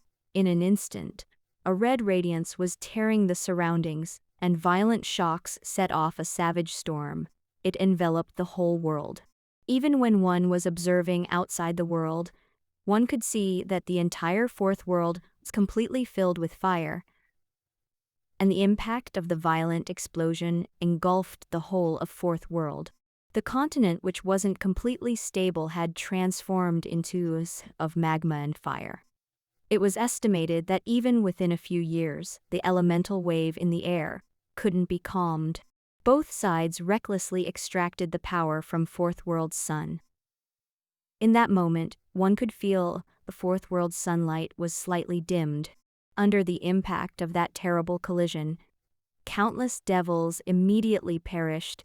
Numerous strange and spooky human-shaped devils, insect-shaped devils, as well as flame-shaped, elemental-shaped devils, all turned into a flying ash. Humans in their war fortresses, who couldn't escape in time, also perished. boat of the astral world and airships were blown up. A large number of professionals screamed and were killed in the sea of fire. That scene had strongly affected the four true gods and the three devils' corpse of the abyss in the depths of the Bitwall. Those level 7 and 8 existences, which were in their battle, immediately stopped to protect themselves. But a large number of saints, holy ones, prayers, and army of believers, they summoned from Maria's world in that brief moment. Hodap, what are you doing? Hodap, Lord of Light. Instantly, several true gods who were in the midst of battle, their furious voices were resonating from their divine kingdoms. No one had expected that the two would be so reckless and willful in their. He, who was a level 8 mythical life, fought for his life. But those devil monarchs had it worst. The devil's mirror of the Lord of the Dark Devils and the kingdom of nightmares of the King of Nightmares were instantly torn, crashed into wisps of smoke, and vanished. Ah, what's this? Talos, protect the Abyss Gate. The devils who had directly jumped out of the Abyss Gate as they could rely on the Abyss Gate to derive extra power from the Abyss world. But devil monarchs who were originally guarding them had all vanished. They fled quickly to the Abyss Gate. But the dimensional folds which were covering a large area had engulfed all of them, the divine kingdoms and the devils from the abyss, who were shocked by the great magnitude of casualties from the devastating blow. The war was immediately stalled, and in that world, 2 radiances lit up in the sky. 2 behemoths came from the distant astral world and landed it onto the 4th world. No, they weren't just 2 behemoths, they were 2 worlds. Alliance. Arcane Kingdom. Everyone collected themselves. But this time, no one thought the Wizard Alliance and the Arcane Kingdom had brought their half-bit wall directly into the 4th world. At that moment, the 4th world had turned completely into a sea of flames. The interior was enveloped by a strong element storm. The world was severely damaged. It could even be said that the world was reverting back to its initial state. But not with the original time and space turbulence in which even the gods couldn't easily resist. What are they doing? Just then, all of them looked at the Wizard Alliance and the Arcane Kingdom. They had integrated their Heart of the Ocean Bitwall and Fardasil's Fairyland directly into 4th world. They had landed on the world and became 2 vast continents. The 2 continents were shrouded in their respective mythical territory and magic crystal network. They were resisting the intense external storms and heated environments which were akin to the hells. Melting pots. In the Fardasil's Fairyland, one could see more than a dozen of the fairylands of elves were glowing with mythical brilliance, and thousands of arcane ancient trees were connected, and the Heart of the Ocean Bitwall had more than a dozen of floating space towers guarding it. Even the eternal floating space city was also integrated into the huge magic crystal network in the Bitwall. It was eluding an immense mythical territory. With the Fardasil's Fairyland and the Heart of the Ocean Bitwall merged into the 4th world, the 2 half-bit walls were acting like the new world's cornerstone. They had subdued the world which was like a sizzling soup and was in ebullition. The order of the world was stabilized. The magma which was billowing on the earth and the constant escalation of the element storm within the world were stabilized. Merge! Offer a sacrifice! Just then, the Queen of the Arcane Kingdom stood above the Tower of Heaven in the Fardasil's Fairyland and gave her orders. Merge! Offer a sacrifice! On top of the eternal floating space city, Catherine, the master of the tower, conveyed her will to the entire Heart of the Ocean Bitwall. The mythical light from the 2 continents was interspersed into the new world, and the light was connected by the 2 continents.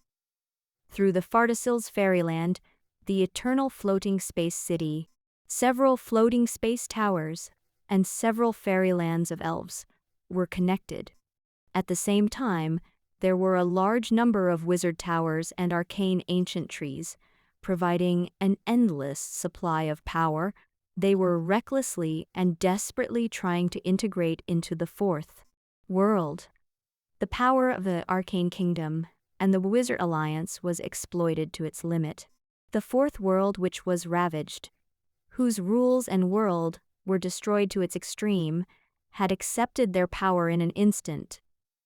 It had accepted the 2 half-bit walls, which had been perfected to a greatest of civilization. The power of the rules surged within the new world.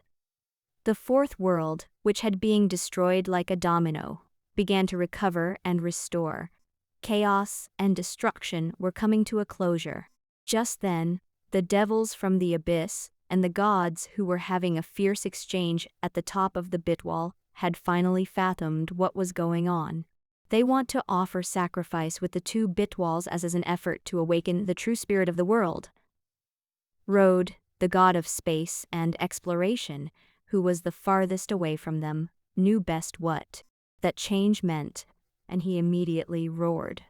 Along with the star kingdoms on the outside, they were moving rapidly towards the interior of the fourth world. Several gods immediately gave up the fierce pursuit of the devil monarchs of the abyss world and their suppression and destruction of the abyss gate. They changed the direction of their star kingdoms and moved towards the fourth world. Several true gods were sweating bullets. No one knew when they were about to end the battle.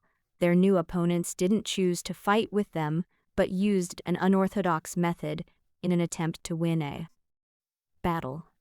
They're perfecting the rules of the new world with the 2 half-bit walls.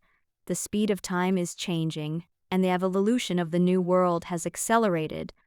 Hodap, the Lord of Light, immediately felt that the fourth world's sun, which had allowed him to draw its power, was rejecting and resisting his power. The sun, which was once like a toy which the Lord of Light could manipulate at his own will, was resisting any orders given by him.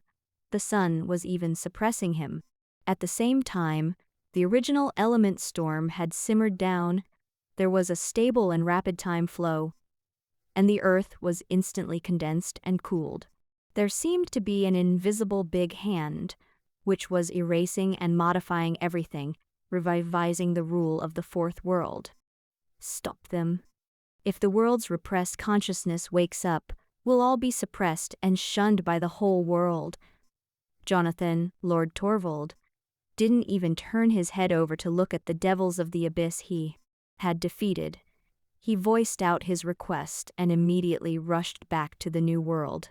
Several star kingdoms were approaching from the depths of the bitwall, but they could feel that the dimensional folds in the bitwall were constantly changing, wriggling and dragging a longer distances. Away from them, it was constantly entangling them and refusing their advance to the inside of the world. Lord Rode, can you open the portal? How do I open a portal in such a situation when there's space turbulence? And it isn't possible to open the portal that allows the star kingdoms to pass through. The world was rejecting them, cutting off their connection and control of the world, and although there was the god of space and exploration, Rode, who was guiding the way, but they already spent too much time before they could gradually dart out of the space maze. Stop them! Stop them! We mustn't let them succeed. The consciousness of the world had finally awakened before death's door and from its deep sleep, and the power of the world had been built on the 2 continents. In the name of Queen Wendy from the Arcane Kingdom, I'm here to ask for an agreement with the new world's true spirit. In the name of all the arcanists, I'm here to reach an agreement with this world's consciousness. We'll protect this world until the end of the world. On top of the Tower of Heaven, Wendy transformed into her mythical form. She was like the goddess of wind. she was supported by the arcanists of the whole continent, communicated with the true spirit of the new world, and attempted to reach an agreement with the other party. The world's true spirit had no wisdom and self-awareness. They were just the world's operating procedures, and hence there was little possibility to reach an agreement with them. A powerful world like the Star Soul world, even if the Wizard Alliance wanted to reach an agreement with the world's true spirit, it was impossible to. The light shone from the sky, the consciousness of the world fell on the Fartisil's fairyland, shrouded on Wendy's great mythical body, and a gaze from the world's aboriginal landed on the arcanists. Wendy. Agree. The voice resonated from all directions, and it seemed as if the whole world was cheering. Just then, the 5 true gods and their divine kingdoms arrived at the same time. They wanted to remove the 2 huge continents, Fartisil's fairyland and the heart of the ocean Bitwall, from the 4th world. A destructive power ascended from the sky. The respective true gods exuded power stemming from their divine kingdoms' aboriginal rules and bombarded the earth. Hodap projected the sun, which pounded down onto the ground, and the huge sun scorched the earth. He was repeating his old trick.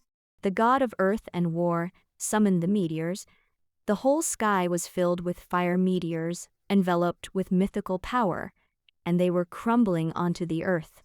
Lord Torvald pointed to the earth, in which a storm immediately engulfed the earth, formed a huge pillar made from element storm, which was connecting the earth and the sky. Several gods launched their attacks at the same time. Their power was teeming in the whole world, but their power was constantly being drained as soon as they left their star kingdoms. And when they were close to the 2 continents, they were immediately blocked by the mythical boundary of the Fartisil's fairyland and the heart of the ocean Bitwall. The Fartisil's fairyland connected all the arcanists as the Tower of Heaven shot out the light of the arcane magic. It bolted up to the sky. The eternal floating space city located in the heart of the ocean Bitwall also fired towards the sky. The elemental pyrolysis bomb shot up into the sky. The violent beams of light bloomed. The dazzling brilliance transformed the entire world into a white mass. Their power weren't the same as the gods. At the moment when they had launched their attacks, they had obtained the support from the new world's power. Their attacks swept across the sky, and the magnitude of their attacks was instantly expanded to an unimaginable state. When a new world whereby one had obtained power from the world's true spirit, the power of their attacks were simply unimaginable. The dazzling radiance of the light of the arcane magic was akin to the creator's brush. It swiped away the element storm in the sky. The saints, the holy ones, and the prayers who had darted out from the divine kingdoms were all annihilated. Several divine kingdoms wailed in pain. The brilliance shot through the divine kingdoms. Although its main force was blocked by the shell of the divine kingdoms, but the mythical light caused a great damage and casualty on the interior of the divine kingdoms. In the meanwhile, the rules of the world were constantly being refined. The bitwalls of the Fartisil's fairyland and the heart of the ocean Bitwall were dissipating at the same time. Their mythical boundaries and mythical power spread and merged into the world. The 2 continents were completely fused with the earth and into the depths of the world. The magic crystal network and the arcane magic network merged with the world, and the world's true spirit made use of the power system it had absorbed to transform the new world. The earth and the sea were condensed. Several huge ancient trees towering from the earth, they emitted radiance. From a sapling, it rapidly grew into an unimaginable gigantic tree. There was a vague resemblance to the fairy's tree of life and the arcane ancient tree. In a short period of time, colorful life forms began to emerge. Hodap, the Lord of the Light, glanced at Wendy, who was on top of the Tower of Heaven of the Fartisil's Fairyland and Catherine, the master of the tower, who was above the eternal floating space city. Their mythical bodies were also against them. After a long time, Hodap retracted his gaze. "Let's go. It's over." The other four true gods said nothing. Everything came to an end under the command of Hodap, the Lord of the Light. Just as he said, all had ended. The divine kingdom announced their retreat from the battlefield. Together with their star kingdoms, they left the fourth world, and devil monarchs, who were watching the war outside the fourth world, were also slowly gathering their vast devil corps outside the world. They went through the abyss gate and back into the abyss. It had ended. Victory. We've won. Even if myriad had lived for thousands of years, he was a really old and veteran mythical creature, but he couldn't stay composed when he knew about the outcome of the astral world. When the final victory ushered in, myriad roared and hollered. The arcanists of the entire Fartisil's Fairyland released firework spells simultaneously. The radiance of the firework pervaded in the entire sky of the fourth world, and it reflected patches of brilliance. We've won. In several fairyland cities, hordes of elves sang and danced, and numerous great fairies and groups of young fairies flew and capered in the sky. Various trolls held up their elemental weapons, bombed the ground, stood above the city and roared. Thousands and tens of thousands of farmer treants, ancient trees of life, and the guardian ancient trees, crossed the mountains and the earth towards the central region to celebrate the ultimate victory. The majestic mythical body, which was standing in the sky of the Fartisil's Fairyland, had gradually dissipated. Queen Wendy of the Arcane Kingdom stood on top of the Tower of Heaven. She gradually revealed her original appearance. A tall elf appeared at the top of the tower, donned in a silky long robe and a crown above her head. In that moment, the bit wall of the Fartisil's Fairyland had completely dissolved, and the entire half-wall was integrated into the fourth world. It had transformed into a large continent of the world. Several mythical arcanists appeared above the Tower of Heaven and knelt before Wendy. "Your Majesty, we've won." myriad kept repeating the phrase. He was still thrilled and elated. "Her Majesty, Wendy. We won. We elves finally have our own world." When a silver-haired elf mentioned, she immediately saw Wendy turned her head to look at her. There wasn't a tinge of chiding in Wendy's voice, but the power and influence she accumulated over the years, coupled with the power of a level 8, even a level 7 mythical arcanist was quivering when in front of her. This isn't a world which belonged to the elves, but this is a world belonged to the arcane magic. Wendy looked into the distant sky. She scanned the whole world while she stood up on top of the heaven, but there wasn't much joy revealed in her gaze. After a long time, she mumbled, "We finally won." Bit akin to the Arcane Kingdom, the Wizard Alliance was in cheers and ecstasy. As the Divine Kingdoms retreated, even the Lord of the Abyss doors faded away. He disappeared together with the Abyss Gate. The entire Wizard Alliance was in a celebration. "We won. We've defeated the Divine Kingdoms, defeated the Abyss World." Groups of wizards rushed to the streets, sang and danced with the mortals. Ever since the last failure of the fight for Thunder Bitwall, coupled with the failure of the previous Astral World battle, the Wizard Alliance had plunged into intense self-doubt, and the current victory convinced them that the wizard was the most powerful, and in the future, they would even become more impressive. The Wizard Alliance is everlasting. Lord Catherine is eternal. Numerous civilians from the Wizard Alliance waved the flag of the Wizard Alliance and cheered on rooftops and in the streets. the train roared through the streets and transmitted the news of their victory to all corners. Numerous battle airships sprinkled fresh flowers and colored confetti from the sky, and the pilots showed off their skills as they sizzled and flew in the sky. Several airships and war fortresses hung banners, streets and alleys were all decorated with streamers and lanterns. Numerous bars situated above the sea were crowded with people. Young girls took flowers to the streets to welcome the soldiers who returned from their victory. As the portal opened again, even the Starsoul world heard the news of their victory.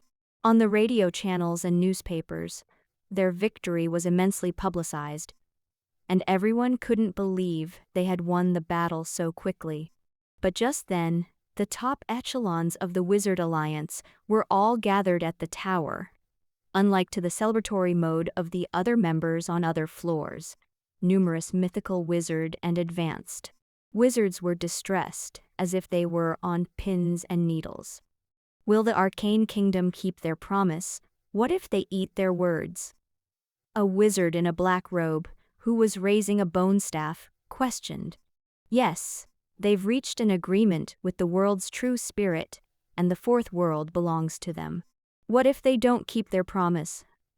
A mechanical alchemy warlock constantly raised his concerns. His body was semi-mechanized, and only the head retained the human form. The Arcane Kingdom can't be trusted. The war is over. They're no longer our ally, but our opponents. We shouldn't trust them. Many wizards expressed pessimism about the situation, and the entire Wizards' Parliament in the tower was clamoring.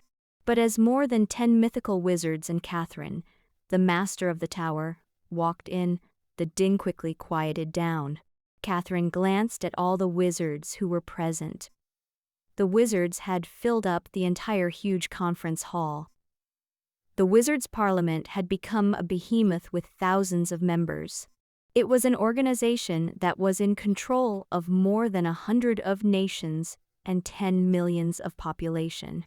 Catherine didn't say much, but she spoke briefly. Tomorrow, the Queen of the Arcane Kingdom will sign a final agreement with us. The Arcane Kingdom will completely pull out from Starsoul World. At the same time, the Arcane Kingdom will compensate us with the first half-bit wall they discovered in the future. It's a compensation for our Heart of the Ocean bit wall. At the end of her sentence, the master of the tower declared the meeting was over, and everyone must get ready to withdraw from the fourth world, and all issues related to the astral world must be settled. There was a more troublesome migration and the handover of the territory of the Arcane Kingdom they had to handle. It would be a long and complicated task. Catherine left with the mythical arcanists. Just then, the master of the Philosopher Tower asked, Lord Kryn, why do you trust the Arcane Kingdom so much? Is it just because of Queen Wendy? Catherine didn't speak, but Cook Bay answered for her. The Arcane Kingdom is more urgent than we are. They need sufficient population and strength to develop and expand the world rather than complicating matters with the Wizard Alliance. They're more afraid of war than we are. We owned an eternal floating space city. If a war erupted, we can immediately withdraw back to Starsoul World, but their Fardasil's fairyland can't be evacuated from here. Of course, we don't want to go to war. It's over. It's a period of rest and development that belongs to our Wizard Alliance. And we have the entire Starsoul World. Will become stronger after a period of rest, and not to engage in another war with them now. The next day, on a newly born path in the fourth world, wizards and arcanists created a huge makeshift palace with witchcraft and arcane magic, where tens of thousands of powerful wizards and arcanists gathered. War fortresses and sky strongholds lined up in 2 columns. A dense numbers of airships and combat airships were on standby. In the palace below, Queen Wendy of the Arcane Kingdom and Catherine, the master of the tower, sat face to face. and tens of thousands of professionals below held their breath as if they were witnessing the great moment. The Queen of the Arcane Kingdom smiled at Catherine. She took up a pen to sign on top of the agreement, and then the agreement vanished into the air as a streak of light. Catherine hugged Wendy. Congratulations. Wendy hugged Catherine as she closed her eyes. Thank you. As the Wizards' alliance withdrew, Wendy stood on the steps of the palace and looked at all the arcanists. From now on, the world will be named as the Arcane World. Astral World's calendar, year 28, which was year 1053 on the Wizards' calendar. The fourth world was officially named the Arcane World. The Maria's world supporting the Divine Kingdoms. The Abyss world inhabited by the devils. The Starsoul world of the Wizards and the Arcane world. The four worlds presented the most powerful and stabilized era. The Divine Kingdoms and the Abyss world were the most powerful, but when the Wizard Alliance and the Arcane Kingdom formed an alliance, they created a delicate balance between each power. Starsoul world, Fairy Continent, Sylph Continent, Troll Continent, and other continents. One could see a huge portal emerged from various cities. The vortex of the portal was swirling, and the door to another world was opened from day to night. The new era has arrived. Our Arcane Kingdom has our own new home, a world that we can build and where we belong to. The broadcast of the Arcane Light channel continued to preach about the beauty of the new world to the public of the entire Arcane Kingdom. The Arcane World, a world of ours. The streets were plastered with banners and advertisements of the Arcane World. The printed bulletins were spotted with the gorgeous scenery of the fourth world. Above the earth, several gigantic trees firmly rooted to the ground. They were just like the fairy's oldest and legendary tree of life, and its green life embellished the whole world. In the forest, several fairyland cities cascaded upward. It was neatly merged together with the forest. The train passed through the sky with river and forest underneath. A famous elf singer stood above the top of the fairyland city, faced the scenery as if looking forward to their arrival. New home, new dream. Even the passenger airships that crossed the sky were painted in white with such a statement. Everyone will receive freedom and a wonderful new world. There were arcanists, officials, nobles, lords and consuls from the Arcane World everywhere on the streets. They were giving speeches which promised the public of what they would receive if they were to go to New World, as well as the bright future awaited them. Even so, the migration of the Arcane Kingdom had suffered enormous adversities and problems, and it was hard for most people, apart from the professionals, to imagine what it was like to travel to another new world to survive. The distance between the new world from their native land was far beyond their knowledge. They had been living in Starsoul World for tens of thousands of years. Their ancestors left their traces and imprints there. Even those humans from Maria's world had long forgotten that they came from another world. They had completely become one in Starsoul World. And now they had to give up everything, give up the traces of their ancestors, and head to an unfamiliar world. Why are we the one who are leaving? Why is it not the Wizard Alliance? Members of Parliament in many cities had expressed serious protest and were reluctant to leave the world. We're the winner. We brought about the victory of this war. Why are we withdrawing from our home? The nobles and lords of some of the Arcane Kingdom, one after another, they were sending magic report to the core of the Arcane Kingdom. But the goal of the Great Migration had been set, and no one could halt or change it. Several special trains and airships passed through the portal, and families who owned civilian airships and domestic cargo steam locomotives registered at the space transfer point, and the whole family headed to the new world together. In addition to the commonly seen old steam locomotives, vans, airships, trains, one could all see a variety of strange means of transport. There were monster-like mobile castles, alchemy airships, which looked like warhead and alchemy boats, which had a streamlined body.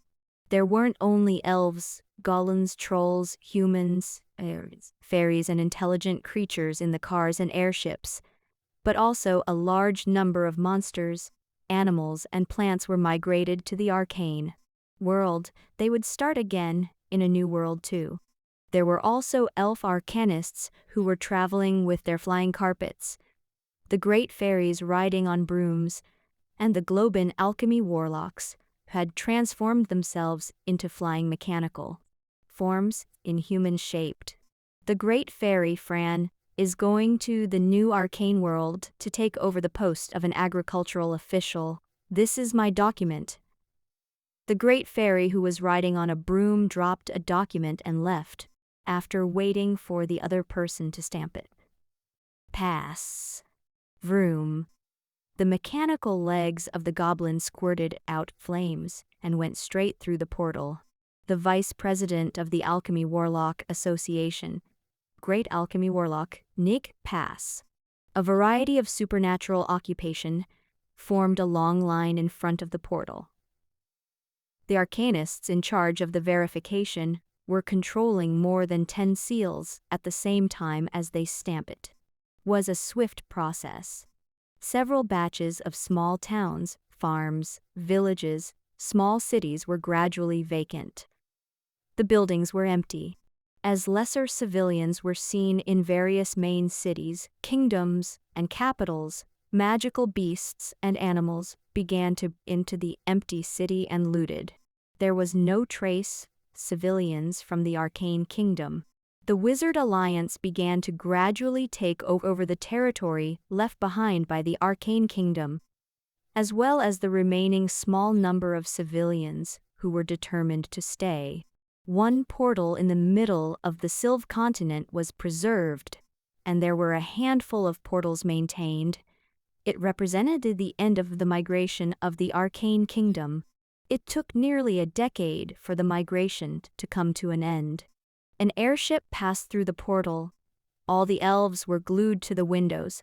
They were reluctant to part with the world. They looked at the Sylv continent underneath, and their eyes were full of unwillingness. Many people were holding onto their pets. They were sobbing as they lie on the window. "Mom, what kind of world is the new world? Is it scary?" A half-elf who looked like a newborn hugged her mother. She didn't understand why everyone was so sad. "No. She's beautiful, very beautiful. In there, we'll pursue a new future. We'll have a world that belongs only to our arcane kingdom." Her mother wiped away her tears and kissed her. "Then everyone should be very happy." The child didn't seem to understand. Her mother brushed her head without answering. As the airship passed through the portal, there were no more special trains and vehicles behind it, and a large portal was gradually deactivated and closed, leaving only the vast empty city and the huge doors stood on top of the town square. Then the main continent, the elves, the Sylv continent of the arcane kingdom, had also completely withdrawn from Starsoul World. That world no longer belonged to the arcane kingdom, but was marked with the wizard's crest. The original Starsoul World, which could be called the world of wizards and arcanists at that moment. Beneath the description of Starsoul World, there was only the wizards. Maybe, years later, people would no longer call it the Starsoul World, but as the Wizard World. On top of the special airship of the Queen of the Arcane Kingdom, Wendy was inspecting the entire arcane world. She was examining the migration of various kingdoms and civilians of the arcane kingdom, as well as possible problems. The arcane world, after several years, had finally transformed itself, where most life forms of the arcane kingdom could fit and survive. The civilians and professionals under the arcane kingdom had all migrated over. and most of them had rebuilt their homes and started a new life there. If one was to look down from the airship, from the infinite towns and villages on the land, one would realize that the original primitive and desolate arcane world had become green and civilized. And in the arcane world, the most visible and magical was on the earth. A giant heaven tree could be seen after every distance. The giant heaven tree seemed to charge directly into the clouds. One couldn't see the top ground. It was the guardian tree of the arcane world. Of course, it wasn't as powerful or perfect than Star Soul from Star Soul World. But each of them was a level 7 mythical life. When each guardian tree was combined, they represented the power and will of the world. Her Majesty, this is the last stop. The governor of the Guard Confederate States is waiting to see you. Wendy nodded. She wouldn't deal with such mundane matters usually. It was the responsibility of the Parliament. But it was a time of the great migration of the entire arcane kingdom. She had to inspect all kingdoms, principalities, and city-states to stabilize the morale of the majority of the population. Wendy stood up in a gorgeous long dress with a crown on her head, and the diligent and white-haired elf old man followed her. Myriad, tell me the future of the arcane kingdom. How does it looks like? I don't know, but I know that the future of the arcane kingdom is limitless, and from today on, we'll embark on an era of rapid development. Myriad said with a smile on his face. Sang calendar, Pansinking 86. The original 5 continents of Maria's world. After the successive integration of Rhodes Bitwall and Thunder Bitwall, they had changed its names to Road Continent and Thunder Continent. It had been transformed into a world with 7 continents. Rhodes Bitwall and Thunder Bitwall were gradually moving closer to the core world from the Bitwall. From the boundaries of the earth and the sea, they were gradually merged with Maria's world and become a part of Maria's world. And in the Bitwall, there was a star-rotating Bitwall which was gradually assimilated by Maria's world, and in the distant astral world on the outside, a half-Bitwall called the Black Sea Bitwall had been found by Maria's world. All that had made the aboriginal of Maria's world increasingly powerful. From the outside, one could see the volume of Maria's world had expanded. Within the enormous Bitwall, it was also divided into different regions. Each region belonged to a true god of their respective star kingdoms, and some in the half-Bitwall were regions belonged to various side gods. Within the Bitwall, which was originally empty, one could see a large number of vehicles. The alchemy airships and mythical starships which had arrived outside the continent. There were also several mysterious magical gardens hidden in it. One could see the divine kingdoms of each side god revolved around true gods' star kingdoms. One could also see the special Bitwall floating island where a large number of professionals lived on, and on the vast, star-rotating Bitwall, billions of humans, orcs, elves, and Sahagins inhabited. And the city above the continent had fully entered the era of magic crystal system. Magic crystal props were the essence of the era. In there, one could see ordinary people use the melting stone construction car to transform soil into rock. Construction team was operating a variety of magic crystal props, and they were rapidly constructing buildings up to hundreds of floors. The building was a fusion of classical and modern styles, and the road that was paved with melting stone spell covered all parts of the continent. A classical-style high-rise stone building divided the city into various small grids, humans, orcs, elves, and other intelligent life forms. They were akin to ants in which they survived and moved in the dense and crowded place. There were a variety of video images played by projection witchcraft. In various stores on the street, they were all equipped with magic telly, refrigerator, cooler fan, and other equipment. There were also airships, flying cargo ships, and professionals riding on magical beasts or were using magic vehicles, which were guided by light in the sky. There were projections in which the flight paths were divided. There were regulations for different means of transport to fly at a certain altitude, even speed limits and so on. When there was a violation of traffic laws, one could immediately see the city's law enforcement teams riding on their flying blankets to intercept those offenders. It was common to see that some professionals who liked to fly illegal were chased by the law enforcement riding on their flying blankets. The most striking when one looked up to the sky weren't all that. The most striking in the sky was the huge floating island. It looked like a small continent floating in the sky. In the sky of Maria's world, there were a large number of sky floating islands, which were orbiting on the established tracks. As the population of the Maria's world became increasingly high, even on the Arctic and the island of dragons, there were a large number of hybrid cities whereby humans, elves, Sahagins, orcs lived. Together, the boundaries of races were becoming weaker. But even that couldn't completely solve the overcrowding problem in Maria's world. Maria's world began to build cities above the sea around the world, and they even used floating space rings to create sky floating islands. Several sky floating islands were being created, but they still couldn't completely solve the problem. Fortunately, the 3.5-bit wall solved the pressure on Maria's world. The latest discovery of the Black Sea half-bit wall hadn't been thoroughly explored. They had only determined the name. The plan for the transformation of the Black Sea bit wall and the immigration plan were already being discussed.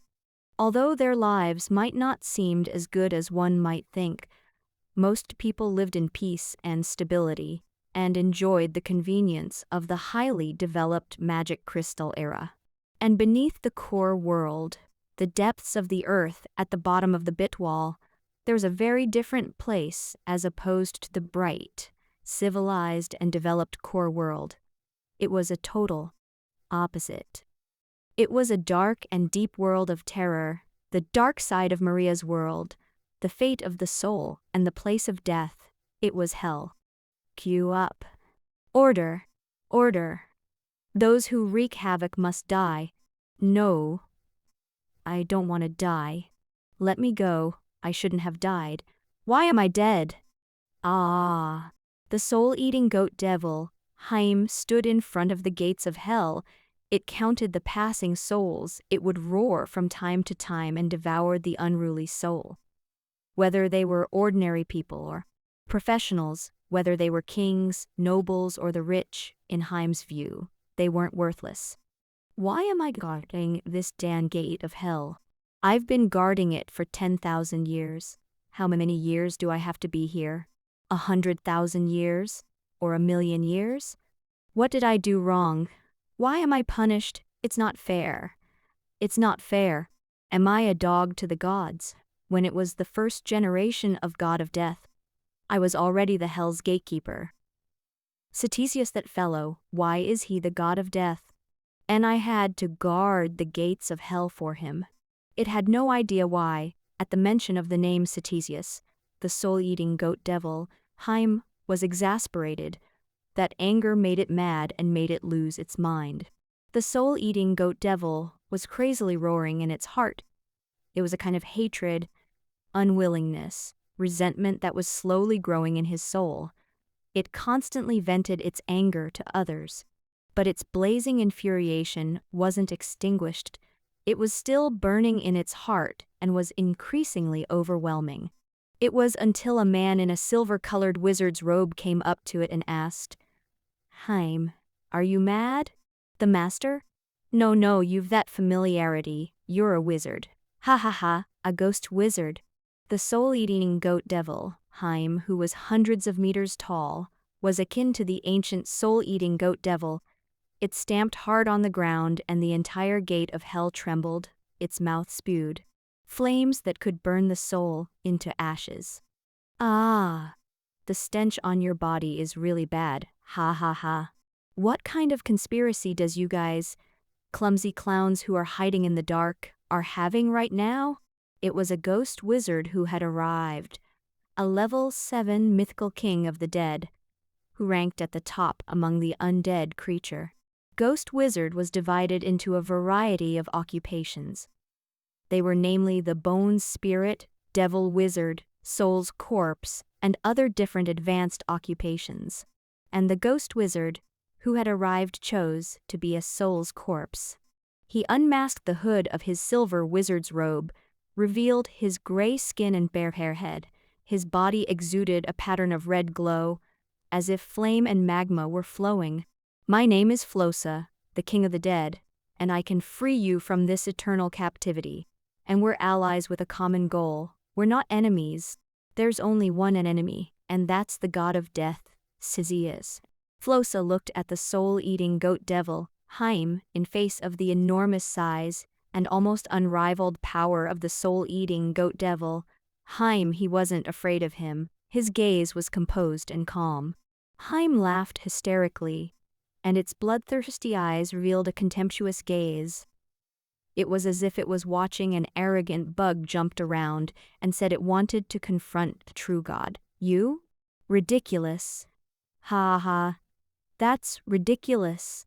I admire your courage.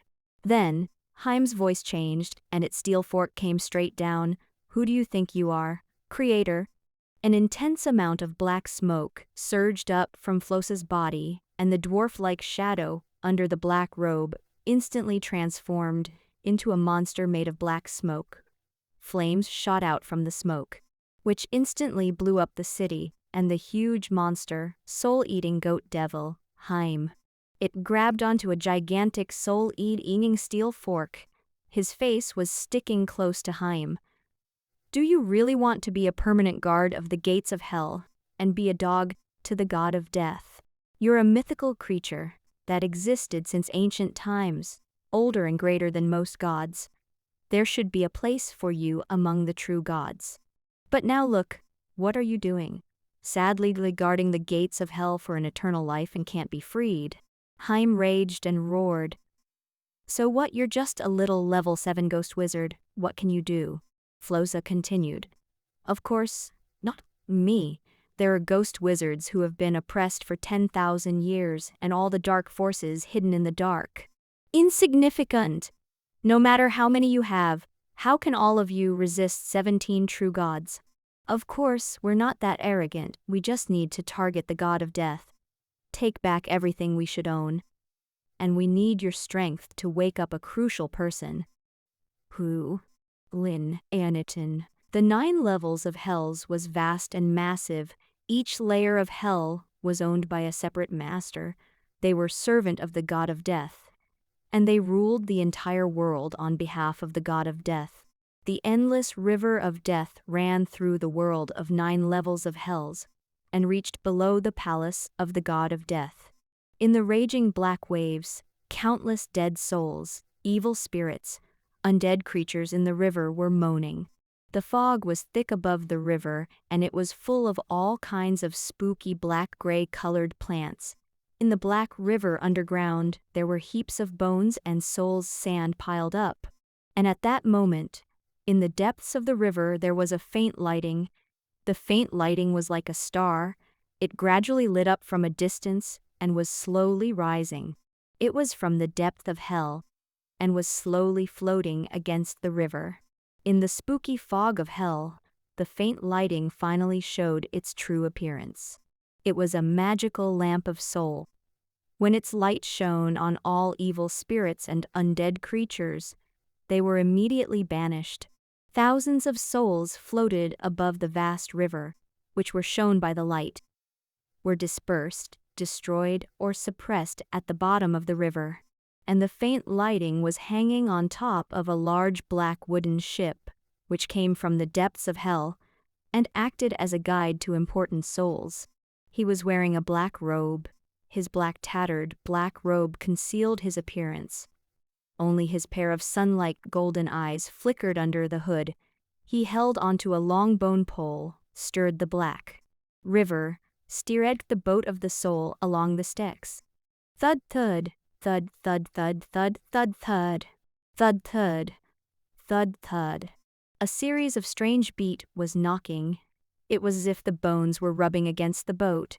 It was as if bells were dangling. In a world full of terror, wailing and hissing, the sound was long, crisp, and it was particularly harsh on the ears. La la la la, la la, la la ah, la la, ah, la ah. The person on board sang ridiculously. His melody was in a mess, and there wasn't a tune. It sounded helpless and as if he didn't know when would be the end of his fate. People even felt that he was a man without memory and self. He couldn't remember his past and had no future. But as soon as he spoke or sang, the entire river of hell danced along with his voice. The waves fluttered along with the rhythm of the song. The river was quiet when he was peaceful. The great waves surged when he sang loudly, and there were undercurrents when he was gloomy. He was summoned, arrived at the gate of hell, the huge boat of the soul moored under the steps of the gates of hell. There were people here and there above the steps. Thousands of dead souls were in a daze as they stepped down, dived into the steps. They were devoured as the waves swept. Above the steps stood a row of more than 10 people. The soul-eating goat devil, Haim, who guarded the gates of hell, stood behind them. More than 10 of them were hidden under dark cloaks. In addition to that, they even used witchcraft to hide their mind power fluctuations and soul imprints, as if they were afraid of others recognizing. However, from the presence of a few on the scene, they were possessing items imprinted with God the Death. If there weren't any mythical objects for concealment, the power of divine fluctuations would have long shot up into the sky. They were the masters of other layers of 9 levels of hells, the most loyal servant of God the Death, and a few others under the long sleeves. From the bone rings wore on their hands, it was obvious that they were the organization of ghost wizards, which was suppressed and annihilated by the god. Nearly 1,000,000 years ago, they were the members of the City of Bones. Look at those dazzling golden pupils. Flosa excitedly bolted down the steps. He was thrilled to see the man who was steering the boat of the soul, the last bloodline of the Golden King, the blood of the oldest king, the owner of the sword of the king. He's reduced to such a state. Flosa's tone was dramatic, and it looked like he was performing a stage play. Bam! The soul-eating goat devil, Haim, inserted the huge soul-eating steel fork under the slate. He was still disgruntled as he spoke. Why did you choose this guy? He cheated me in the past. This guy is my enemy. Flosa immediately explained. Lin Anitin was the most advantageous contender for the god of earth and war. The true god's position once belonged to him. He's at the mythical level that has survived since ancient times. We need his help. Of course. Flosa changed his voice. He's the only one who is aware of a way to ascend to the position of a true god. He's aware of the taboo knowledge such as the world tree and the god's cornerstone. Except for the 17 true gods, no one will ever know what the world tree is, and let alone what's a god's cornerstone. And Lin Anitin, clearly that we can only know the mysteries with his help, to know what a true god is. At the mention of the true god, there was a strong greedy glow which bolted from Flosa's gaze, and his hands were trembling even under his robe. Flosa clenched his fist, turned back and looked at everyone. He angrily said, 10,000 years. 17 true gods are in control of the world for 10,000 years. The world created by the Creator, this crystal wall system, belongs to everyone, not just a group of others. The 17 true gods are high above, enslaving all beings, oppressing us and suppressing us. Who gave them the right? What allowed them to occupy the position of true gods? And we can only become slaves to their servants. But from now on, it's different. We're going to tell them Tell everyone in the world. Flosa tiptoed, and he was excited as he yelled at everyone frantically. Era, from now on, we're entering a new era. We'll pull the true God, which is labeled as eternal immortality, from the God's cornerstones, and we'll destroy the so-called indelible divine kingdom and shoot the stars down from the sky. More than 10 powerful existences, their bodies were emitting an intense brilliance, although not said. But all could feel a kind of indignant and anger was burning. Even the soul-eating goat devil, Haim, there were flames in its scarlet eyes. As everyone roared, more than 10 of them stood in a circle, as if they had formed a huge energy loop. Darkness devoured the earth beneath their feet, as if it had formed an immense hole. An infinite amount of bone surged out from the earth. Infinite numbers of bones, dead souls, evil spirits, death knights, and skeletons surged out from the earth. All kinds of terrible dead creatures poured out of it. With no end in sight, a massive city of bones formed in the gates of hell, and the soul-eating goat devil, Haim, who guarded the gates of hell, unleashed the power of the gates of hell, cut and blocked all light and exploration. The Deathbringers who were guarding there, the servants to the god of death who were responsible for capturing souls, had long been killed. That region in hell had become a vacuum. No one had expected the soul-eating goat devil, Haim, who guarded the gates of hell, betrayed hell. Not to mention the several lords of other floors in hell also betrayed the god of death, including the lord of hell, Black Flame Bone Dragon, Mickey, who controlled the first layer of hell. Bones and hundreds of millions of undead continued to be integrated into City of Bones. It was akin to parts of the city, the corpse demons, bone dragons, devil wizards, souls corpse, those who had only existed in the myth and legend of the existence of dark and terror, had appeared. In the end, a city was made from undead, bones, flesh and blood, floated on the gates of hell. It was emitting intense fluctuations that obscure the connection between the sun of the underworld, the earth. It was cut off, the relationship between the sun of the underworld and the Styx. Clarence, it's your turn. More than 10 powerful people, who stood on top of the City of Bones, looked at the earth like a burning gaze. A level 7 king of the dead who was in a black robe walked down the steps. He was emitting a monstrous pillar of soul fire. It was as if he was walking through isolated worlds. He crushed the space barrier and boarded the boat of the soul. Then he reached out and took over the long bone pole from the boatman, Lin Anaton, the massive boat of soul moored under the stairway of the gate of hell. The boat which represented death was lit up with lights. But the light was about to be extinguished. Clarence, the level 7 king of the dead, desperately grabbed the bone oars away from hell's boatmen. The bony claws of the undead creature interlaced the strong arms of hell's boatman under his robe. Immediately, thick black smoke was emitted from the body of the boatman of the Styx and was instilled into the body of the king of the dead, Clarence. The sky was pervaded with black smoke. It was as if the dark clouds were crashing down. Smoke was constantly gushing out from the boatman's eyes, Mares, and it was absorbed by the king of the dead, Clarence. Ah! That scream originated from the painful torture and depravity of the soul. Even a master of the undead army was roaring in pain. His bone body was quivering and was constantly swaying.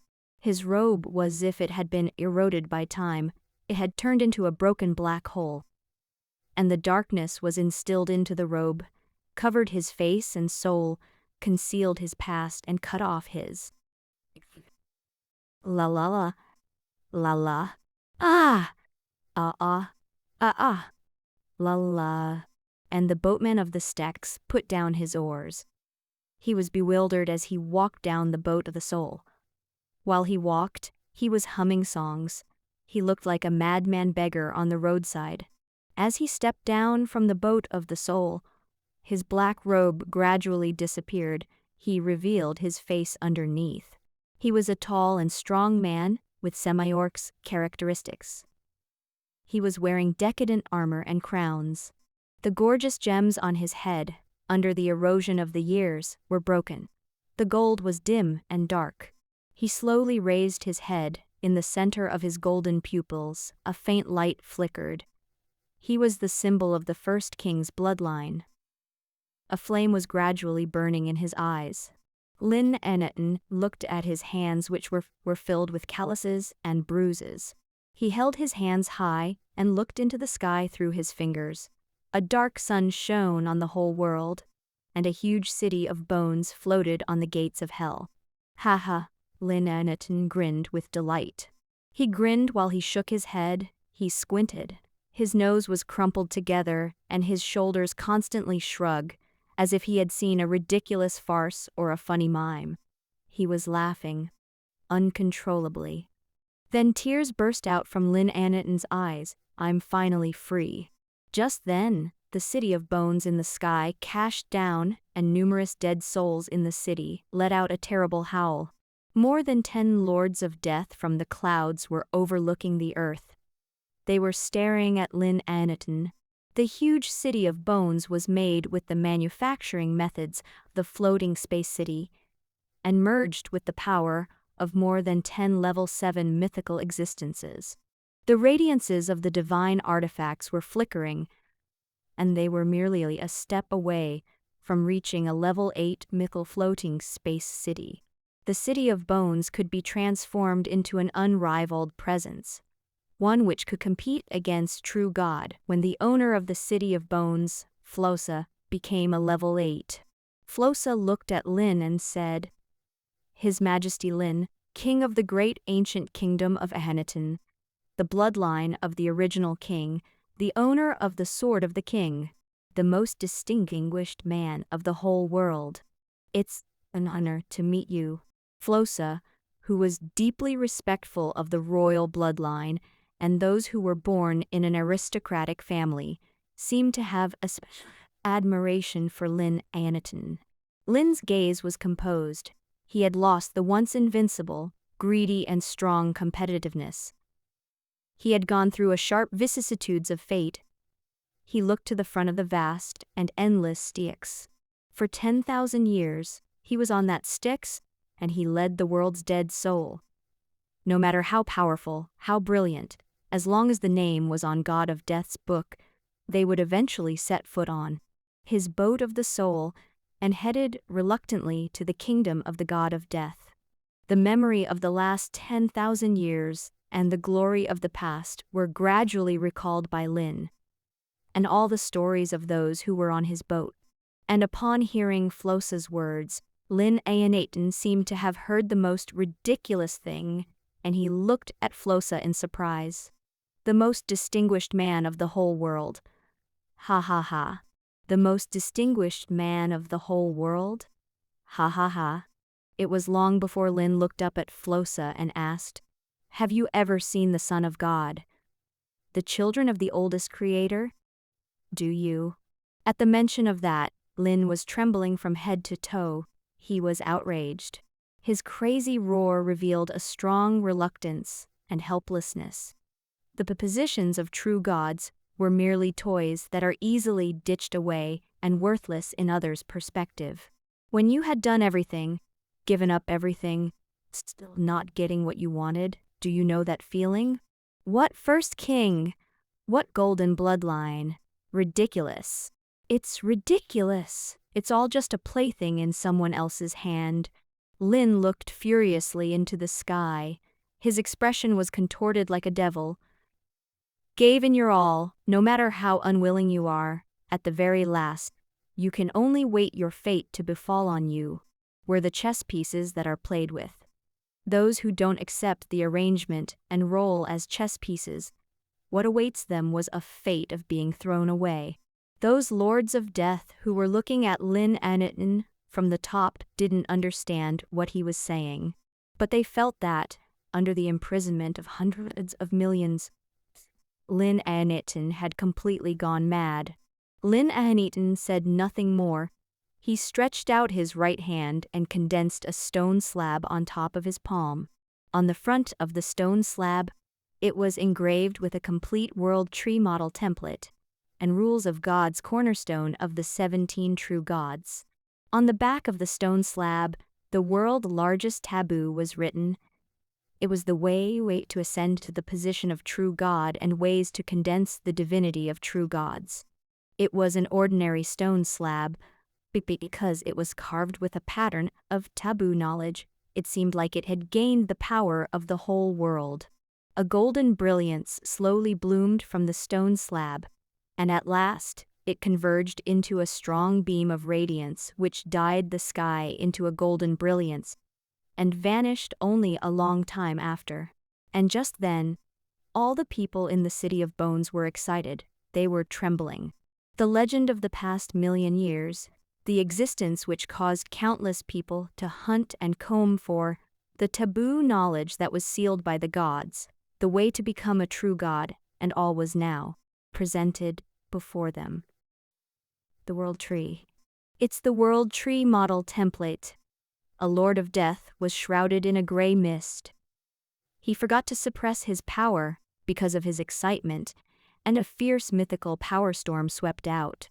It's the way to condense divinity. As long as we've a way to condense divinity, we'll attain level 8. We'll have the qualification to compete for the position of a true god. Take it. Give it to me, a bone dragon roared wildly. To me. Give me. The owner of the City of Bones, Flauza, gazed at the stone slab on Lin Ahneton's hand. He was transformed into a giant mythical body. Under the support of the City of Bones, he had turned into a 1,000-kilometer tall giant made with black smoke and flame. He leaned straight down from the sky and looked at Lin Ahneton with his eyes. His black smoked palms were twinkling with excitement. He had been waiting for the opportunity for 7,000 or 8,000 years, and he was finally given an opportunity. Give me. Lin Ahneton's eyes revealed a tinge of contemptuous, and the stone slab which was glowing with a golden radiance was thrown out. It was as if he had thrown away a piece of garbage. Yours. Lin Ahneton walked up the steps and went to the gates of hell. He tried to return to the core world through that door. Just then, a huge soul-eating steel fork stuck onto the ground. A strong flame was produced as it rubbed against the ground. A pair of bloodthirsty pupils and a monster with long sheep legs and horns was staring at Lin Ahneton. Haim looked angrily at Lin, who had fooled him in the past. Do you think it's that easy to leave? His bloody mouth spewed out a dark red hellfire. Impossible. Lin Ahneton looked at the soul-eating goat devil, Haim. When I was a boatman, I once stood next to the ancient god of death, and I heard about your secret. Lin grinned, as if he had thought of something amusing. Haim, do you want to hear it? Or should I address you as Enkipuzuot, High Priest? There was a drastic change happening in hell. The first layer of the 9 levels of hell had gathered nearly half of the masters from each layers of the 9 levels of hell, and the huge City of Bones was hovering in the sky, and infinite undead creatures from the far distance were darting over. Evil spirits from the depths of hell were surging over. They were there to see the King of the Dead, who was standing on top of the City of Bones. For 10,000s of years, those who were constantly banished to the depths of hell, suppressed in hell, one by one, they had awakened, recovered and crawled up from the earth. The dark ghosts, who were hundreds of meters tall, squealed, herds of female demons roared through the gray clouds of hell, and giant bone dragons circled the sky with flying monsters. Skeleton masters, who were holding bone staffs, carried thousands of undead who were crawling out from the ashes, and the death knights carried their own heads and summoned their nightmare's steed. Riots of the undead creatures could be seen everywhere on the earth. Batches of them came from different layers of the 9 levels of hell. They even crossed the Styx to reach there. They kneeled in front of the gate of hell to see the master of the undead. The great movement could no longer be concealed, and the bells of 9 levels of hell rang from inside of the palace of the god of death. It echoed throughout hell. Hundreds of millions of god of death's servants poured out from several cities of soul. They held onto the soul sickle and went all out. The remaining few lords of the 9 levels of hell, who hadn't yet betrayed god of death, they led their families, subordinates and the legion of death, and were fully prepared for the battle. Within the star kingdoms, the gods were holding a conference about the Black Sea Bitwall. 17 true gods' great bodies descended on the divine floating island. It was as if 17 mountains were glowing with intense brilliance, the rules and symbols of the gods' cornerstones which represented their power were revolving around them. And just then, the god of death, Ctesias, who was sitting on the divine throne and was holding onto the sickle of God, he suddenly raised his head and was in a shock when he looked down towards the. His eyes looked through the layers of space, endless heavens, through the core world, and to the kingdom belonged to death. He heard the bells from the kingdom of death. The gate of hell. The so-called magnificent god of death, the master of hell, Ctesias, is just your servant. Lin Aniton stood and danced under the gates of hell. Everyone was listening to his story. A story from tens of thousands years ago, the origin of the Temple of Sky. Legends and stories belonged to the high priest Enki-Puzot from the Temple of Sky. Once you were the master of Ctesias, and now, now, you're a watchdog of Ctesias, a dog of Ctesias. Enki-Puzot? What a cruel fate. What a strong twist. It's just a cheap and old play. You're a ridiculous clown who is being played around. Lin Aniton couldn't stand it any longer. He burst out laughing and ridiculed the soul-eating goat devil, Haim, as if that could let him forgot about his pain, forgot about all of his own stories. And Enki-Puzot. The soul-eating goat devil, Haim, who was soul-eating steel fork, now had his hands down. He muttered to himself. The name was a long-lost name for him. Haim stood under the gates of hell. When the huge body and the tall gates of hell combined together, it represented the entrance to hell.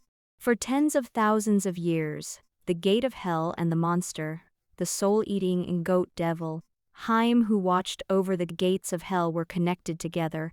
It was an inseparable existence. Even Haim had forgotten about his past, forgotten all about himself, and all the glory and identity that belonged to him. I'm the devil god, Haim, who guards the gates of hell. No, I'm. Just then, the greed, desire and killing spree gradually faded away in Haim's scarlet eyes.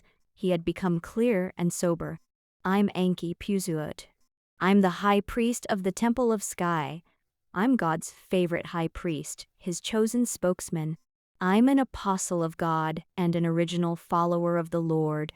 Enki-Puzot looked at his hands, only to see a pair of ugly monster's claws appeared in his eyes. He was appalled as he touched his face. It was a grisly face with a sheep's horn. No, this isn't me. Enki-Puzot's hands shook violently. This is not me.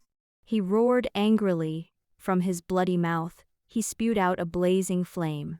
He looked to the left and right with shock, and he saw the gates of he had guarded for thousands of years. He saw the massive city of bones. There were monsters running on the earth, and finally he looked up to see the eternal sun of the underworld. He stretched out his hand and reached towards the sun which represented hell and death. Is this your choice? No, it's not like that. Why am I in this situation? He roared furiously, and he dared not believe what he saw.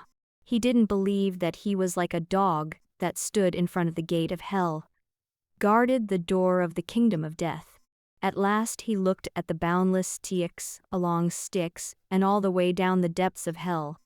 He saw the palace of the god of death. It was if he'd see the figure with a huge black robe that was holding the sickle of God. Just then, he could no longer endure.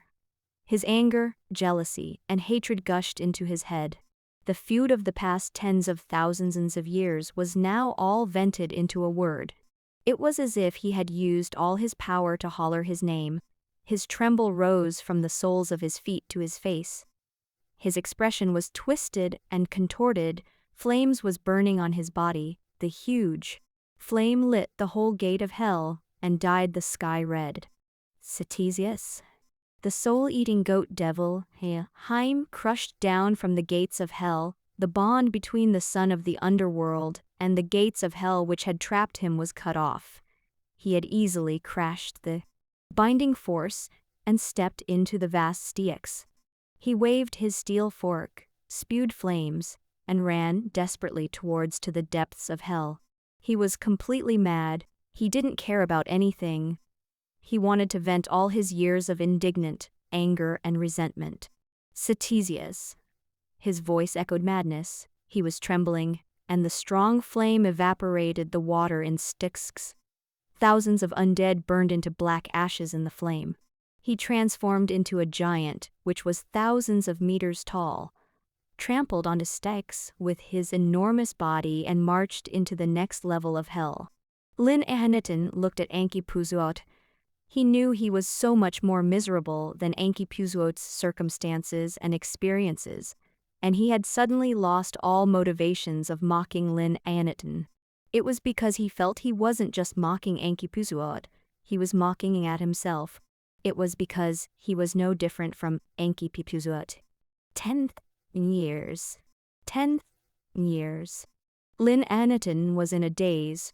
He took off the decaying crown on his head and flicked it gently.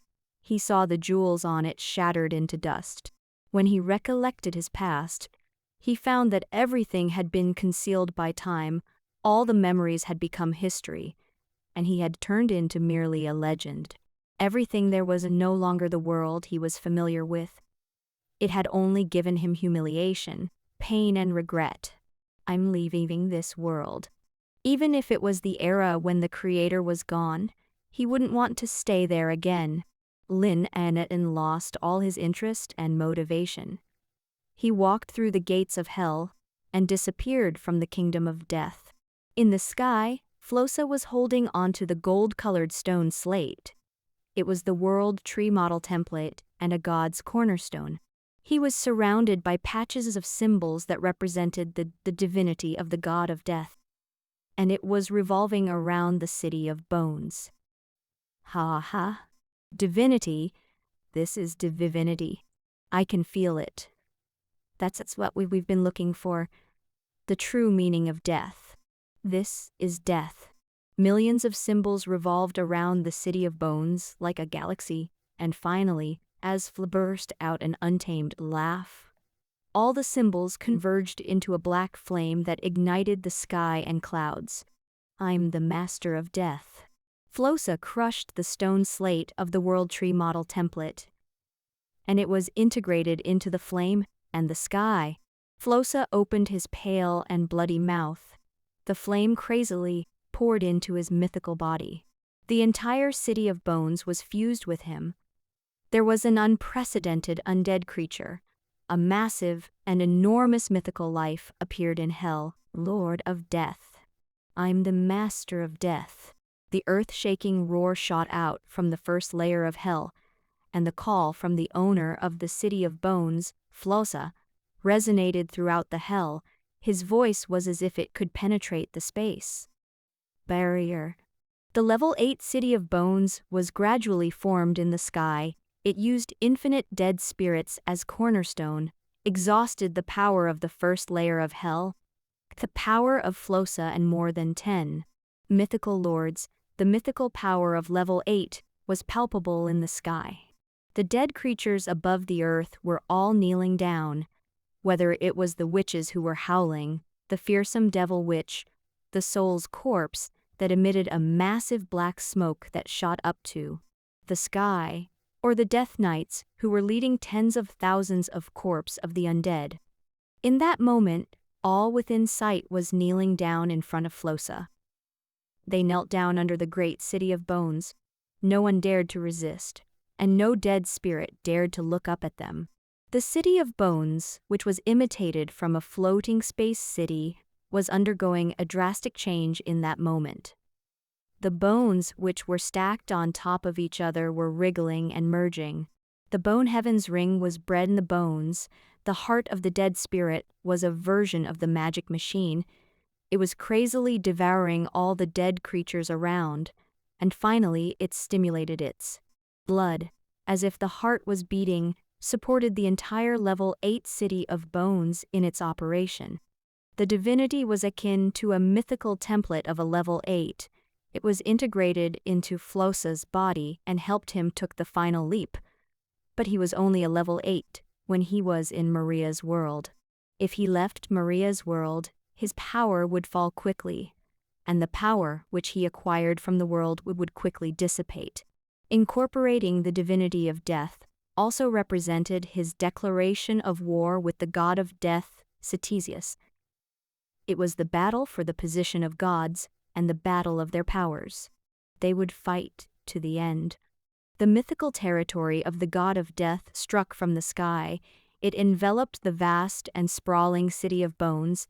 The light of the rules surged, and it engaged all of the corpses of the undead. Several towers of the dead spirit rose from the city of bones. The top of the tower of the dead was burning in flames, and it was like a lighthouse which guided all the dead spirits. Hundreds of millions of dead spirits roared and circled in the sky. They roared and shrieked around the tower of the dead. One after another, the figures of the lords of the dead spirit rose from the tower of the dead spirit. One after another, they protected and guarded the master of the city of bones, Flosa, who was in the central. The mythical body of terror carried the power of darkness, death, pain, and evil, and looked at the earth. They set their sights on the entire hell. Declare war with god of death. The terrifying mythical demoness opened her bloody mouth and made a sharp sound. The airwaves toppled the clouds. We'll control death. The bone dragon spread its dark wings and roared on the tower of the dead spirit. Be a true master of hell. The mythical devil wizard waved. They saw the power of the plague. The crows were circling, and the hordes of the dead were moving around his mythical body and the tower of the dead spirit.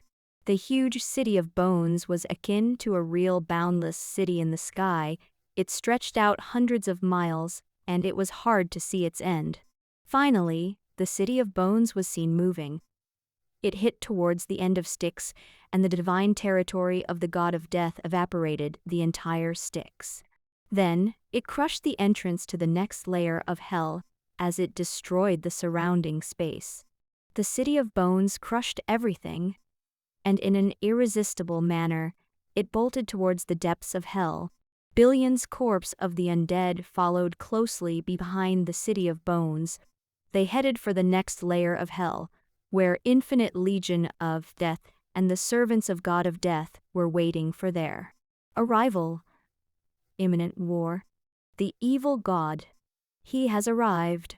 Standing at the top of the city of Soul, a deathbringer in a black robe who was holding a bone staff into the distant sky. Made entirely of huge bones, the city of bones was wriggling and crashing. It occupied the entire sky, carried along dark clouds and the power of death, swept across the sky and killed thousands of deathbringers and saints of god of death in the sky. Above the earth, there was an infinite number of corpses of the undead. They were covering the earth like ants. They had subdued and destroyed several cities of Soul on the earth. Its terrifying power made others shuddered. Deep in hell, chaos could be seen everywhere. The corpses of the undead were fighting in all places. They could see the power of death since ancient times, the horrible monsters and dead spirits which had evolved. and the dead creatures that had been banished from the core world to the world of death for thousands of years, they were all rioting. The insurgency of the lords from the depths of the 9 levels of hells weighed heavily on the other end of the scale, and at that moment, the guardian of the gates of hell, the mighty soul-eating goat devil, Haim, crossed the earth like a madman and headed towards the depths of hell. He had transformed its mythical body into thousands of meters tall. When he stepped onto the city of soul, soul-eating flame would blast, which instantly ignited the city and burned thousands of souls and Deathbringers into ashes. The giant steel fork of the soul-eating goat devil penetrated any saints of the god of death in front of him and swallowed them down with a mouthful. Flames was surging in his gigantic mouth. One could hear the saints shrieked in his flames. He penetrated one layer after another. He finally reached the final city of Kairomu, the 8th layer of hell. That was a city that accommodated an immeasurable quantity of believers of God of Death. Above the defense walls, one could see numerous evil souls wailing in pain. The city had a bottomless abyss and bridges. As long as one crossed over there, one could reach the temple of Death God, meet the master of hell. And it was Mork, the son of God of Death, Ctesias, who guarded the city. Ctesias led Mork to hell after his death.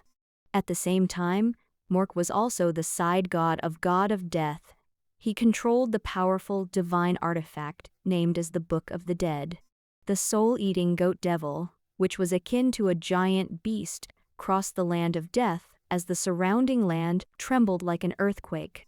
He stepped through the abyss of sin. He darted towards Ram.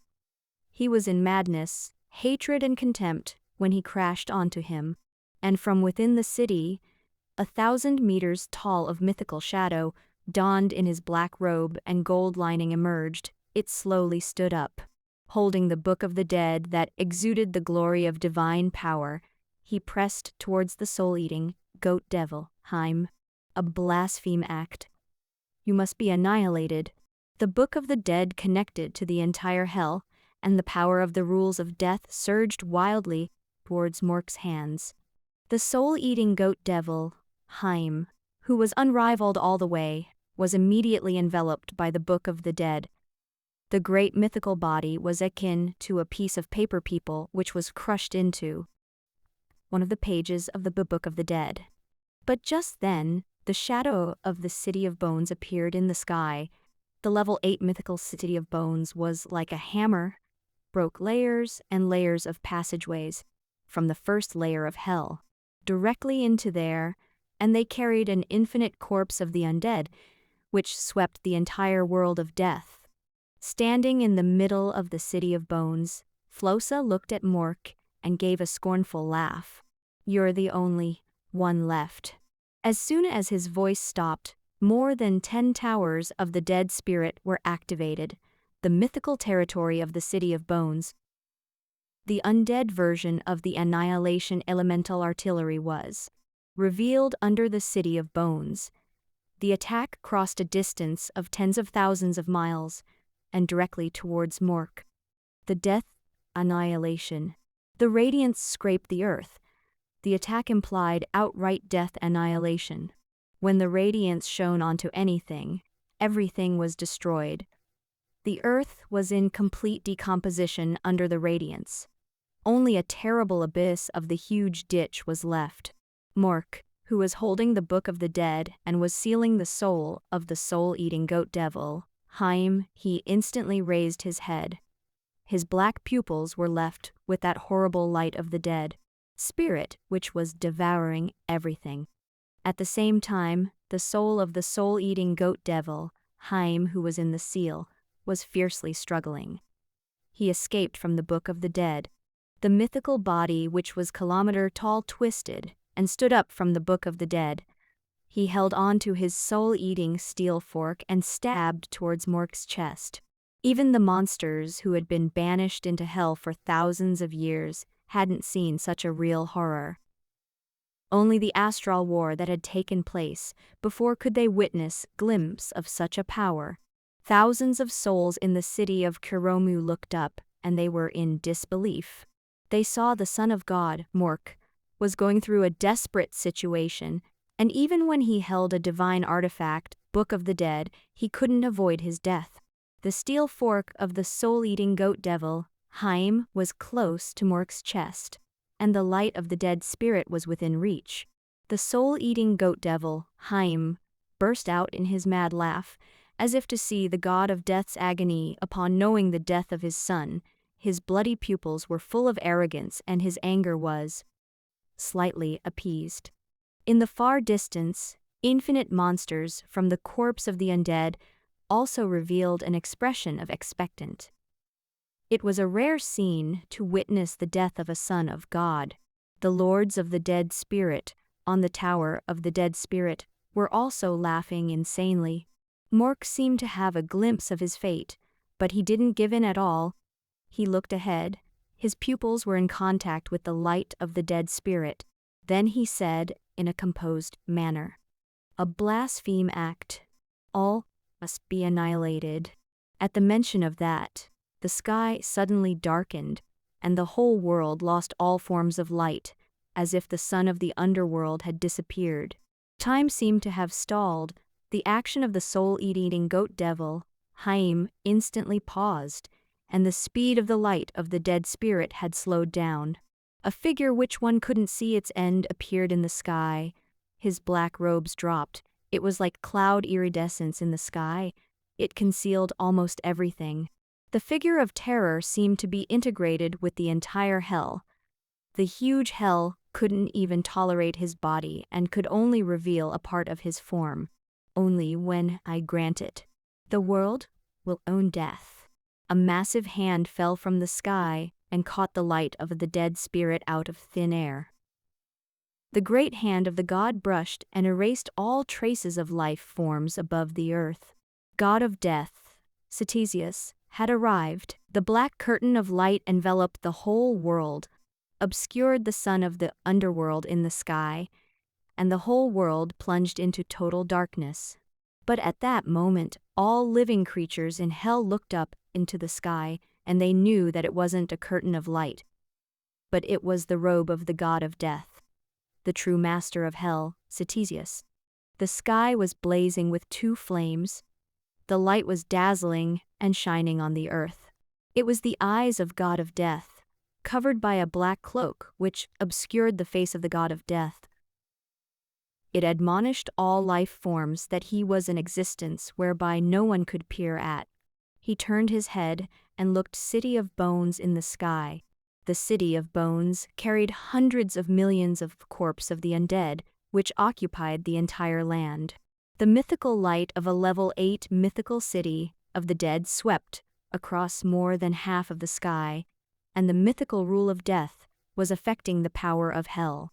More than 10 great mythical bodies rose from the tower of the dead spirit, and they were in confrontation with God of Death, who was in the sky. It was a rebellion that spread throughout hell, and almost all of the forces in the 9 levels of hells declared their dissatisfaction and hatred for God of Death, Ctesias, and were waging a battle for his divine position. They were trying to dethrone him from the eternal throne of a true God. But at that moment, the god of death arrived without support. He only revealed his usual appearance, but was already at the top of the world. He had suppressed all others. The aura of terror and majesty had oppressed all corpses of the undead and the city of bones from straightening their backs. The god of death looked down at the earth, without saying a word. Under the cohesion of his power and majesty, all the dead creatures trembled. More than 10 of the level 7 mythical lords of the dead spirit. Under his oppression, they even recalled their fear of him. Are we really a lord who could resist death? No one has succeeded in tens of thousands years. This is a true god, one of the oldest and most powerful gods, God of Death. And just then, the owner of the city of bones, Flauza, roared angrily. Have you forgotten our pain and suffering over the years? Have you forgotten our misery when the 17 true gods suppressed and oppressed us? Have you forgotten about our agreements and dreams? A giant shadow of 10,000 meters emerged from the city of bones, and it gradually condensed into a substantial being, a human-shaped body of a god, which was fuming in black smoke and flowing, with flames inside, floated above the city of bones. The great mythical body was above the clouds of the sky. He was like a giant pillar which ran through heaven and earth, and his eyes were locked onto God of Death, Ctesias. Today, this is the time. Now, let us break through this decadent world. Our will and strength are unstoppable. Hundreds of millions of corpses of the undead hollered a reluctant roar.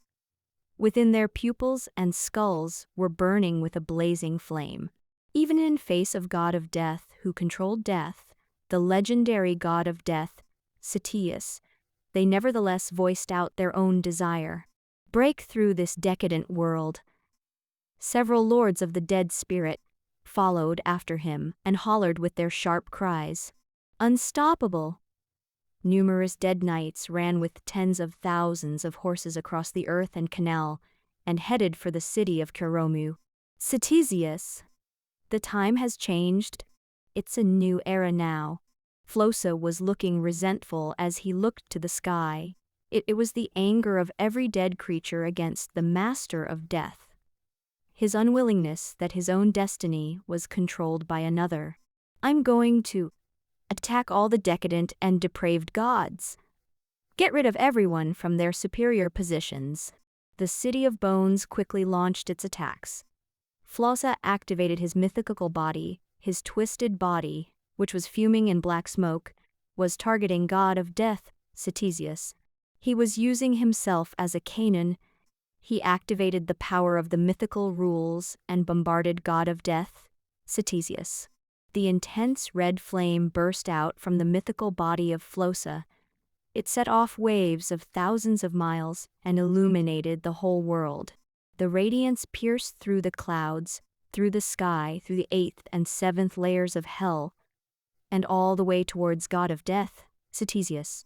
The God of Death, Ctesias, raised his hand. He pressed onto the earth. His huge palms brushed through the clouds, and the flames which was surging was pressed down. The strong explosion on the earth set off a sandstorm which drowned out everything. The hand of the gods landed from the sky, destroyed everything, and annihilated every little thing. It had given Flosa a big blow. The giant palms were pressed directly on top of the huge city of bones. It was as large as a continent in the sky. Along with the mythical body of Flosa, all was pressed down onto the earth of death and was crushing down from the sky. The intense level 8 mythical territory spread. It was resisting the divine power of God of Death, Ctesias, but the power of rule in his oppression continued to fall apart and was about to disintegrate. How can it be? How can it be?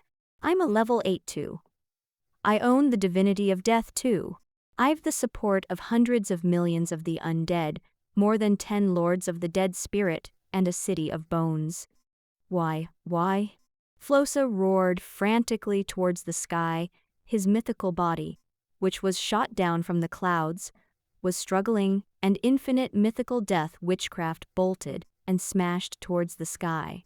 A strong force erupted from the entire city of bones. The light of the dead spirit frantically pounded towards the sky. It was retaliating against the god of death, Ctesias. Just then, the god of death, Ctesias, stretched out the other hand.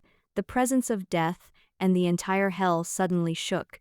The dead creatures of the entire hell all irresistibly kneeled to the ground. All saw a giant sickle of God appeared in the sky. It went through several layers of hell and came crashing down. It was the power of God of Death left by the first god of death. It was the symbol of the god of death. And it was a present given by the legendary creator. Wherever the sickle of God had passed, All living and dead creatures would be devoured. As it fell from the sky, the rules and divinity of death in the city of bones were constantly being torn and ripped.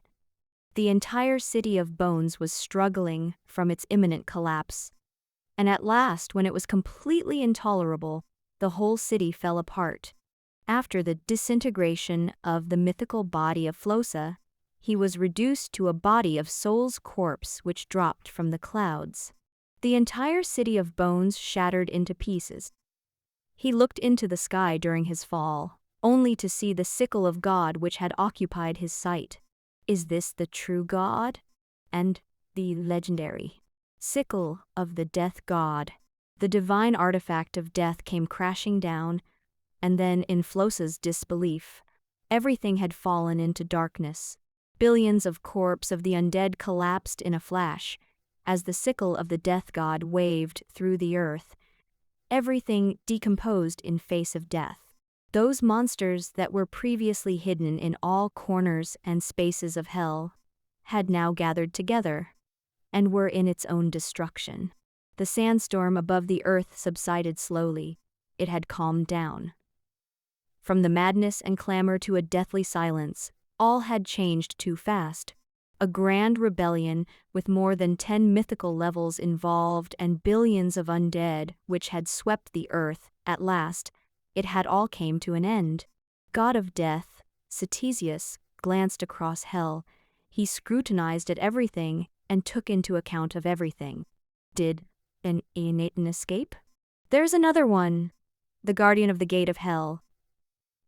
The soul-eating goat devil. No. Now, Enkipuzuot, god of death, Ctesias, waved the original space of hell which was once torn apart. The cracks which were torn by the level 8 mythical city of bones were slowly closing up. Several cities of souls recovered from the destruction, and tens of thousands of Deathbringers, who were shrouded in darkness, emerged again. The order of hell was quickly restored, and the disorder of the rules was brought to stability by God of Death. The dead creatures and the souls of the dead in the 9 levels of hells all looked at the divine body of God of Death, Ctesias. They were shocked by the power of the God of Death, for his power of death and destruction. They were trembling upon seeing the power of a true God. This is the master of hell. A ghost who stood at the side of Stax was in a daze as it looked into the sky. The power of a true God is irresistible. The powerful presences who didn't participate in that war were crouching in the shadow of the hell's borders. They heaved a sigh of relief. The remaining dead spirits in the upper levels of hell were fleeing frenziedly above the earth, and the corpse of the undead beat a hasty retreat. Sickle of the death god, sickle of the death god. Harvest death. Prey on spirit. Even the devil wizards, mythical, undead lords, can't escape the harvest of the sickle. The terrified skeleton masters, even if they had only half of its bodies left, they were still frantically fleeing into the distance. Deplorable. Tragic. Our resistance is like the struggle of an earth when in front of a god ridiculous. Vulnerable, ha ha. Vulnerable. A defeated bones spirit from the depths of hell fled to the banks of the Styx, watched his mythical power within his body, which was constantly repairing his body, and soul had no restoration effect. When he was hit by the sickle of the death god, he was doomed to die. The power of death finally devoured him. He was reduced to ashes as it fell into Styx. A total failure. As the order of hell was restored, the divine body of God, which covered the whole of hell, gradually dissipated in the sky. It had transformed into a black light which shot through the sky and fell above the core city of death, the city of Karomu. Contrasted with the mighty power which caused a tremor in the world, with just a wave of his hand, and the divine shadow of the god which overturned the world, at that moment, Ctesias looked like an ordinary man. There wasn't a trace of divine fluctuation. He held onto a crutch, His body shape even appeared to be a little hunched back. But at that moment, thousands of dead spirits and saints in the city knelt on the ground, and the guardians of the city of Karomu, the son of God, Mork, knelt in front of Ctesias to salute his father. Even the son of gods dared not look directly into Ctesias' face. The entire hell echoed the scriptures from the Book of the Dead from the Bible, and holy prayers and chants resonated in the city of Karomu. Ctesias reached out, and the Book of the Dead flew up and fell into his hand. The palm, which was filled with ravines, flipped through the pages of the book. A huge monster sprang out of the book. A thick black smoke poured into the sky. It was hundreds of meters tall. She only revealed half of his body. The monster was roaring madly. He was struggling to lean down, revealed his bloody mouth, and bite towards god of death, Ctesias. Intense hatred and pain were surging in his pupils. Ctesias. The name of the god was called out, word by word, as if each call was the world's most vicious curse. Haim recklessly pounced on god of death, Ctesias. His huge body seemed to be in stark contrast to the old man in a black robe and who was on a crutch. But Ctesias looked up, his eyes calmly fixated on the soul-eating goat devil, Haim, and Haim's movements suddenly stalled. His threatening gestures were paused. His bloody mouth with flames surging was facing Ctesias, and he waved his soul-eating steel fork, which was only a meter away from Ctesias. The black robe was fluttering, and a paw was gently lifted. Under the gaze of Ctesias, all the support from hell, the soul-eating fire, the divine power were peeled off from his body. The large head of the soul-eating goat devil dissipated into smoke, and his steel forks was reduced to gravel as it spilled onto the earth. The body of the huge monster gradually vanished as he lost all power. A little of the soul-eating goat devil, Haim, original appearance was revealed. A figure fell from the sky and above the defense wall of the city of Karomu. It was a short-haired, thin, middle-aged man with a distinctive exotic Batko's appearance. There was a slight difference with the descendant 1,000 years later. He was full of quaint aura, dressed in the gorgeous high priest's robe of the Temple of Sky. He was looking noble, which revealed his former identity. Enkipuzuot slowly crawled up from the ground. Although he had lost all his power, he had completely regained his sanity. He looked at Ctesias with hatred in his eyes. He stood face to face in front of him, a deaf slave who had been at his feet, slept with horses, the most inferior slave. But at that moment, he had become a supreme god. The wind blew through Ctesias's hood and revealed the old and vicissitudes face below. His gaze was cold and without any feelings. There was no enthusiasm and excitement. Contrasted to the youthful Ctesias he last saw in the past, the enthusiastic and determined young man, the current Ctesias who was old-fashioned and one who abided to regulations were like two different men. In the past, he was a practical idealist, but now he was like a guardian of the ghosts. Enkipuzuot, who had 1,000 curses and resentments, had now turned speechless. You. Ha ha ha. In the past, you even judged me in the name of justice. Enkipuzuot held his face and his fingers were cut into his flesh. But he still laughed uncontrollably. Look at you. How you different from me. You're even more disgusting than I am. More despicable. Look at him. This is the supreme god. Enkipuzuot yelled to his surroundings, but no one dared to respond. Ctesias finally spoke. His was dry. And that voice, which was emotionless for tens of thousands of years, was filled with emotion at that moment. What do a person like you know? Enkipuzuot smiled and turned his head. He looked at the city of Karomu, as if he could see the shadow of the city of Puzuot. He stood above the defense wall to see the black land outside the city. The sun of the underworld was about to set. it would soon set under the horizon. The original dimly lit hell, which had gray-black and blood-red as the main color tone, was about to sink completely into darkness. The whole world was quiet. No one dared to say a word. It was as if only Ctesias and Anki Puzuot were the two main characters left. At last, he stared at the son of the underworld.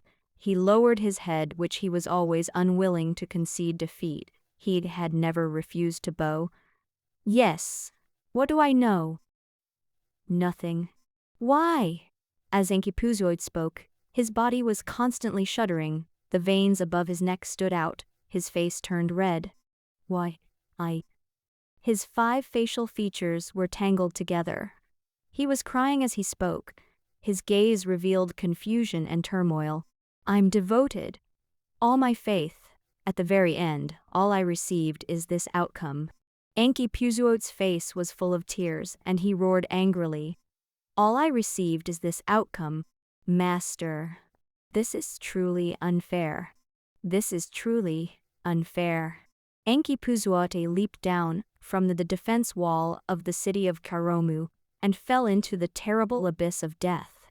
When the deepest, darkest, and most sinful snake twisted its body, opened its bloody mouth, it swallowed Anki Puzuot in one bite. The star-rotating half-bit wall was a half-bit wall which was incompletely evolved, or it could be said that all half-bit walls weren't perfectly evolved, but the star-rotating half-bit wall was even more unstable. Its interior didn't even have the rules of gravity. There was no light, temperature, water, and life. There was nothing. On the inside, there were boulders which were constantly colliding. A large number of stones in different sizes were revolving around the largest stone. After Maria's world captured that half-bit wall 2,000 years ago, it was being transformed since then. Over the years, divine kingdoms of Maria's world had formulated a perfect procedure for the transformation and use of the half-bit wall. Mana floating island, simple floating device, yarn of light, magic crystal tower, sea crystal, and all kinds of technology were developed. There were generation after generation of clergy coming forward to assume various roles. The clergy of goddess of harvest cultivated plants. The clergy of god of the sea created water sources. Clergy of the god of earth and war stabilized gravity. Masters adjusted the atmosphere, temperature, air environment. Finally, they had transformed the half-bit wall into a life-friendly world. Floating islands gathered and transformed into a continent. Floating space ring stabilized gravity.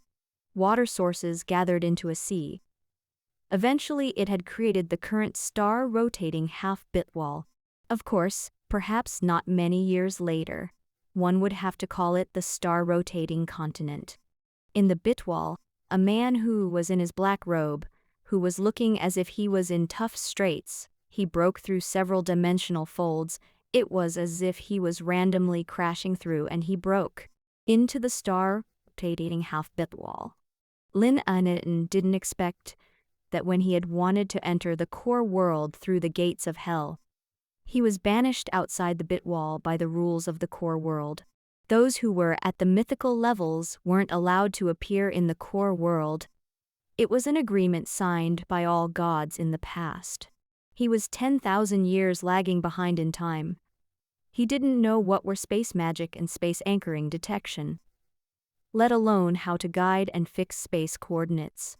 He didn't know how to ride a bitwall train developed by the Church of the Gods and Exploration. After all, when he was alive, the Maria's world hadn't yet begun to explore bitwall. They didn't step out of astral world, and there wasn't any half-bitwall and space witchcraft. The litters, turbulences, meteorites, spatial storms in the bitwall, although not enough and impossible to bring to Lin Heninen any life-threatening crisis, it had made him in tough straits. He was crashing and bumping. When he finally saw the existence of the star-rotating half-bit wall in the bit wall, he went straight into it, through the yarn of light that was emitting a white radiance, through the atmosphere and white clouds. it shone onto the earth. Lin Ahanitan saw a huge city, which was embedded in a magic crystal network. There were all kinds of airships crossing the sky. The ground was formed by stone transformation magic and had created a classical high-rise buildings made from stone which could be seen everywhere. Steam locomotives, trains, flying props, magical beasts, master towers, and all kinds of technologies were seen in the city. Projection witchcraft bloomed above the city. Divine incantations and alchemy props were used in all aspects of the city. Everything there was completely different from the world that Lin Ahanitan knew. Although he had heard the souls of the past talked about the changes in the world above, he didn't had a chance to see the changes. And when he was standing there, he truly understood that everything there didn't belong to him, and that the name of Lin Ahanitan was only a name written on history books. A distant and ancient king, Lin Ahanitan stood on top of the city's town square of gods. His torn and tattered black robe and his gaunt figure made him look like a tramp or a beggar. Lin walked around the square, and the children and couples on the other side were unwittingly avoiding the eccentric man. There were 17 statues of true gods on top of the square, but each had only a basic outline and a sacred sign which represented the gods. Their faces were blurred. God of the sea, Giona. Lord Torvald, Jonathan. Goddess of steam and machinery, Marina. Lin Ahanitan read out their names one after another, each of which made him recollected of his past, and the subsequent gods were basically his juniors. Goddess of fate, Natasha. Lin was in a daze for a moment, and he looked down at the teachings on the cornerstone, and he immediately sneered. How is this goddess of fate? A woman in a black robe stood behind him. She looked like a believer of the goddess of fate, and she had been observing the eccentric man for a long time until he uttered words which desecrated God of her faith. She couldn't help it and voiced out. Those who engage in the desecration of gods will be punished, especially the goddess of fate. Quickly pray for redemption from the Lord and ask for her forgiveness. Lin Ahanitan laughed, his head turned as if he was looking at her. They're gods to all of you. For me, they're just people who are holding a greater power. You. Before she could finish her speech, she immediately saw that the man in front of her vanished. She was a professional, but she could sense nothing. Advanced professional? Lin Ahanitan walked around the star-rotating half-bit wall. He would spend half a month in the large library belonged to the 3 gods of civilization, and then observed the recent witchcraft in the Master Association. The change through the years was too great. Much witchcraft which were unimaginable were now everywhere. In particular, space witchcraft and time dragon god who was capable of controlling time, even. Lin Ahanitan couldn't imagine their power. He stood above the square of the church of the god of space and exploration. Sometimes he could stand there for an entire day. He watched trains cross the tracks through the vortex of the portal and reached the distant world. They only needed a portal to cross infinite distance and space to reach another kingdom and world. Maria's world wasn't unique. In addition to the vast and boundless astral world, there were powerful wizarliants, the abyss world, and the arcane world. Furthermore, they had constantly discovered half-bit wall in the astral world. There were even new worlds waiting for them to be discovered. In front of a portal, the major churches and large-scale bitwall construction unions began a new round of publicity. Development of Black Sea Bitwall. Recruiting professionals in level 4 and above. Before the Master Association, members of major construction unions high salaries to hire middle professionals and advanced professionals. The development of Black Sea Bitwall, we're recruiting professionals in level 4 and above. Those who don't fit our criteria, please do not come to us. the speakers in the square started a new round of bombardment. Black Sea Bitwall, our new home. The first development project is about to begin. The slogan was heard from the magic radio all day and seen in the sky from the projection. Lynn Anitin looked at the portal. Black Sea Bitwall, a new half-bitwall? A few days later, Lynn Anitin followed a caravan through the portal opened by the Church of the God of Space. An exploration to Black Sea Bitwall. Black Sea Bitwall was still wild and in the midst of development. Lynn Anitin left Maria's world for the first time and headed to the depths of the astral world. He would begin his new story. Arcane's calendar, 189. The first astral war had ended nearly 600 years ago, and the Arcane Kingdom had moved over and settled down for hundreds of years. With the exception of some older professionals, a new generation of the Arcane Kingdom had gradually forgotten about the Star Sorcel world. They only remember the Arcane world. If the most prominent feature in Starsoul world was their Starsoul, then the most important feature of the Arcane world was the world's guardian trees. Or in the entire Arcane Kingdom, the biggest feature was a variety of trees. The world which belonged to the Arcane Kingdom could simply be called the world of trees, or the sea of trees. Whether it was the cities, mountains, valleys, flat lands, a variety of supernatural ancient trees could be seen everywhere. Special marine trees could be seen on the seafloor. Even the sky cities which were floating in the sky were combined together with the arcane ancient tree as their core. And the fairyland garden which was developed in the Bitwall, not to mention it was entirely created and supported by the arcane ancient tree, elemental ancient tree, farmer trees, and so on. After entering the Arcane Kingdom, if one wanted to find the main city of the Arcane Kingdom, as long as one looked at that world's guardian trees which were shooting into the clouds, all one had to do towards and through it. Each world's guardian tree was equivalent to a world's network host. Wherever it covered, those areas could be adjusted to modify the landscape and modify the environmental index. When the forces of all world's guardian trees were combined together, it could seal up the entire Bitwall and ban any existence from accessing it. Hence, when one entered the arcane world, one could feel everything there was akin to an extensive garden of art by man. It was beautiful, natural, fresh, elegant, whether it was the cities, mountains, or plains, each was the most beautiful scenery. Around the Tower of Heaven, there were 3 world's guardian trees. At the foot of the Tower of Heaven was the Fardasil's fairyland of the Arcane Kingdom.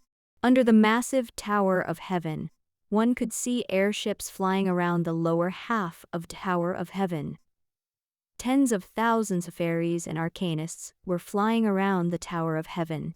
Numerous professionals employed a variety of alchemy props, or rode on their magical beasts around Tower of Heaven. Several sky cities floated among the clouds. They were akin to stairways. They were layering towards the Tower of Heaven, and below them was a massively huge Fardasil's fairyland. There was a combination of cities and arcane ancient trees, which were intertwining together. The gigantic Tower of Heaven was like the center of the world. It was the heartland, the place of pilgrimage. The Tower of Heaven was an enormous, white and gorgeous palace. There was no stairway leading to the bottom, no passageway. It was akin to a lonely island which was suspended at the corner of the sky. There was only one door to the outside, but when one stepped out of it, it was a cliff with clouds and endless abyss below. Wendy, dressed in a gorgeous long dress, stood on the ring gallery outside the Tower of Heaven. The pillars were carved with elegant patterns and were beautifully decorated with silver and gemstones. When one was standing there, one could see the entire Fardasil's fairyland, and they could even look out to the end of the world. Just then, there was a sign of projection witchcraft behind Wendy's back. light was condensed. It's been so long, and I haven't seen you come to the wizard world to visit me. Catherine stood behind Wendy. Wendy lay on the armrest, the gorgeous dress dragged on the ground. She didn't need to turn her head to know who had arrived. How long have we left, and you're already calling it the wizard world? Instead of answering her question, Catherine brought up another topic. You know what, Wendy, I went back to Maria's world, though I only entered Maria's world in a projected state. Wendy was surprised. Can the gods tolerate you entering Maria's world? You really dare to go back? We just fought a war with them. Catherine shrugged her shoulders and looked unusually cheerful, as if she was rarely that elated for thousands of years. We only fought with a few of them, and this time it was the three gods of civilization that had invited me. Catherine spoke of her return to Maria's world. She talked about the changes in the old site, but after that, Catherine's gaze darkened. Unfortunately, Frank isn't Bor, Avars isn't Akkad Wilbert, isn't Uruk. The past is the past, and everything that has passed is irretrievable. Catherine turned her head and looked Wendy. Don't you want to go back and take a look? Wendy's fingers brushed over the armrest, and she walked around the Tower of Heaven. What's there to see? Didn't you say? Everything we know is gone. Catherine stood side by side with Wendy. I heard the news about Teacher too. Wendy's eyes moved a little. He? Catherine nodded. I heard that he last appeared at Blackjack Dreamland, and the last thing he saw was the legendary master of the Dreamland, Blackjack. Wendy seemed to have heard the name, Blackjack, the legendary partner of the god of space and exploration. Catherine turned and whispered, the leader of the Wind Raven of the Wizard Tower in the past was called Blackjack. With that said, Catherine was seen leaping, quickly passing through Wendy's side, and the robe of the master of the tower, along with the figure, disappeared slowly into the air. In the Black Dreamland. The magical dreamland was akin to be made up by countless diamond-shaped mirrors. Different mirrors shuttle into different magical gardens. The whole dreamland was made up of several magical gardens. Blackjack simply squealed, and he sounded like a male duck, but for thousands of years, he had been rated by the voice of the world as the world's best voice. The biggest adventure has begun. Blackjack, with his captain's hat, he led a ship through the sea of clouds, then slipped down the track into the sea, through the dark and eerie forest, and hordes of children screamed in horror at the shadow of the ghost. It was followed by an amusing fight with the ghosts. Just then, a clown appeared in front of the Blackjack who was in his captain's hat. Lord Blackjack, we received an invitation. Blackjack laughed, smashed a moon hanging in the sky with his big ship. He passed through a gate made with card and appeared in the magical garden of Solitaire. We're not accepting any invitation. We're the greatest amusement park of the whole Crystal Wall system. The clown took out the invitation and revealed the name above. This time we're invited by the master of the arcane world, the big shot, the emperor of the arcane kingdom, the level 8 mythical arcanist, Lord Wendy. The mythical alchemy ship was named as the Goddess of Joy and was built like a huge moon. On top of the dark hull was painted with golden stars. The ship was divided into several layers. Each layer was divided into different facilities. After all, it was a mythical alchemy ship. It looked like a large city, but it was more like a large cartoon maze. When it floated above the clouds of the night, it was akin to a fairy tale, dreamlike moon which was appearing in the sky. The ship was lit with star-like alchemy gas lamps, and they were radiating colorful brilliance. At the corners of the building, there were pieces of wind chimes hung up. When the night wind was blowing, pleasant and sweet sound would be heard which also signaled for the others to hit the sack. The ship was packed with children of the arcane kingdom, young elves who were fooling around in pajamas, trolls dressed as vicious monsters, little goblins that were dressed like mechanical geeks, and little fairies in floral skirts that were flying and dancing around. They were all holding onto a ticket printed with a funny-looking wind raven with its tongue out. There were various troupes on board, and one show after another were waiting for them. And the children from Arcane Kingdom were seeing such a grand show for the first time. The naughty kids and the mischievous children were getting even crazier there. And everything there was like their imaginary dream garden. After all, that was a happy world created at mythical level. Goddess of joy? Is there such a goddess? A side god from Maria's world. Wendy wore a simple and short black robe. It was similar to the apprentice robe they wore when they were in the tower. The simple robe was worn, but it still couldn't cover up her godlike and queen-like aura. She asked Black Jack about the origin of the name of the mythical alchemy ship. There was certainly no goddess of joy among the 17 true gods, and the rest would be some insignificant side gods. And Black Jack stood on Wendy's shoulder, and there had never been anyone who dared to be so bold, let alone an exotic wind raven. It spread its wings and chattered. Huh? There's no such thing. If there's a god of joy, it can only be me. Wendy looked at it. Her gaze was as deep as the sea. Why don't you become the god of joy? Black Jack jumped up. Heh, that's not good. It's not fun to be a god.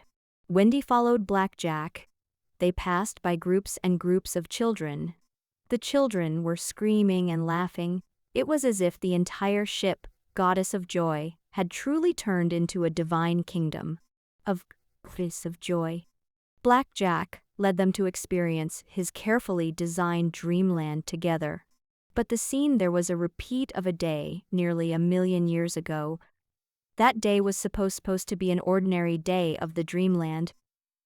But because of the arrival of someone, it had turned into a special and extraordinary day.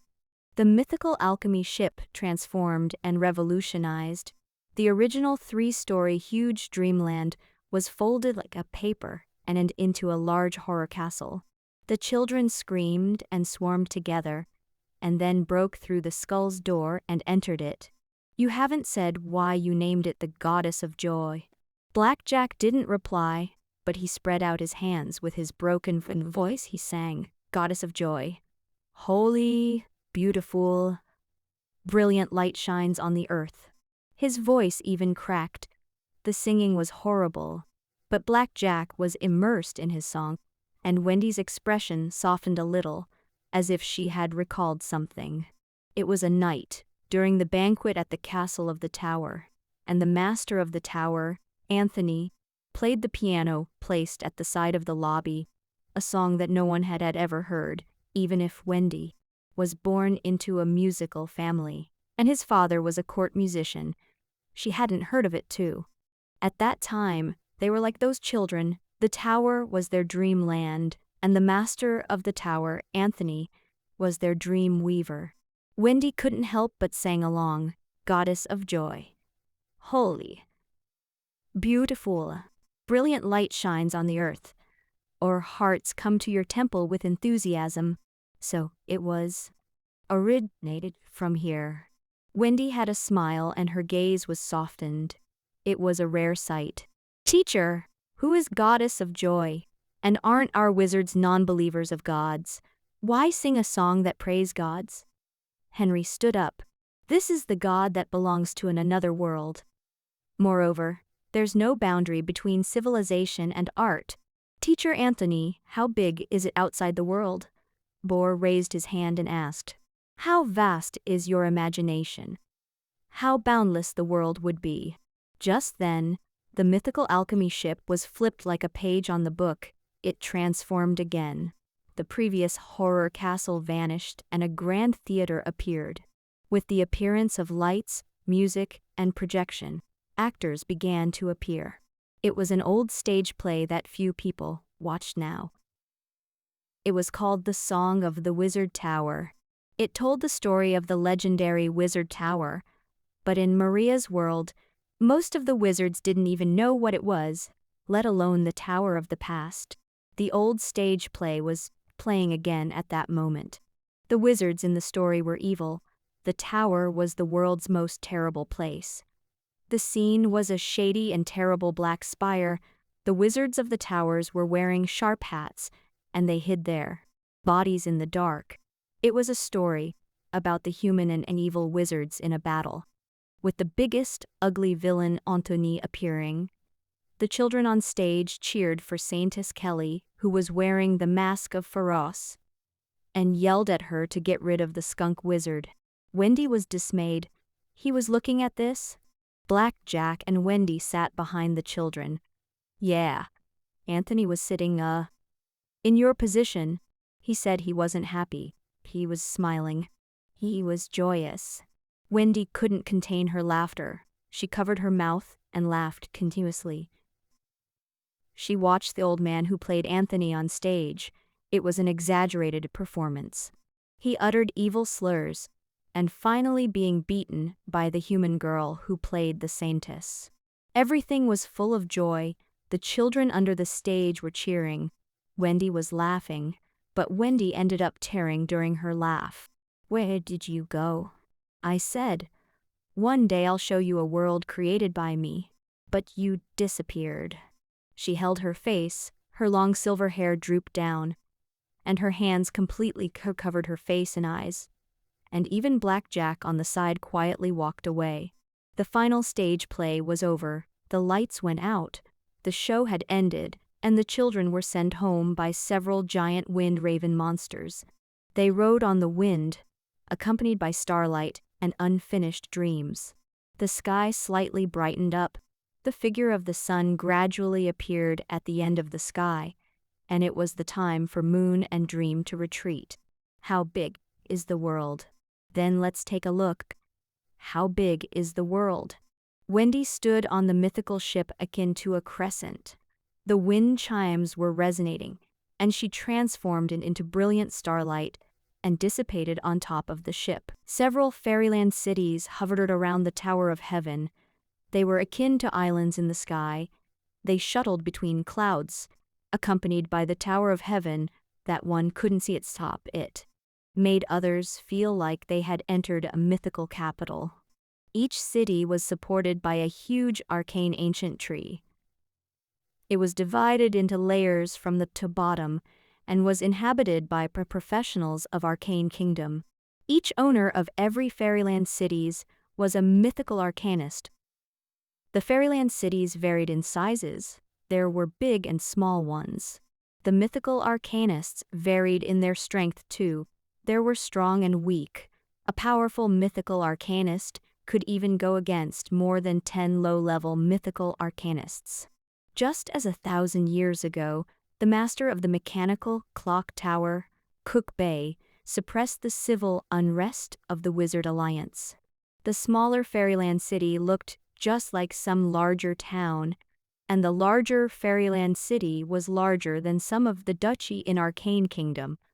When they floated in the sky, it was simply a small. In the early days, there were only a few mythical levels, thus the division of the levels wasn't strict. It was because there were only a few gods, mythical wizards, mythical arcanists, devil monarchs, and devil lords. And more than 10,000 years, the forces of the four worlds erupted one after another. Side gods and mythical creatures were born. Each world was constantly reaching out to the outside world and showcasing their power. The battlefield was no longer on half-bit wall or within a world or a bit wall, but war broke out in the vast and astral world. It was because the leap from a level 7 mythical form to a level 8 true god was too huge. The difference of power was 100,000 folds. It was only then Maria's world started to divide the mythical levels. From the lower rank side god, the middle rank god, the upper rank god, true god, and so on. Later, both the Wizard Alliance and the Arc Kingdom accepted the division of power to distinguish between the differences and strengths of those mythical levels. The huge arcane ancient tree sparkled. Several light of the arcane magic could be seen shuttling and darting through green leaves, branches, and between roots. One could see the light flow. It was magical and dreamy. The ancient trees was connected to the pedestal of the fairyland. It was a thick magical network condensed into the magic stone. Looking from the sky, one could see a pedestal was painted with each mythical wizard symbol and emblem. The city surrounded the arcane ancient tree. The light of the arcane magic and boundary revolved around the city. But on usual days, those fairyland cities were either floating or cruise along the sea. They were guarding their respective regions or carrying out a mission in the Bitwall. But recently, all of them came to the Tower of Heaven, as if they had received an order from the Emperor of the Arcane Kingdom, proposed by the Holy Parliament of the Arcane Kingdom. The Emperor of the Arcane Kingdom, Wendy, signed the agreement. We've decided to start on the development order of Astral World in 502 of Arcane's Kane's calendar. This order was signed on July 23 by Lord Wendy. This order is intended to support the Wizard Alliance in the exploration and development of the astral world. Professionals, ordinary people, or kings, Grand Duke, nobles, as long as they can contribute to the development of the astral world, they can obtain support from the Imperial, including but not limited to resources, inheritance titles, mythical arcane ancient tree and fairyland. Exploration and development of the astral world aren't only about discovery of half-bitwalls and other worlds. The ability to map stars, discover unknown areas, new species of the astral world, abnormal regions in the astral world, chaos worms, the existence of all unknowns, and so on, can be calculated into merit. The era of astral world has arrived, but we're still huddled in our own world, with the old space wave detector. Anchoring method and space transmission to hide in the back to observe the world isn't enough. Until now, we don't even know the specific location of Starsol World, Maria's World, and Abyss World in Astral World. We don't even know which side of our world is in Astral World. When it comes to distance, we'll always have only one phrase. It's a long way out of reach. What is the depth of the astral world, and how big is it? How many magical species we have are only unspeakable, unknown, and mysterious. It's not enough, and from now on, the era of the development of astral world has arrived. All should move forward in this era and start a new chapter of the great arcane kingdom. Huge projections appeared above the boundary of several fairyland cities, and the same sound was heard throughout the magic telly and the channels of the magic radio of Arcane Kingdom. In Arcane World, hundreds of millions of civilians and nobles, from businessmen, nobles, airship captains, professionals, at that moment, they were jaw-dropped. They put down what was in their hands and looked at the picture of the great fairy who was the speaker of the Holy Parliament. An astral world's airship was sailing inside the Bitwall. The bearded troll captain who was lying on top of the airship's seat jumped up at once. If you accumulate 10,000 points of merit, you become a count or exchange a set of drawings of level 6 astral world alchemy airship, or directly exchange for a set of Heaven's Ring. What is this nonsense? Can those things be used as rewards?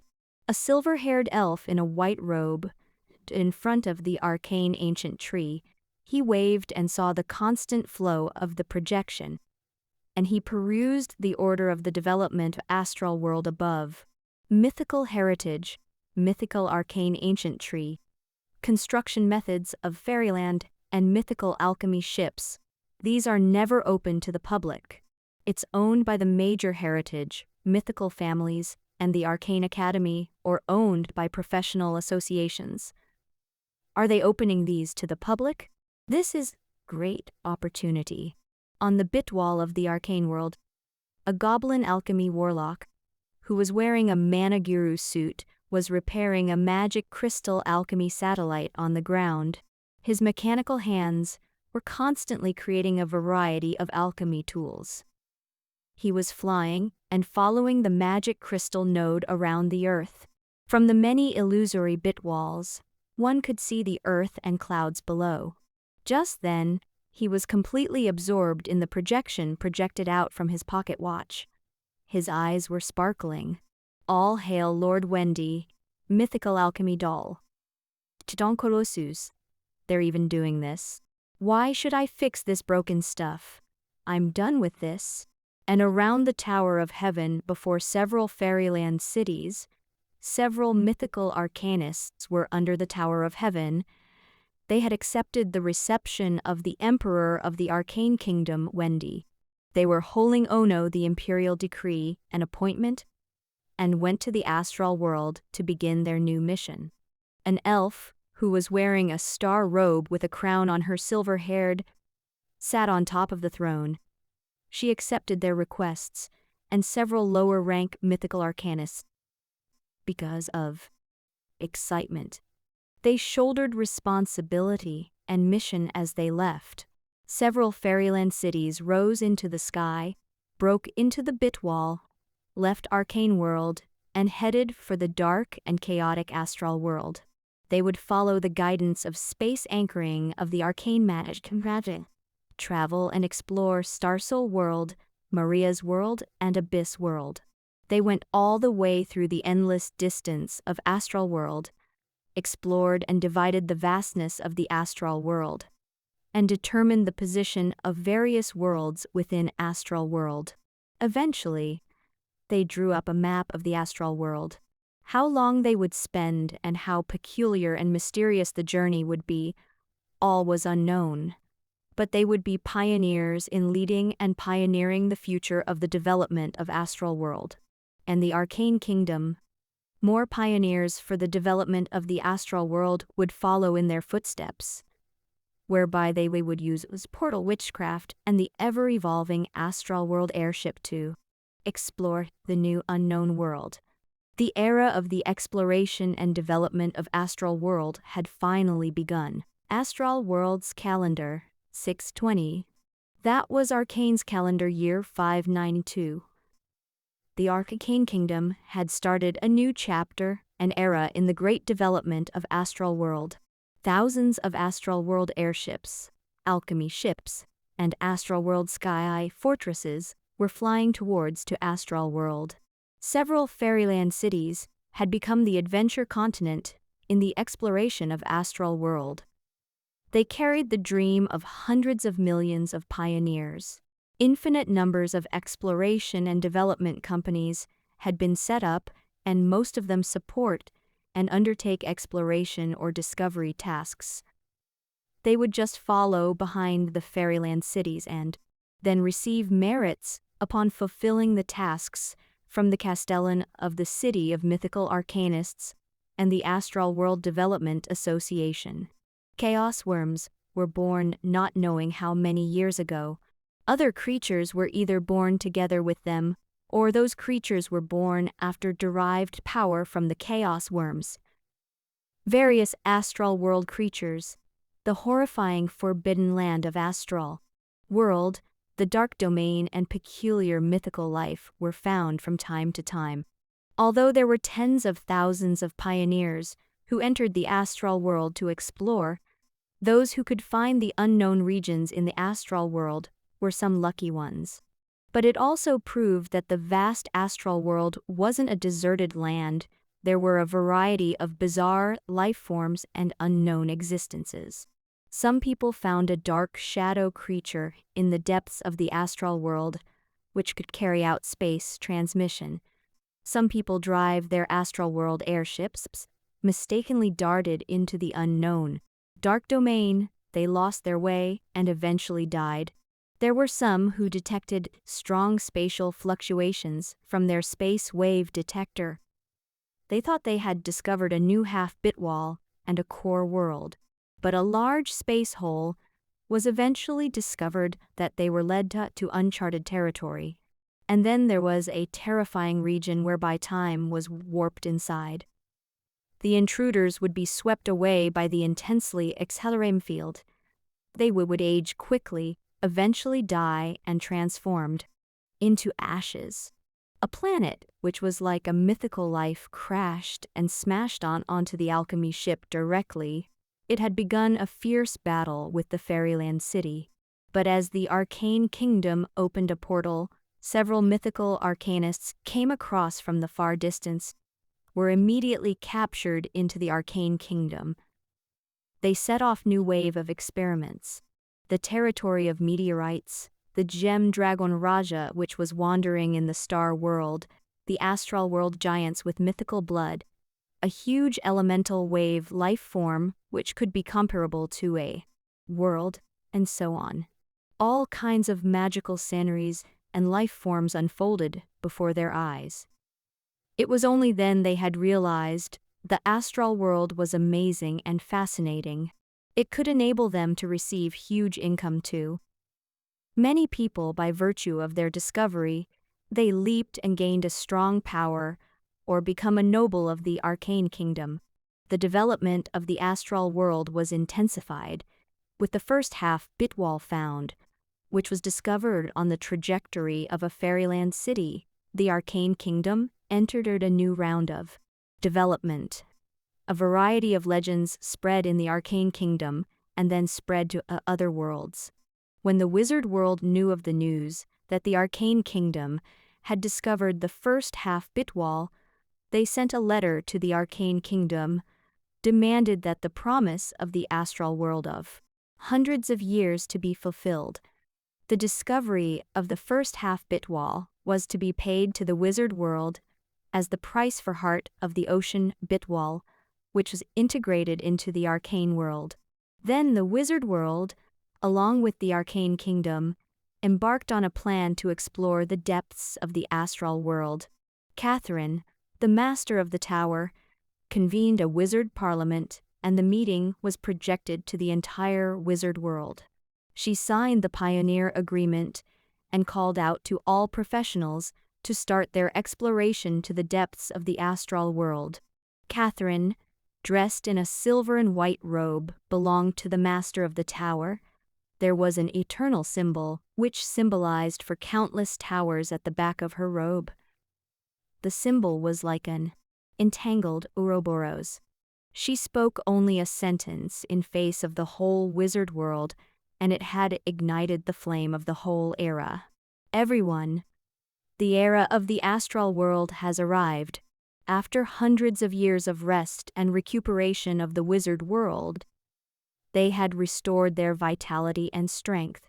They had once again initiated their breakthrough to the astral world, to release their excess energy. Hundreds of millions of professionals who engaged in civil war and professionals who had been excitedly waiting for such opportunity turned their attention to the astral world. Several mythical floating space towers and tens of thousands of professionals acted according to their plans. They were advancing toward the half-bit wall in the depths of the astral world. They had begun the first process of the development of the astral world. As compared to the arcane world and the wizard world, the divine kingdom of Maria's world was facing a greater problem. The population had reached its limit. The 7 true gods and nearly 100 clergies under each sub-god were all over the world. Even hell couldn't fit all those ambitious people.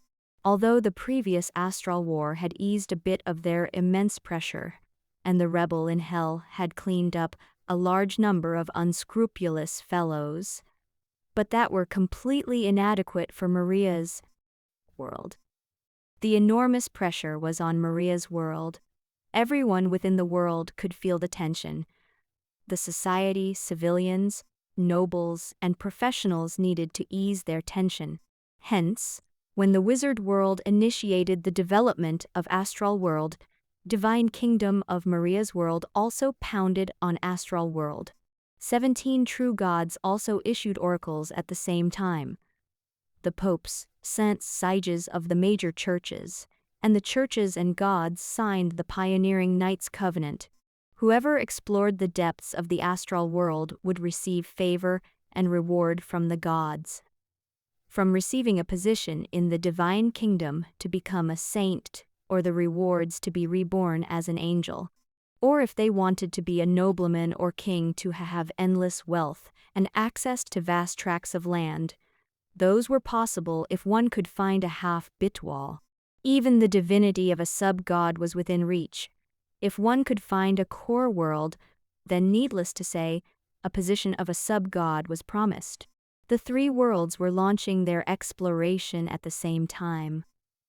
A variety of information from the astral world was constantly spread to the major worlds. It had attracted the attention of civilians, nobles, professionals, and even gods. The entire astral world became lively in a flash of light. Black Sea Bitwall. After 100 years of Bitwall transformation and construction, it was a joint effort of the 6 major churches of the Divine Kingdom. The Black Sea Bitwall, which was originally like the Land of Death, finally it was gradually transformed into a paradise. The power of the gods and the clergy was akin to power which could change a world. They had transformed all of the decaying sea, which was emitting poisonous gas and stench. The rotting Black Sea was purified. The stardust which was floating and rotating was gradually collected and converted into a continent. The Black Sea Bitwall of today didn't have a single trace of its original look. Blue sea and sky, white clouds were fluttering, sunlight shone through the clear and clean seawater. And sea, coral and water grass could be seen under the depths of the sea. Several magic crystal towers were built on the sea. Ships were shuttling on the surface of the sea. A railway was built, and steam trains could be seen shuttling over the sea. With a quick glimpse, it seemed to look like the heart of the ocean Bitwall, which belonged to the wizard world. Off the coast of Yar Island, one could see a white-red hut on the edge of the cliff. The road which followed down the hut and across the bridge looked like a paradise.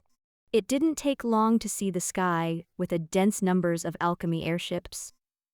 Thousands of steam-armored vehicles above the ground surrounded that area. Several clergies and professionals rushed there. Their bodies were glowing with divine brilliance as they looked to the top of the house. Everyone was fully prepared, and even panic in their eyes, as if they were facing the existence of something extremely terrible. Just then, a mythical alchemy ship in the sky penetrated the space and dived into that area. A divine shadow twisted out from the mythical alchemy ship. The emergence of the gods had thousands of worshippers kneeled on the island below, and they began to pray. Linnaeton, the ancient and declining fallen god, the great Lord of Light, is given you. Bangin. Before the sentence was finished, an intense red light shot through the mythical alchemy ship. That brilliance darted through the clouds and shot directly into the Bitwall. The shock created had blown away all the clouds in the sky. The sky was dyed into a bloody red color. The large number of airships was blown apart into pieces, transformed into a fiery fire, and fell into the sea. Then the whole cliff collapsed, and it revealed the existence at the bottom. It was a delicate tower that seemed to be casted by gold. At the moment, the mythical light was twisting. It turned out to be a floating space tower. The golden floating space tower was gorgeous, and it had features of the ancient logo of Aheniton. Ah! Linnaeton, how dare you? Mythical floating space tower bolted into the sky and burst out a golden mythical territory with its absolute strength and aura. It had crushed the body of a sub-god. The sub-god shrieked and was torn in the air, and Linnaeton stood on top of the floating space tower. He didn't burn, and look, it was as if he had crushed an insignificant bug. Then, the mythical floating space tower rushed into the Bitwall and into the world outside. The floating space tower which consumed half of the resources of the Black Sea Bitwall, had left and abandoned the Black Sea Bitwall. Everything was incredibly fast. The god hadn't yet reacted, and his body fell apart. He was back to the divine kingdom of the true god to wait for rebirth. And Lin Ahneton, who was hiding in the Black Sea world for nearly 100 years, he had finally gained an immense power and capital to break into the astral world. On the course in the astral world from Arcane Kingdom to the Divine Kingdom, Afonso was sailing through astral world. The light of the arcane magic of the fairyland city enveloped the whole city. Hundreds of thousands of defensive ancient trees, ancient war trees and mythical arcane ancient trees were connected together with the fairyland city as a whole. The arcane silver ring at the bottom of the fairyland city not only solidified the propulsion power of the fairyland city, but it also connected with the boundary as an effort to pull the fairyland city forward in the form of spatial migration. The fairyland city, which was called the Secret Silver Capital, was a fairyland kingdom created by a noble, the mythical arcanist, Chitty. He was a rare goblin arcanist born in the family of mythical blood. He was born into a core class of the Arcane Kingdom, a mythical reserve. This time, he was on a mission under the order of the Emperor Wendy of the Arcane Kingdom.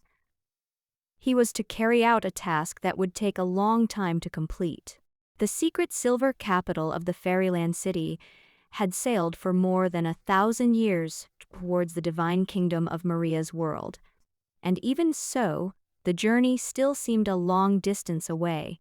But on that journey, in the vast landscape of astral world, all kinds astral world life forms were discovered. The mythical creatures they had discovered had elevated the development of arcane kingdom. Those strange astral world mythological creatures could evolve a large number of mythical blood families, even evolved a special mythical bloodline of ancient trees, and a new generation of mythical professionals was born. The large number of elves, trolls, goblins, and the fairies shuttled through the city. A silver mechanical palace with goblin style stood in the center. The city was full of tracks, not only the earth, but above the sky. The train from the sky shuttled to the ground and then darted underground. It didn't look like a fairyland kingdom, but it was more like a playground. While his master sat on top of a seat entangled with a variety of metal pipes, he was floating in all places in the palace's laboratories. Just then, a goblin flew to the front of the mythical arcanist, Chitty, Lord Chitty. New spatial fluctuations have been detected nearby. Chitty immediately disappeared in a ray of light, and then reappeared in front of a spherical instrument several meters high, and it was continuously spinning. He leaned up from the eerie seat and stared at the instrument. Such a strong fluctuation. It's well over the fluctuation of a half-bit wall. It's probably special space turbulence or a territory of elemental wave. We better a fleet astral world airships to take a look. With an order from Lord Chitty, a fleet of astral world alchemy airships flew out of the secret Silver City and quickly made their way to the destination in the astral world. After several months of sailing, it finally reached its destination. And at that moment, everyone from the fleet of astral world alchemy airships was stunned. They didn't need the astral world telescope. They were merely lying on the window, and they could see a beautiful world in the distance, which was blooming with brilliance. It was as a familiar bitwall structure. The light in the space bubble refracted dazzling rainbow radiance. It lit up the dark astral world. The silver-haired elf of the fleet commander looked at the dazzling light in the distance. The vast blue sea and blue sky was seen through the huge space wall. He was in disbelief. Lord Wendy. This time, did we discover a new world? Then, a loud cheer broke out on the airship. No one thought they would actually find a new world. A new world. A whole new world. We're going to be as great as Adriana, and will be remembered and recorded in the annals. They then received orders. Some of them had to wait in their original spot, and some of them had to go deep into the newly discovered world. That was a world that had evolved. It had stable and life forms. According to external observation and analysis, it should have been born 1,000 years ago, at the same time as the birth of the arcane world. There was likely to have intelligent, life-formed civilization inside. The mythical arcanist, Chitty, had received orders from the kingdom. They had relieved him of his original mission, and to be on standby to explore the inner of that newly discovered world. And because of the terrible horrors of the Lastral War, this time the Arcane Kingdom immediately mobilized its domestic forces, used secret Silver City of the Fairyland City as an outpost, and established an indelible advantage in the newly discovered world. Otherwise, with the strength of the current Arcane Kingdom, without the allied assistance of the Wizard World, whether in face of the Divine Kingdom or the Abyss World, the Arcane Kingdom wasn't on with them. But as the exploration alchemy ships, which had entered the new world, failed to stay in contact with those outside, they had disappeared, and then several search and discovery ships entered and hadn't returned to. Secret Silver City had set up outposts outside the world. They had opened a stable space portal and ushered in a steady stream of armies, exploration and development personnel, and supplies from the Arcane Kingdom. But several plans were organized and enacted, but nothing was gained. The new world seemed to devour everything that had entered. Even when a lower-rank mythical alchemist broke in with his mythical alchemy ship, he had vanished too. The mythical alchemy ship, which was powerful in the astral world, the undead mythical arcanist, had all fell into total extinction and annihilation, and even his true spirit didn't escape. Finally, a moment before the mythical alchemy ship was destroyed, a message was transmitted. The world's guardian, the will of the world, it's loathing us. Then, in the midst of a loud explosion and his voice died down, a mythical life form died. Chitty, the owner of the secret Silver City, sent back all the news about the new world, which led to heated discussion by the upper echelon of the entire Arcane Kingdom. In the study and exploration of the will of the world, the Divine Kingdom had the most say, and it was followed by the Arcane Kingdom. The abhorrence of a world's will and the resistance of all the power of the guardians of the world. Even if it was a level 8 mythical life form, they dared not break into it easily. And even when they had the power to break in and completely destroy a world, not only that they couldn't get what they want, but a more terrible thing would happen if they did so. According to the world researcher and mythical arcanist, myriad, he speculated that the birth of the world evolved from the body of a chaos worm, and once the world fell into its final twilight, the chaos worm was likely to reawaken from it, devoured and destroyed everything. Even a true god couldn't stop the power of a chaos worm.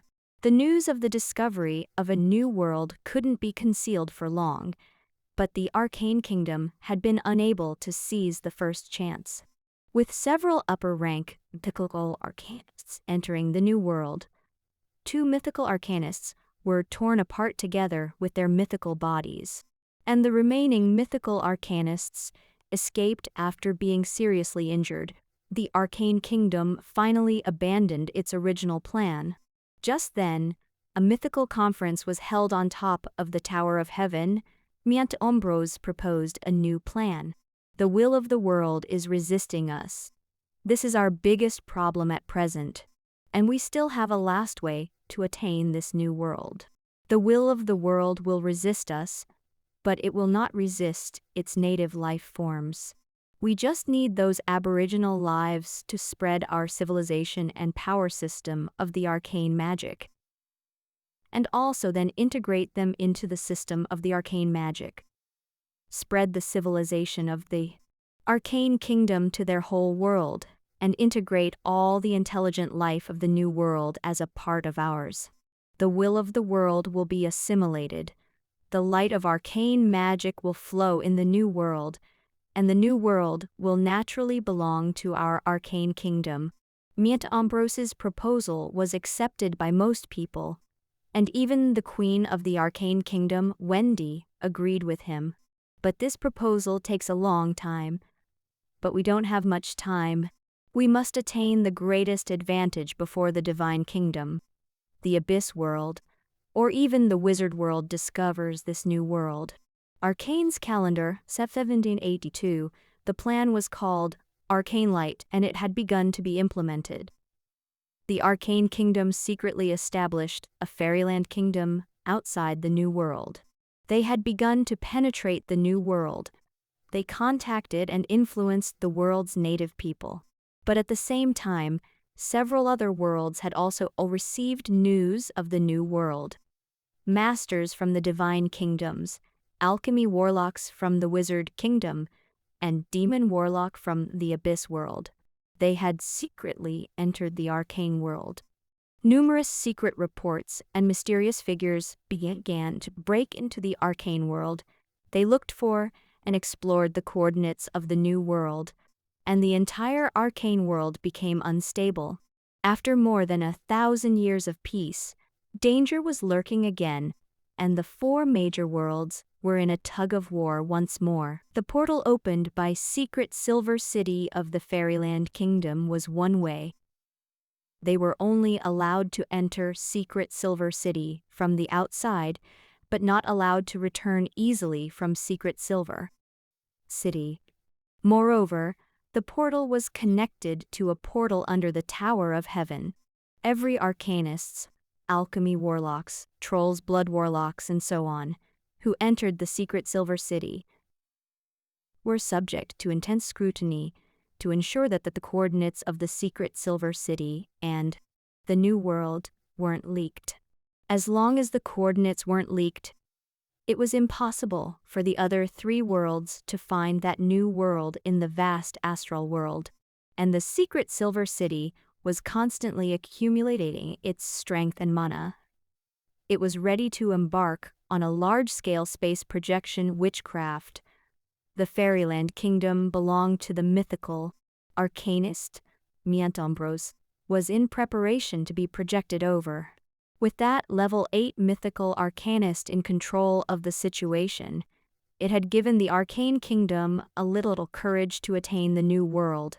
On the shores of the Tower of Heaven, several large and terrifying fairylands floated in the clouds. It was above the clouds, but the clouds simply couldn't block its existence. The vast fairyland was like a small continent. It was stretching to the end of the sky. Looking from the bottom, it looked as if the sky was all dark and gloomy. The fairyland was stretching along the horizon, and even the sun wasn't in sight.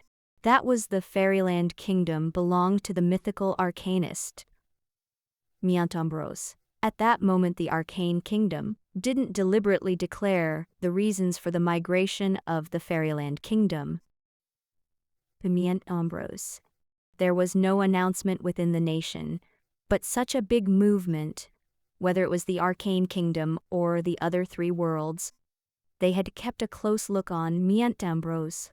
On top of the Tower of Heaven, a hunched-back and white-bearded old man was holding onto a star magic staff. He had of white hair and was wearing a tattered hat. He looked like an ordinary old man at a roadside. No one would believe that he was the legendary man who was the nearest to a level 8 mythical level. He held the highest position in the world. He was the most trusted man of Her Majesty, the Emperor of the Arcane Kingdom, the mythical arcanist, Myriad Ambrose. Ambrose stood behind Wendy. He listened quietly to Wendy's instructions and was looking unusually serious. Myriad This time you'll travel to the astral world in the far distance. You'll encounter all kinds of problems, and all you've to do is to seize time. Our time is running out, and the three worlds are ready to launch their attacks. The master of the mechanical clock tower, Cook Bay, from the Wizard Alliance, will arrive in a few days. He should be here to put pressure on us regards to the new world. Wendy wore a white elf gown with a sun garland over her head, and her long silver hair was over her shoulders. It was the elf's traditional dress that was only worn when one was meeting the main members of the elf. It belonged to the classical costumes of the elf period of Sylve in Maria's world. It could only be seen from the records in the ancient atlas. Within the arcane kingdom, they dare not have any action, but once they're out of the arcane kingdom, it'll be very dangerous. You'll be a target by a large number of gods and devil monarchs. Myriad tapped onto his star magic staff as he walked, and it made a crisp noise. Space projection mythical arcane magic will be handled by you. I believe there'll be no accident. But the coordinates of the new world haven't been discovered yet, and the divine kingdom. The abyss world and the wizard world didn't launch any plan too. It's very strange. How is it possible for them to halt their plans? It's a new world. A world which is even better than the rules of the arcane world. It's a new world with lots of potential. Myriad frowned. I've a bad hunch. In the sky, the fairyland kingdom belonged to the mythical arcanist. Myriad Ambrose, rose, and with ancient trees which were created by the arcane system was fully activated. An immense and dazzling light of the arcane magic lit up, and the arcane boundary enveloped the entire fairyland kingdom. The floating space ring was activated, the mana pool was loaded, and the largest arcane ancient trees in the center projected the mythical body of Myriad Ambrose. At the same time, on top of the Tower of Heaven, several mythical arcanists activated the Tower of Heaven at the same time. The mythical body of the Emperor Wendy also appeared. Her body moved along with the wind. Her body was accompanied by white clouds and starry sky, and she stretched out her hands and pointed at the Fey Kingdom. A brilliance that covered the stars was casted from her fingertips, and it had enveloped the entire fairyland kingdom. In the eyes of an ordinary soldier of the arcane kingdom, who was standing under Tower of Heaven, the blue glow, which was suddenly glistening, had stolen his attention as he fixated at the sky of the fairyland kingdom. Pubs, hotels, and even the nobles and mythical families of the arcane kingdom, and the high-ranking professionals looked up to the sky. Tower of Heaven was a mythical alchemy equipment. It could be said that it well eight mythical props. Moreover, it was a space-type alchemy created by creator Lu Jiyu. Otherwise, it wasn't easy to project such a large fairyland kingdom into the distant astral world. The great fairyland kingdom, along with the power of the entire Tower of Heaven, it was gradually turning transparent. It was if it had broken the barrier of space. It was about to disappear from that space and into another world. But as they were about to leave the arcane kingdom, there was a violent tremor in the entire fairyland kingdom. Bang! The violent space turbulence torn apart. Myriad Ambrose's arcane boundary, the entire fairyland kingdom's stable gravity, climate and rules were restless and in chaos. No! Someone modified the coordinates. A mythical arcanist above the Tower of Heaven looked at the fairyland kingdom beneath the clouds, and his face showed fear and anger. It's not our side. It's a problem from the base that's responsible of receiving the space projection. They've rejected our space projection and changed the receiving end to another spatial coordinate. Another mythical arcanist immediately discovered the problem. Space projection witchcraft was the most advanced space witchcraft. It needed not only a huge mana system and level 8 mythical existence to provide support and power, But that large projection. Witchcraft needed a base on the other side of the coordinates to receive their projection. Otherwise, it was easy to be washed away by the space turbulence. The Emperor of Arcane Kingdom, Wendy, was the first to discover something was amiss. Her huge, mythical hand was waving. She tried to stabilize the entire space turbulence and canceled the entire process of the space projection, mythical, arcane magic. But when she was involved, the entire space turbulence became even more unstable, in which the Fairyland Kingdom was squeezed into a clump and could collapse at any time. She immediately stopped, but the Fairyland Kingdom, along with the space projection, disappeared from the sky of Arcane Kingdom and headed into an unknown territory. Wendy knitted her brows. Her expression was cold. The location of the secret Silver City has long been exposed. And there are mythical arcanists who had rebelled against us. Who is it? Chitty of the Andropov family?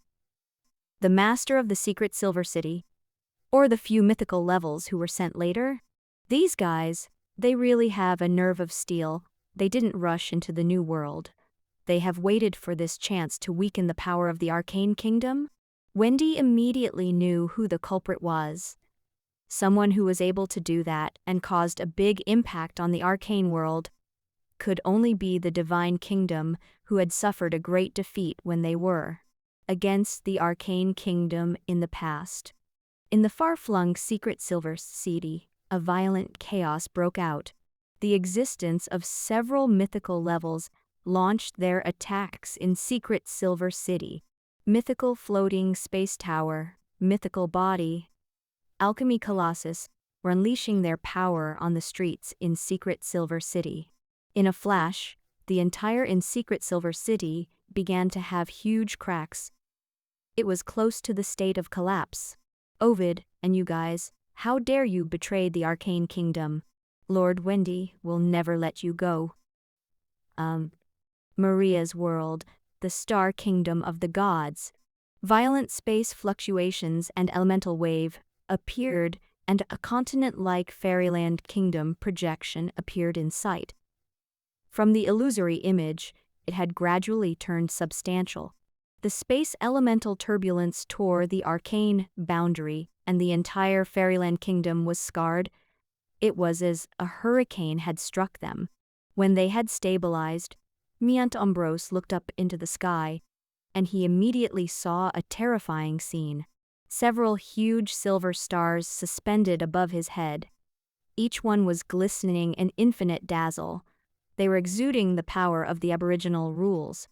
Its heavy pressure subdued and controlled the entire world. It looked like a cornerstone of the world. Star Kingdom. Myriad's face was drained out of blood. He didn't even need to think about it, and he immediately recognized where he was.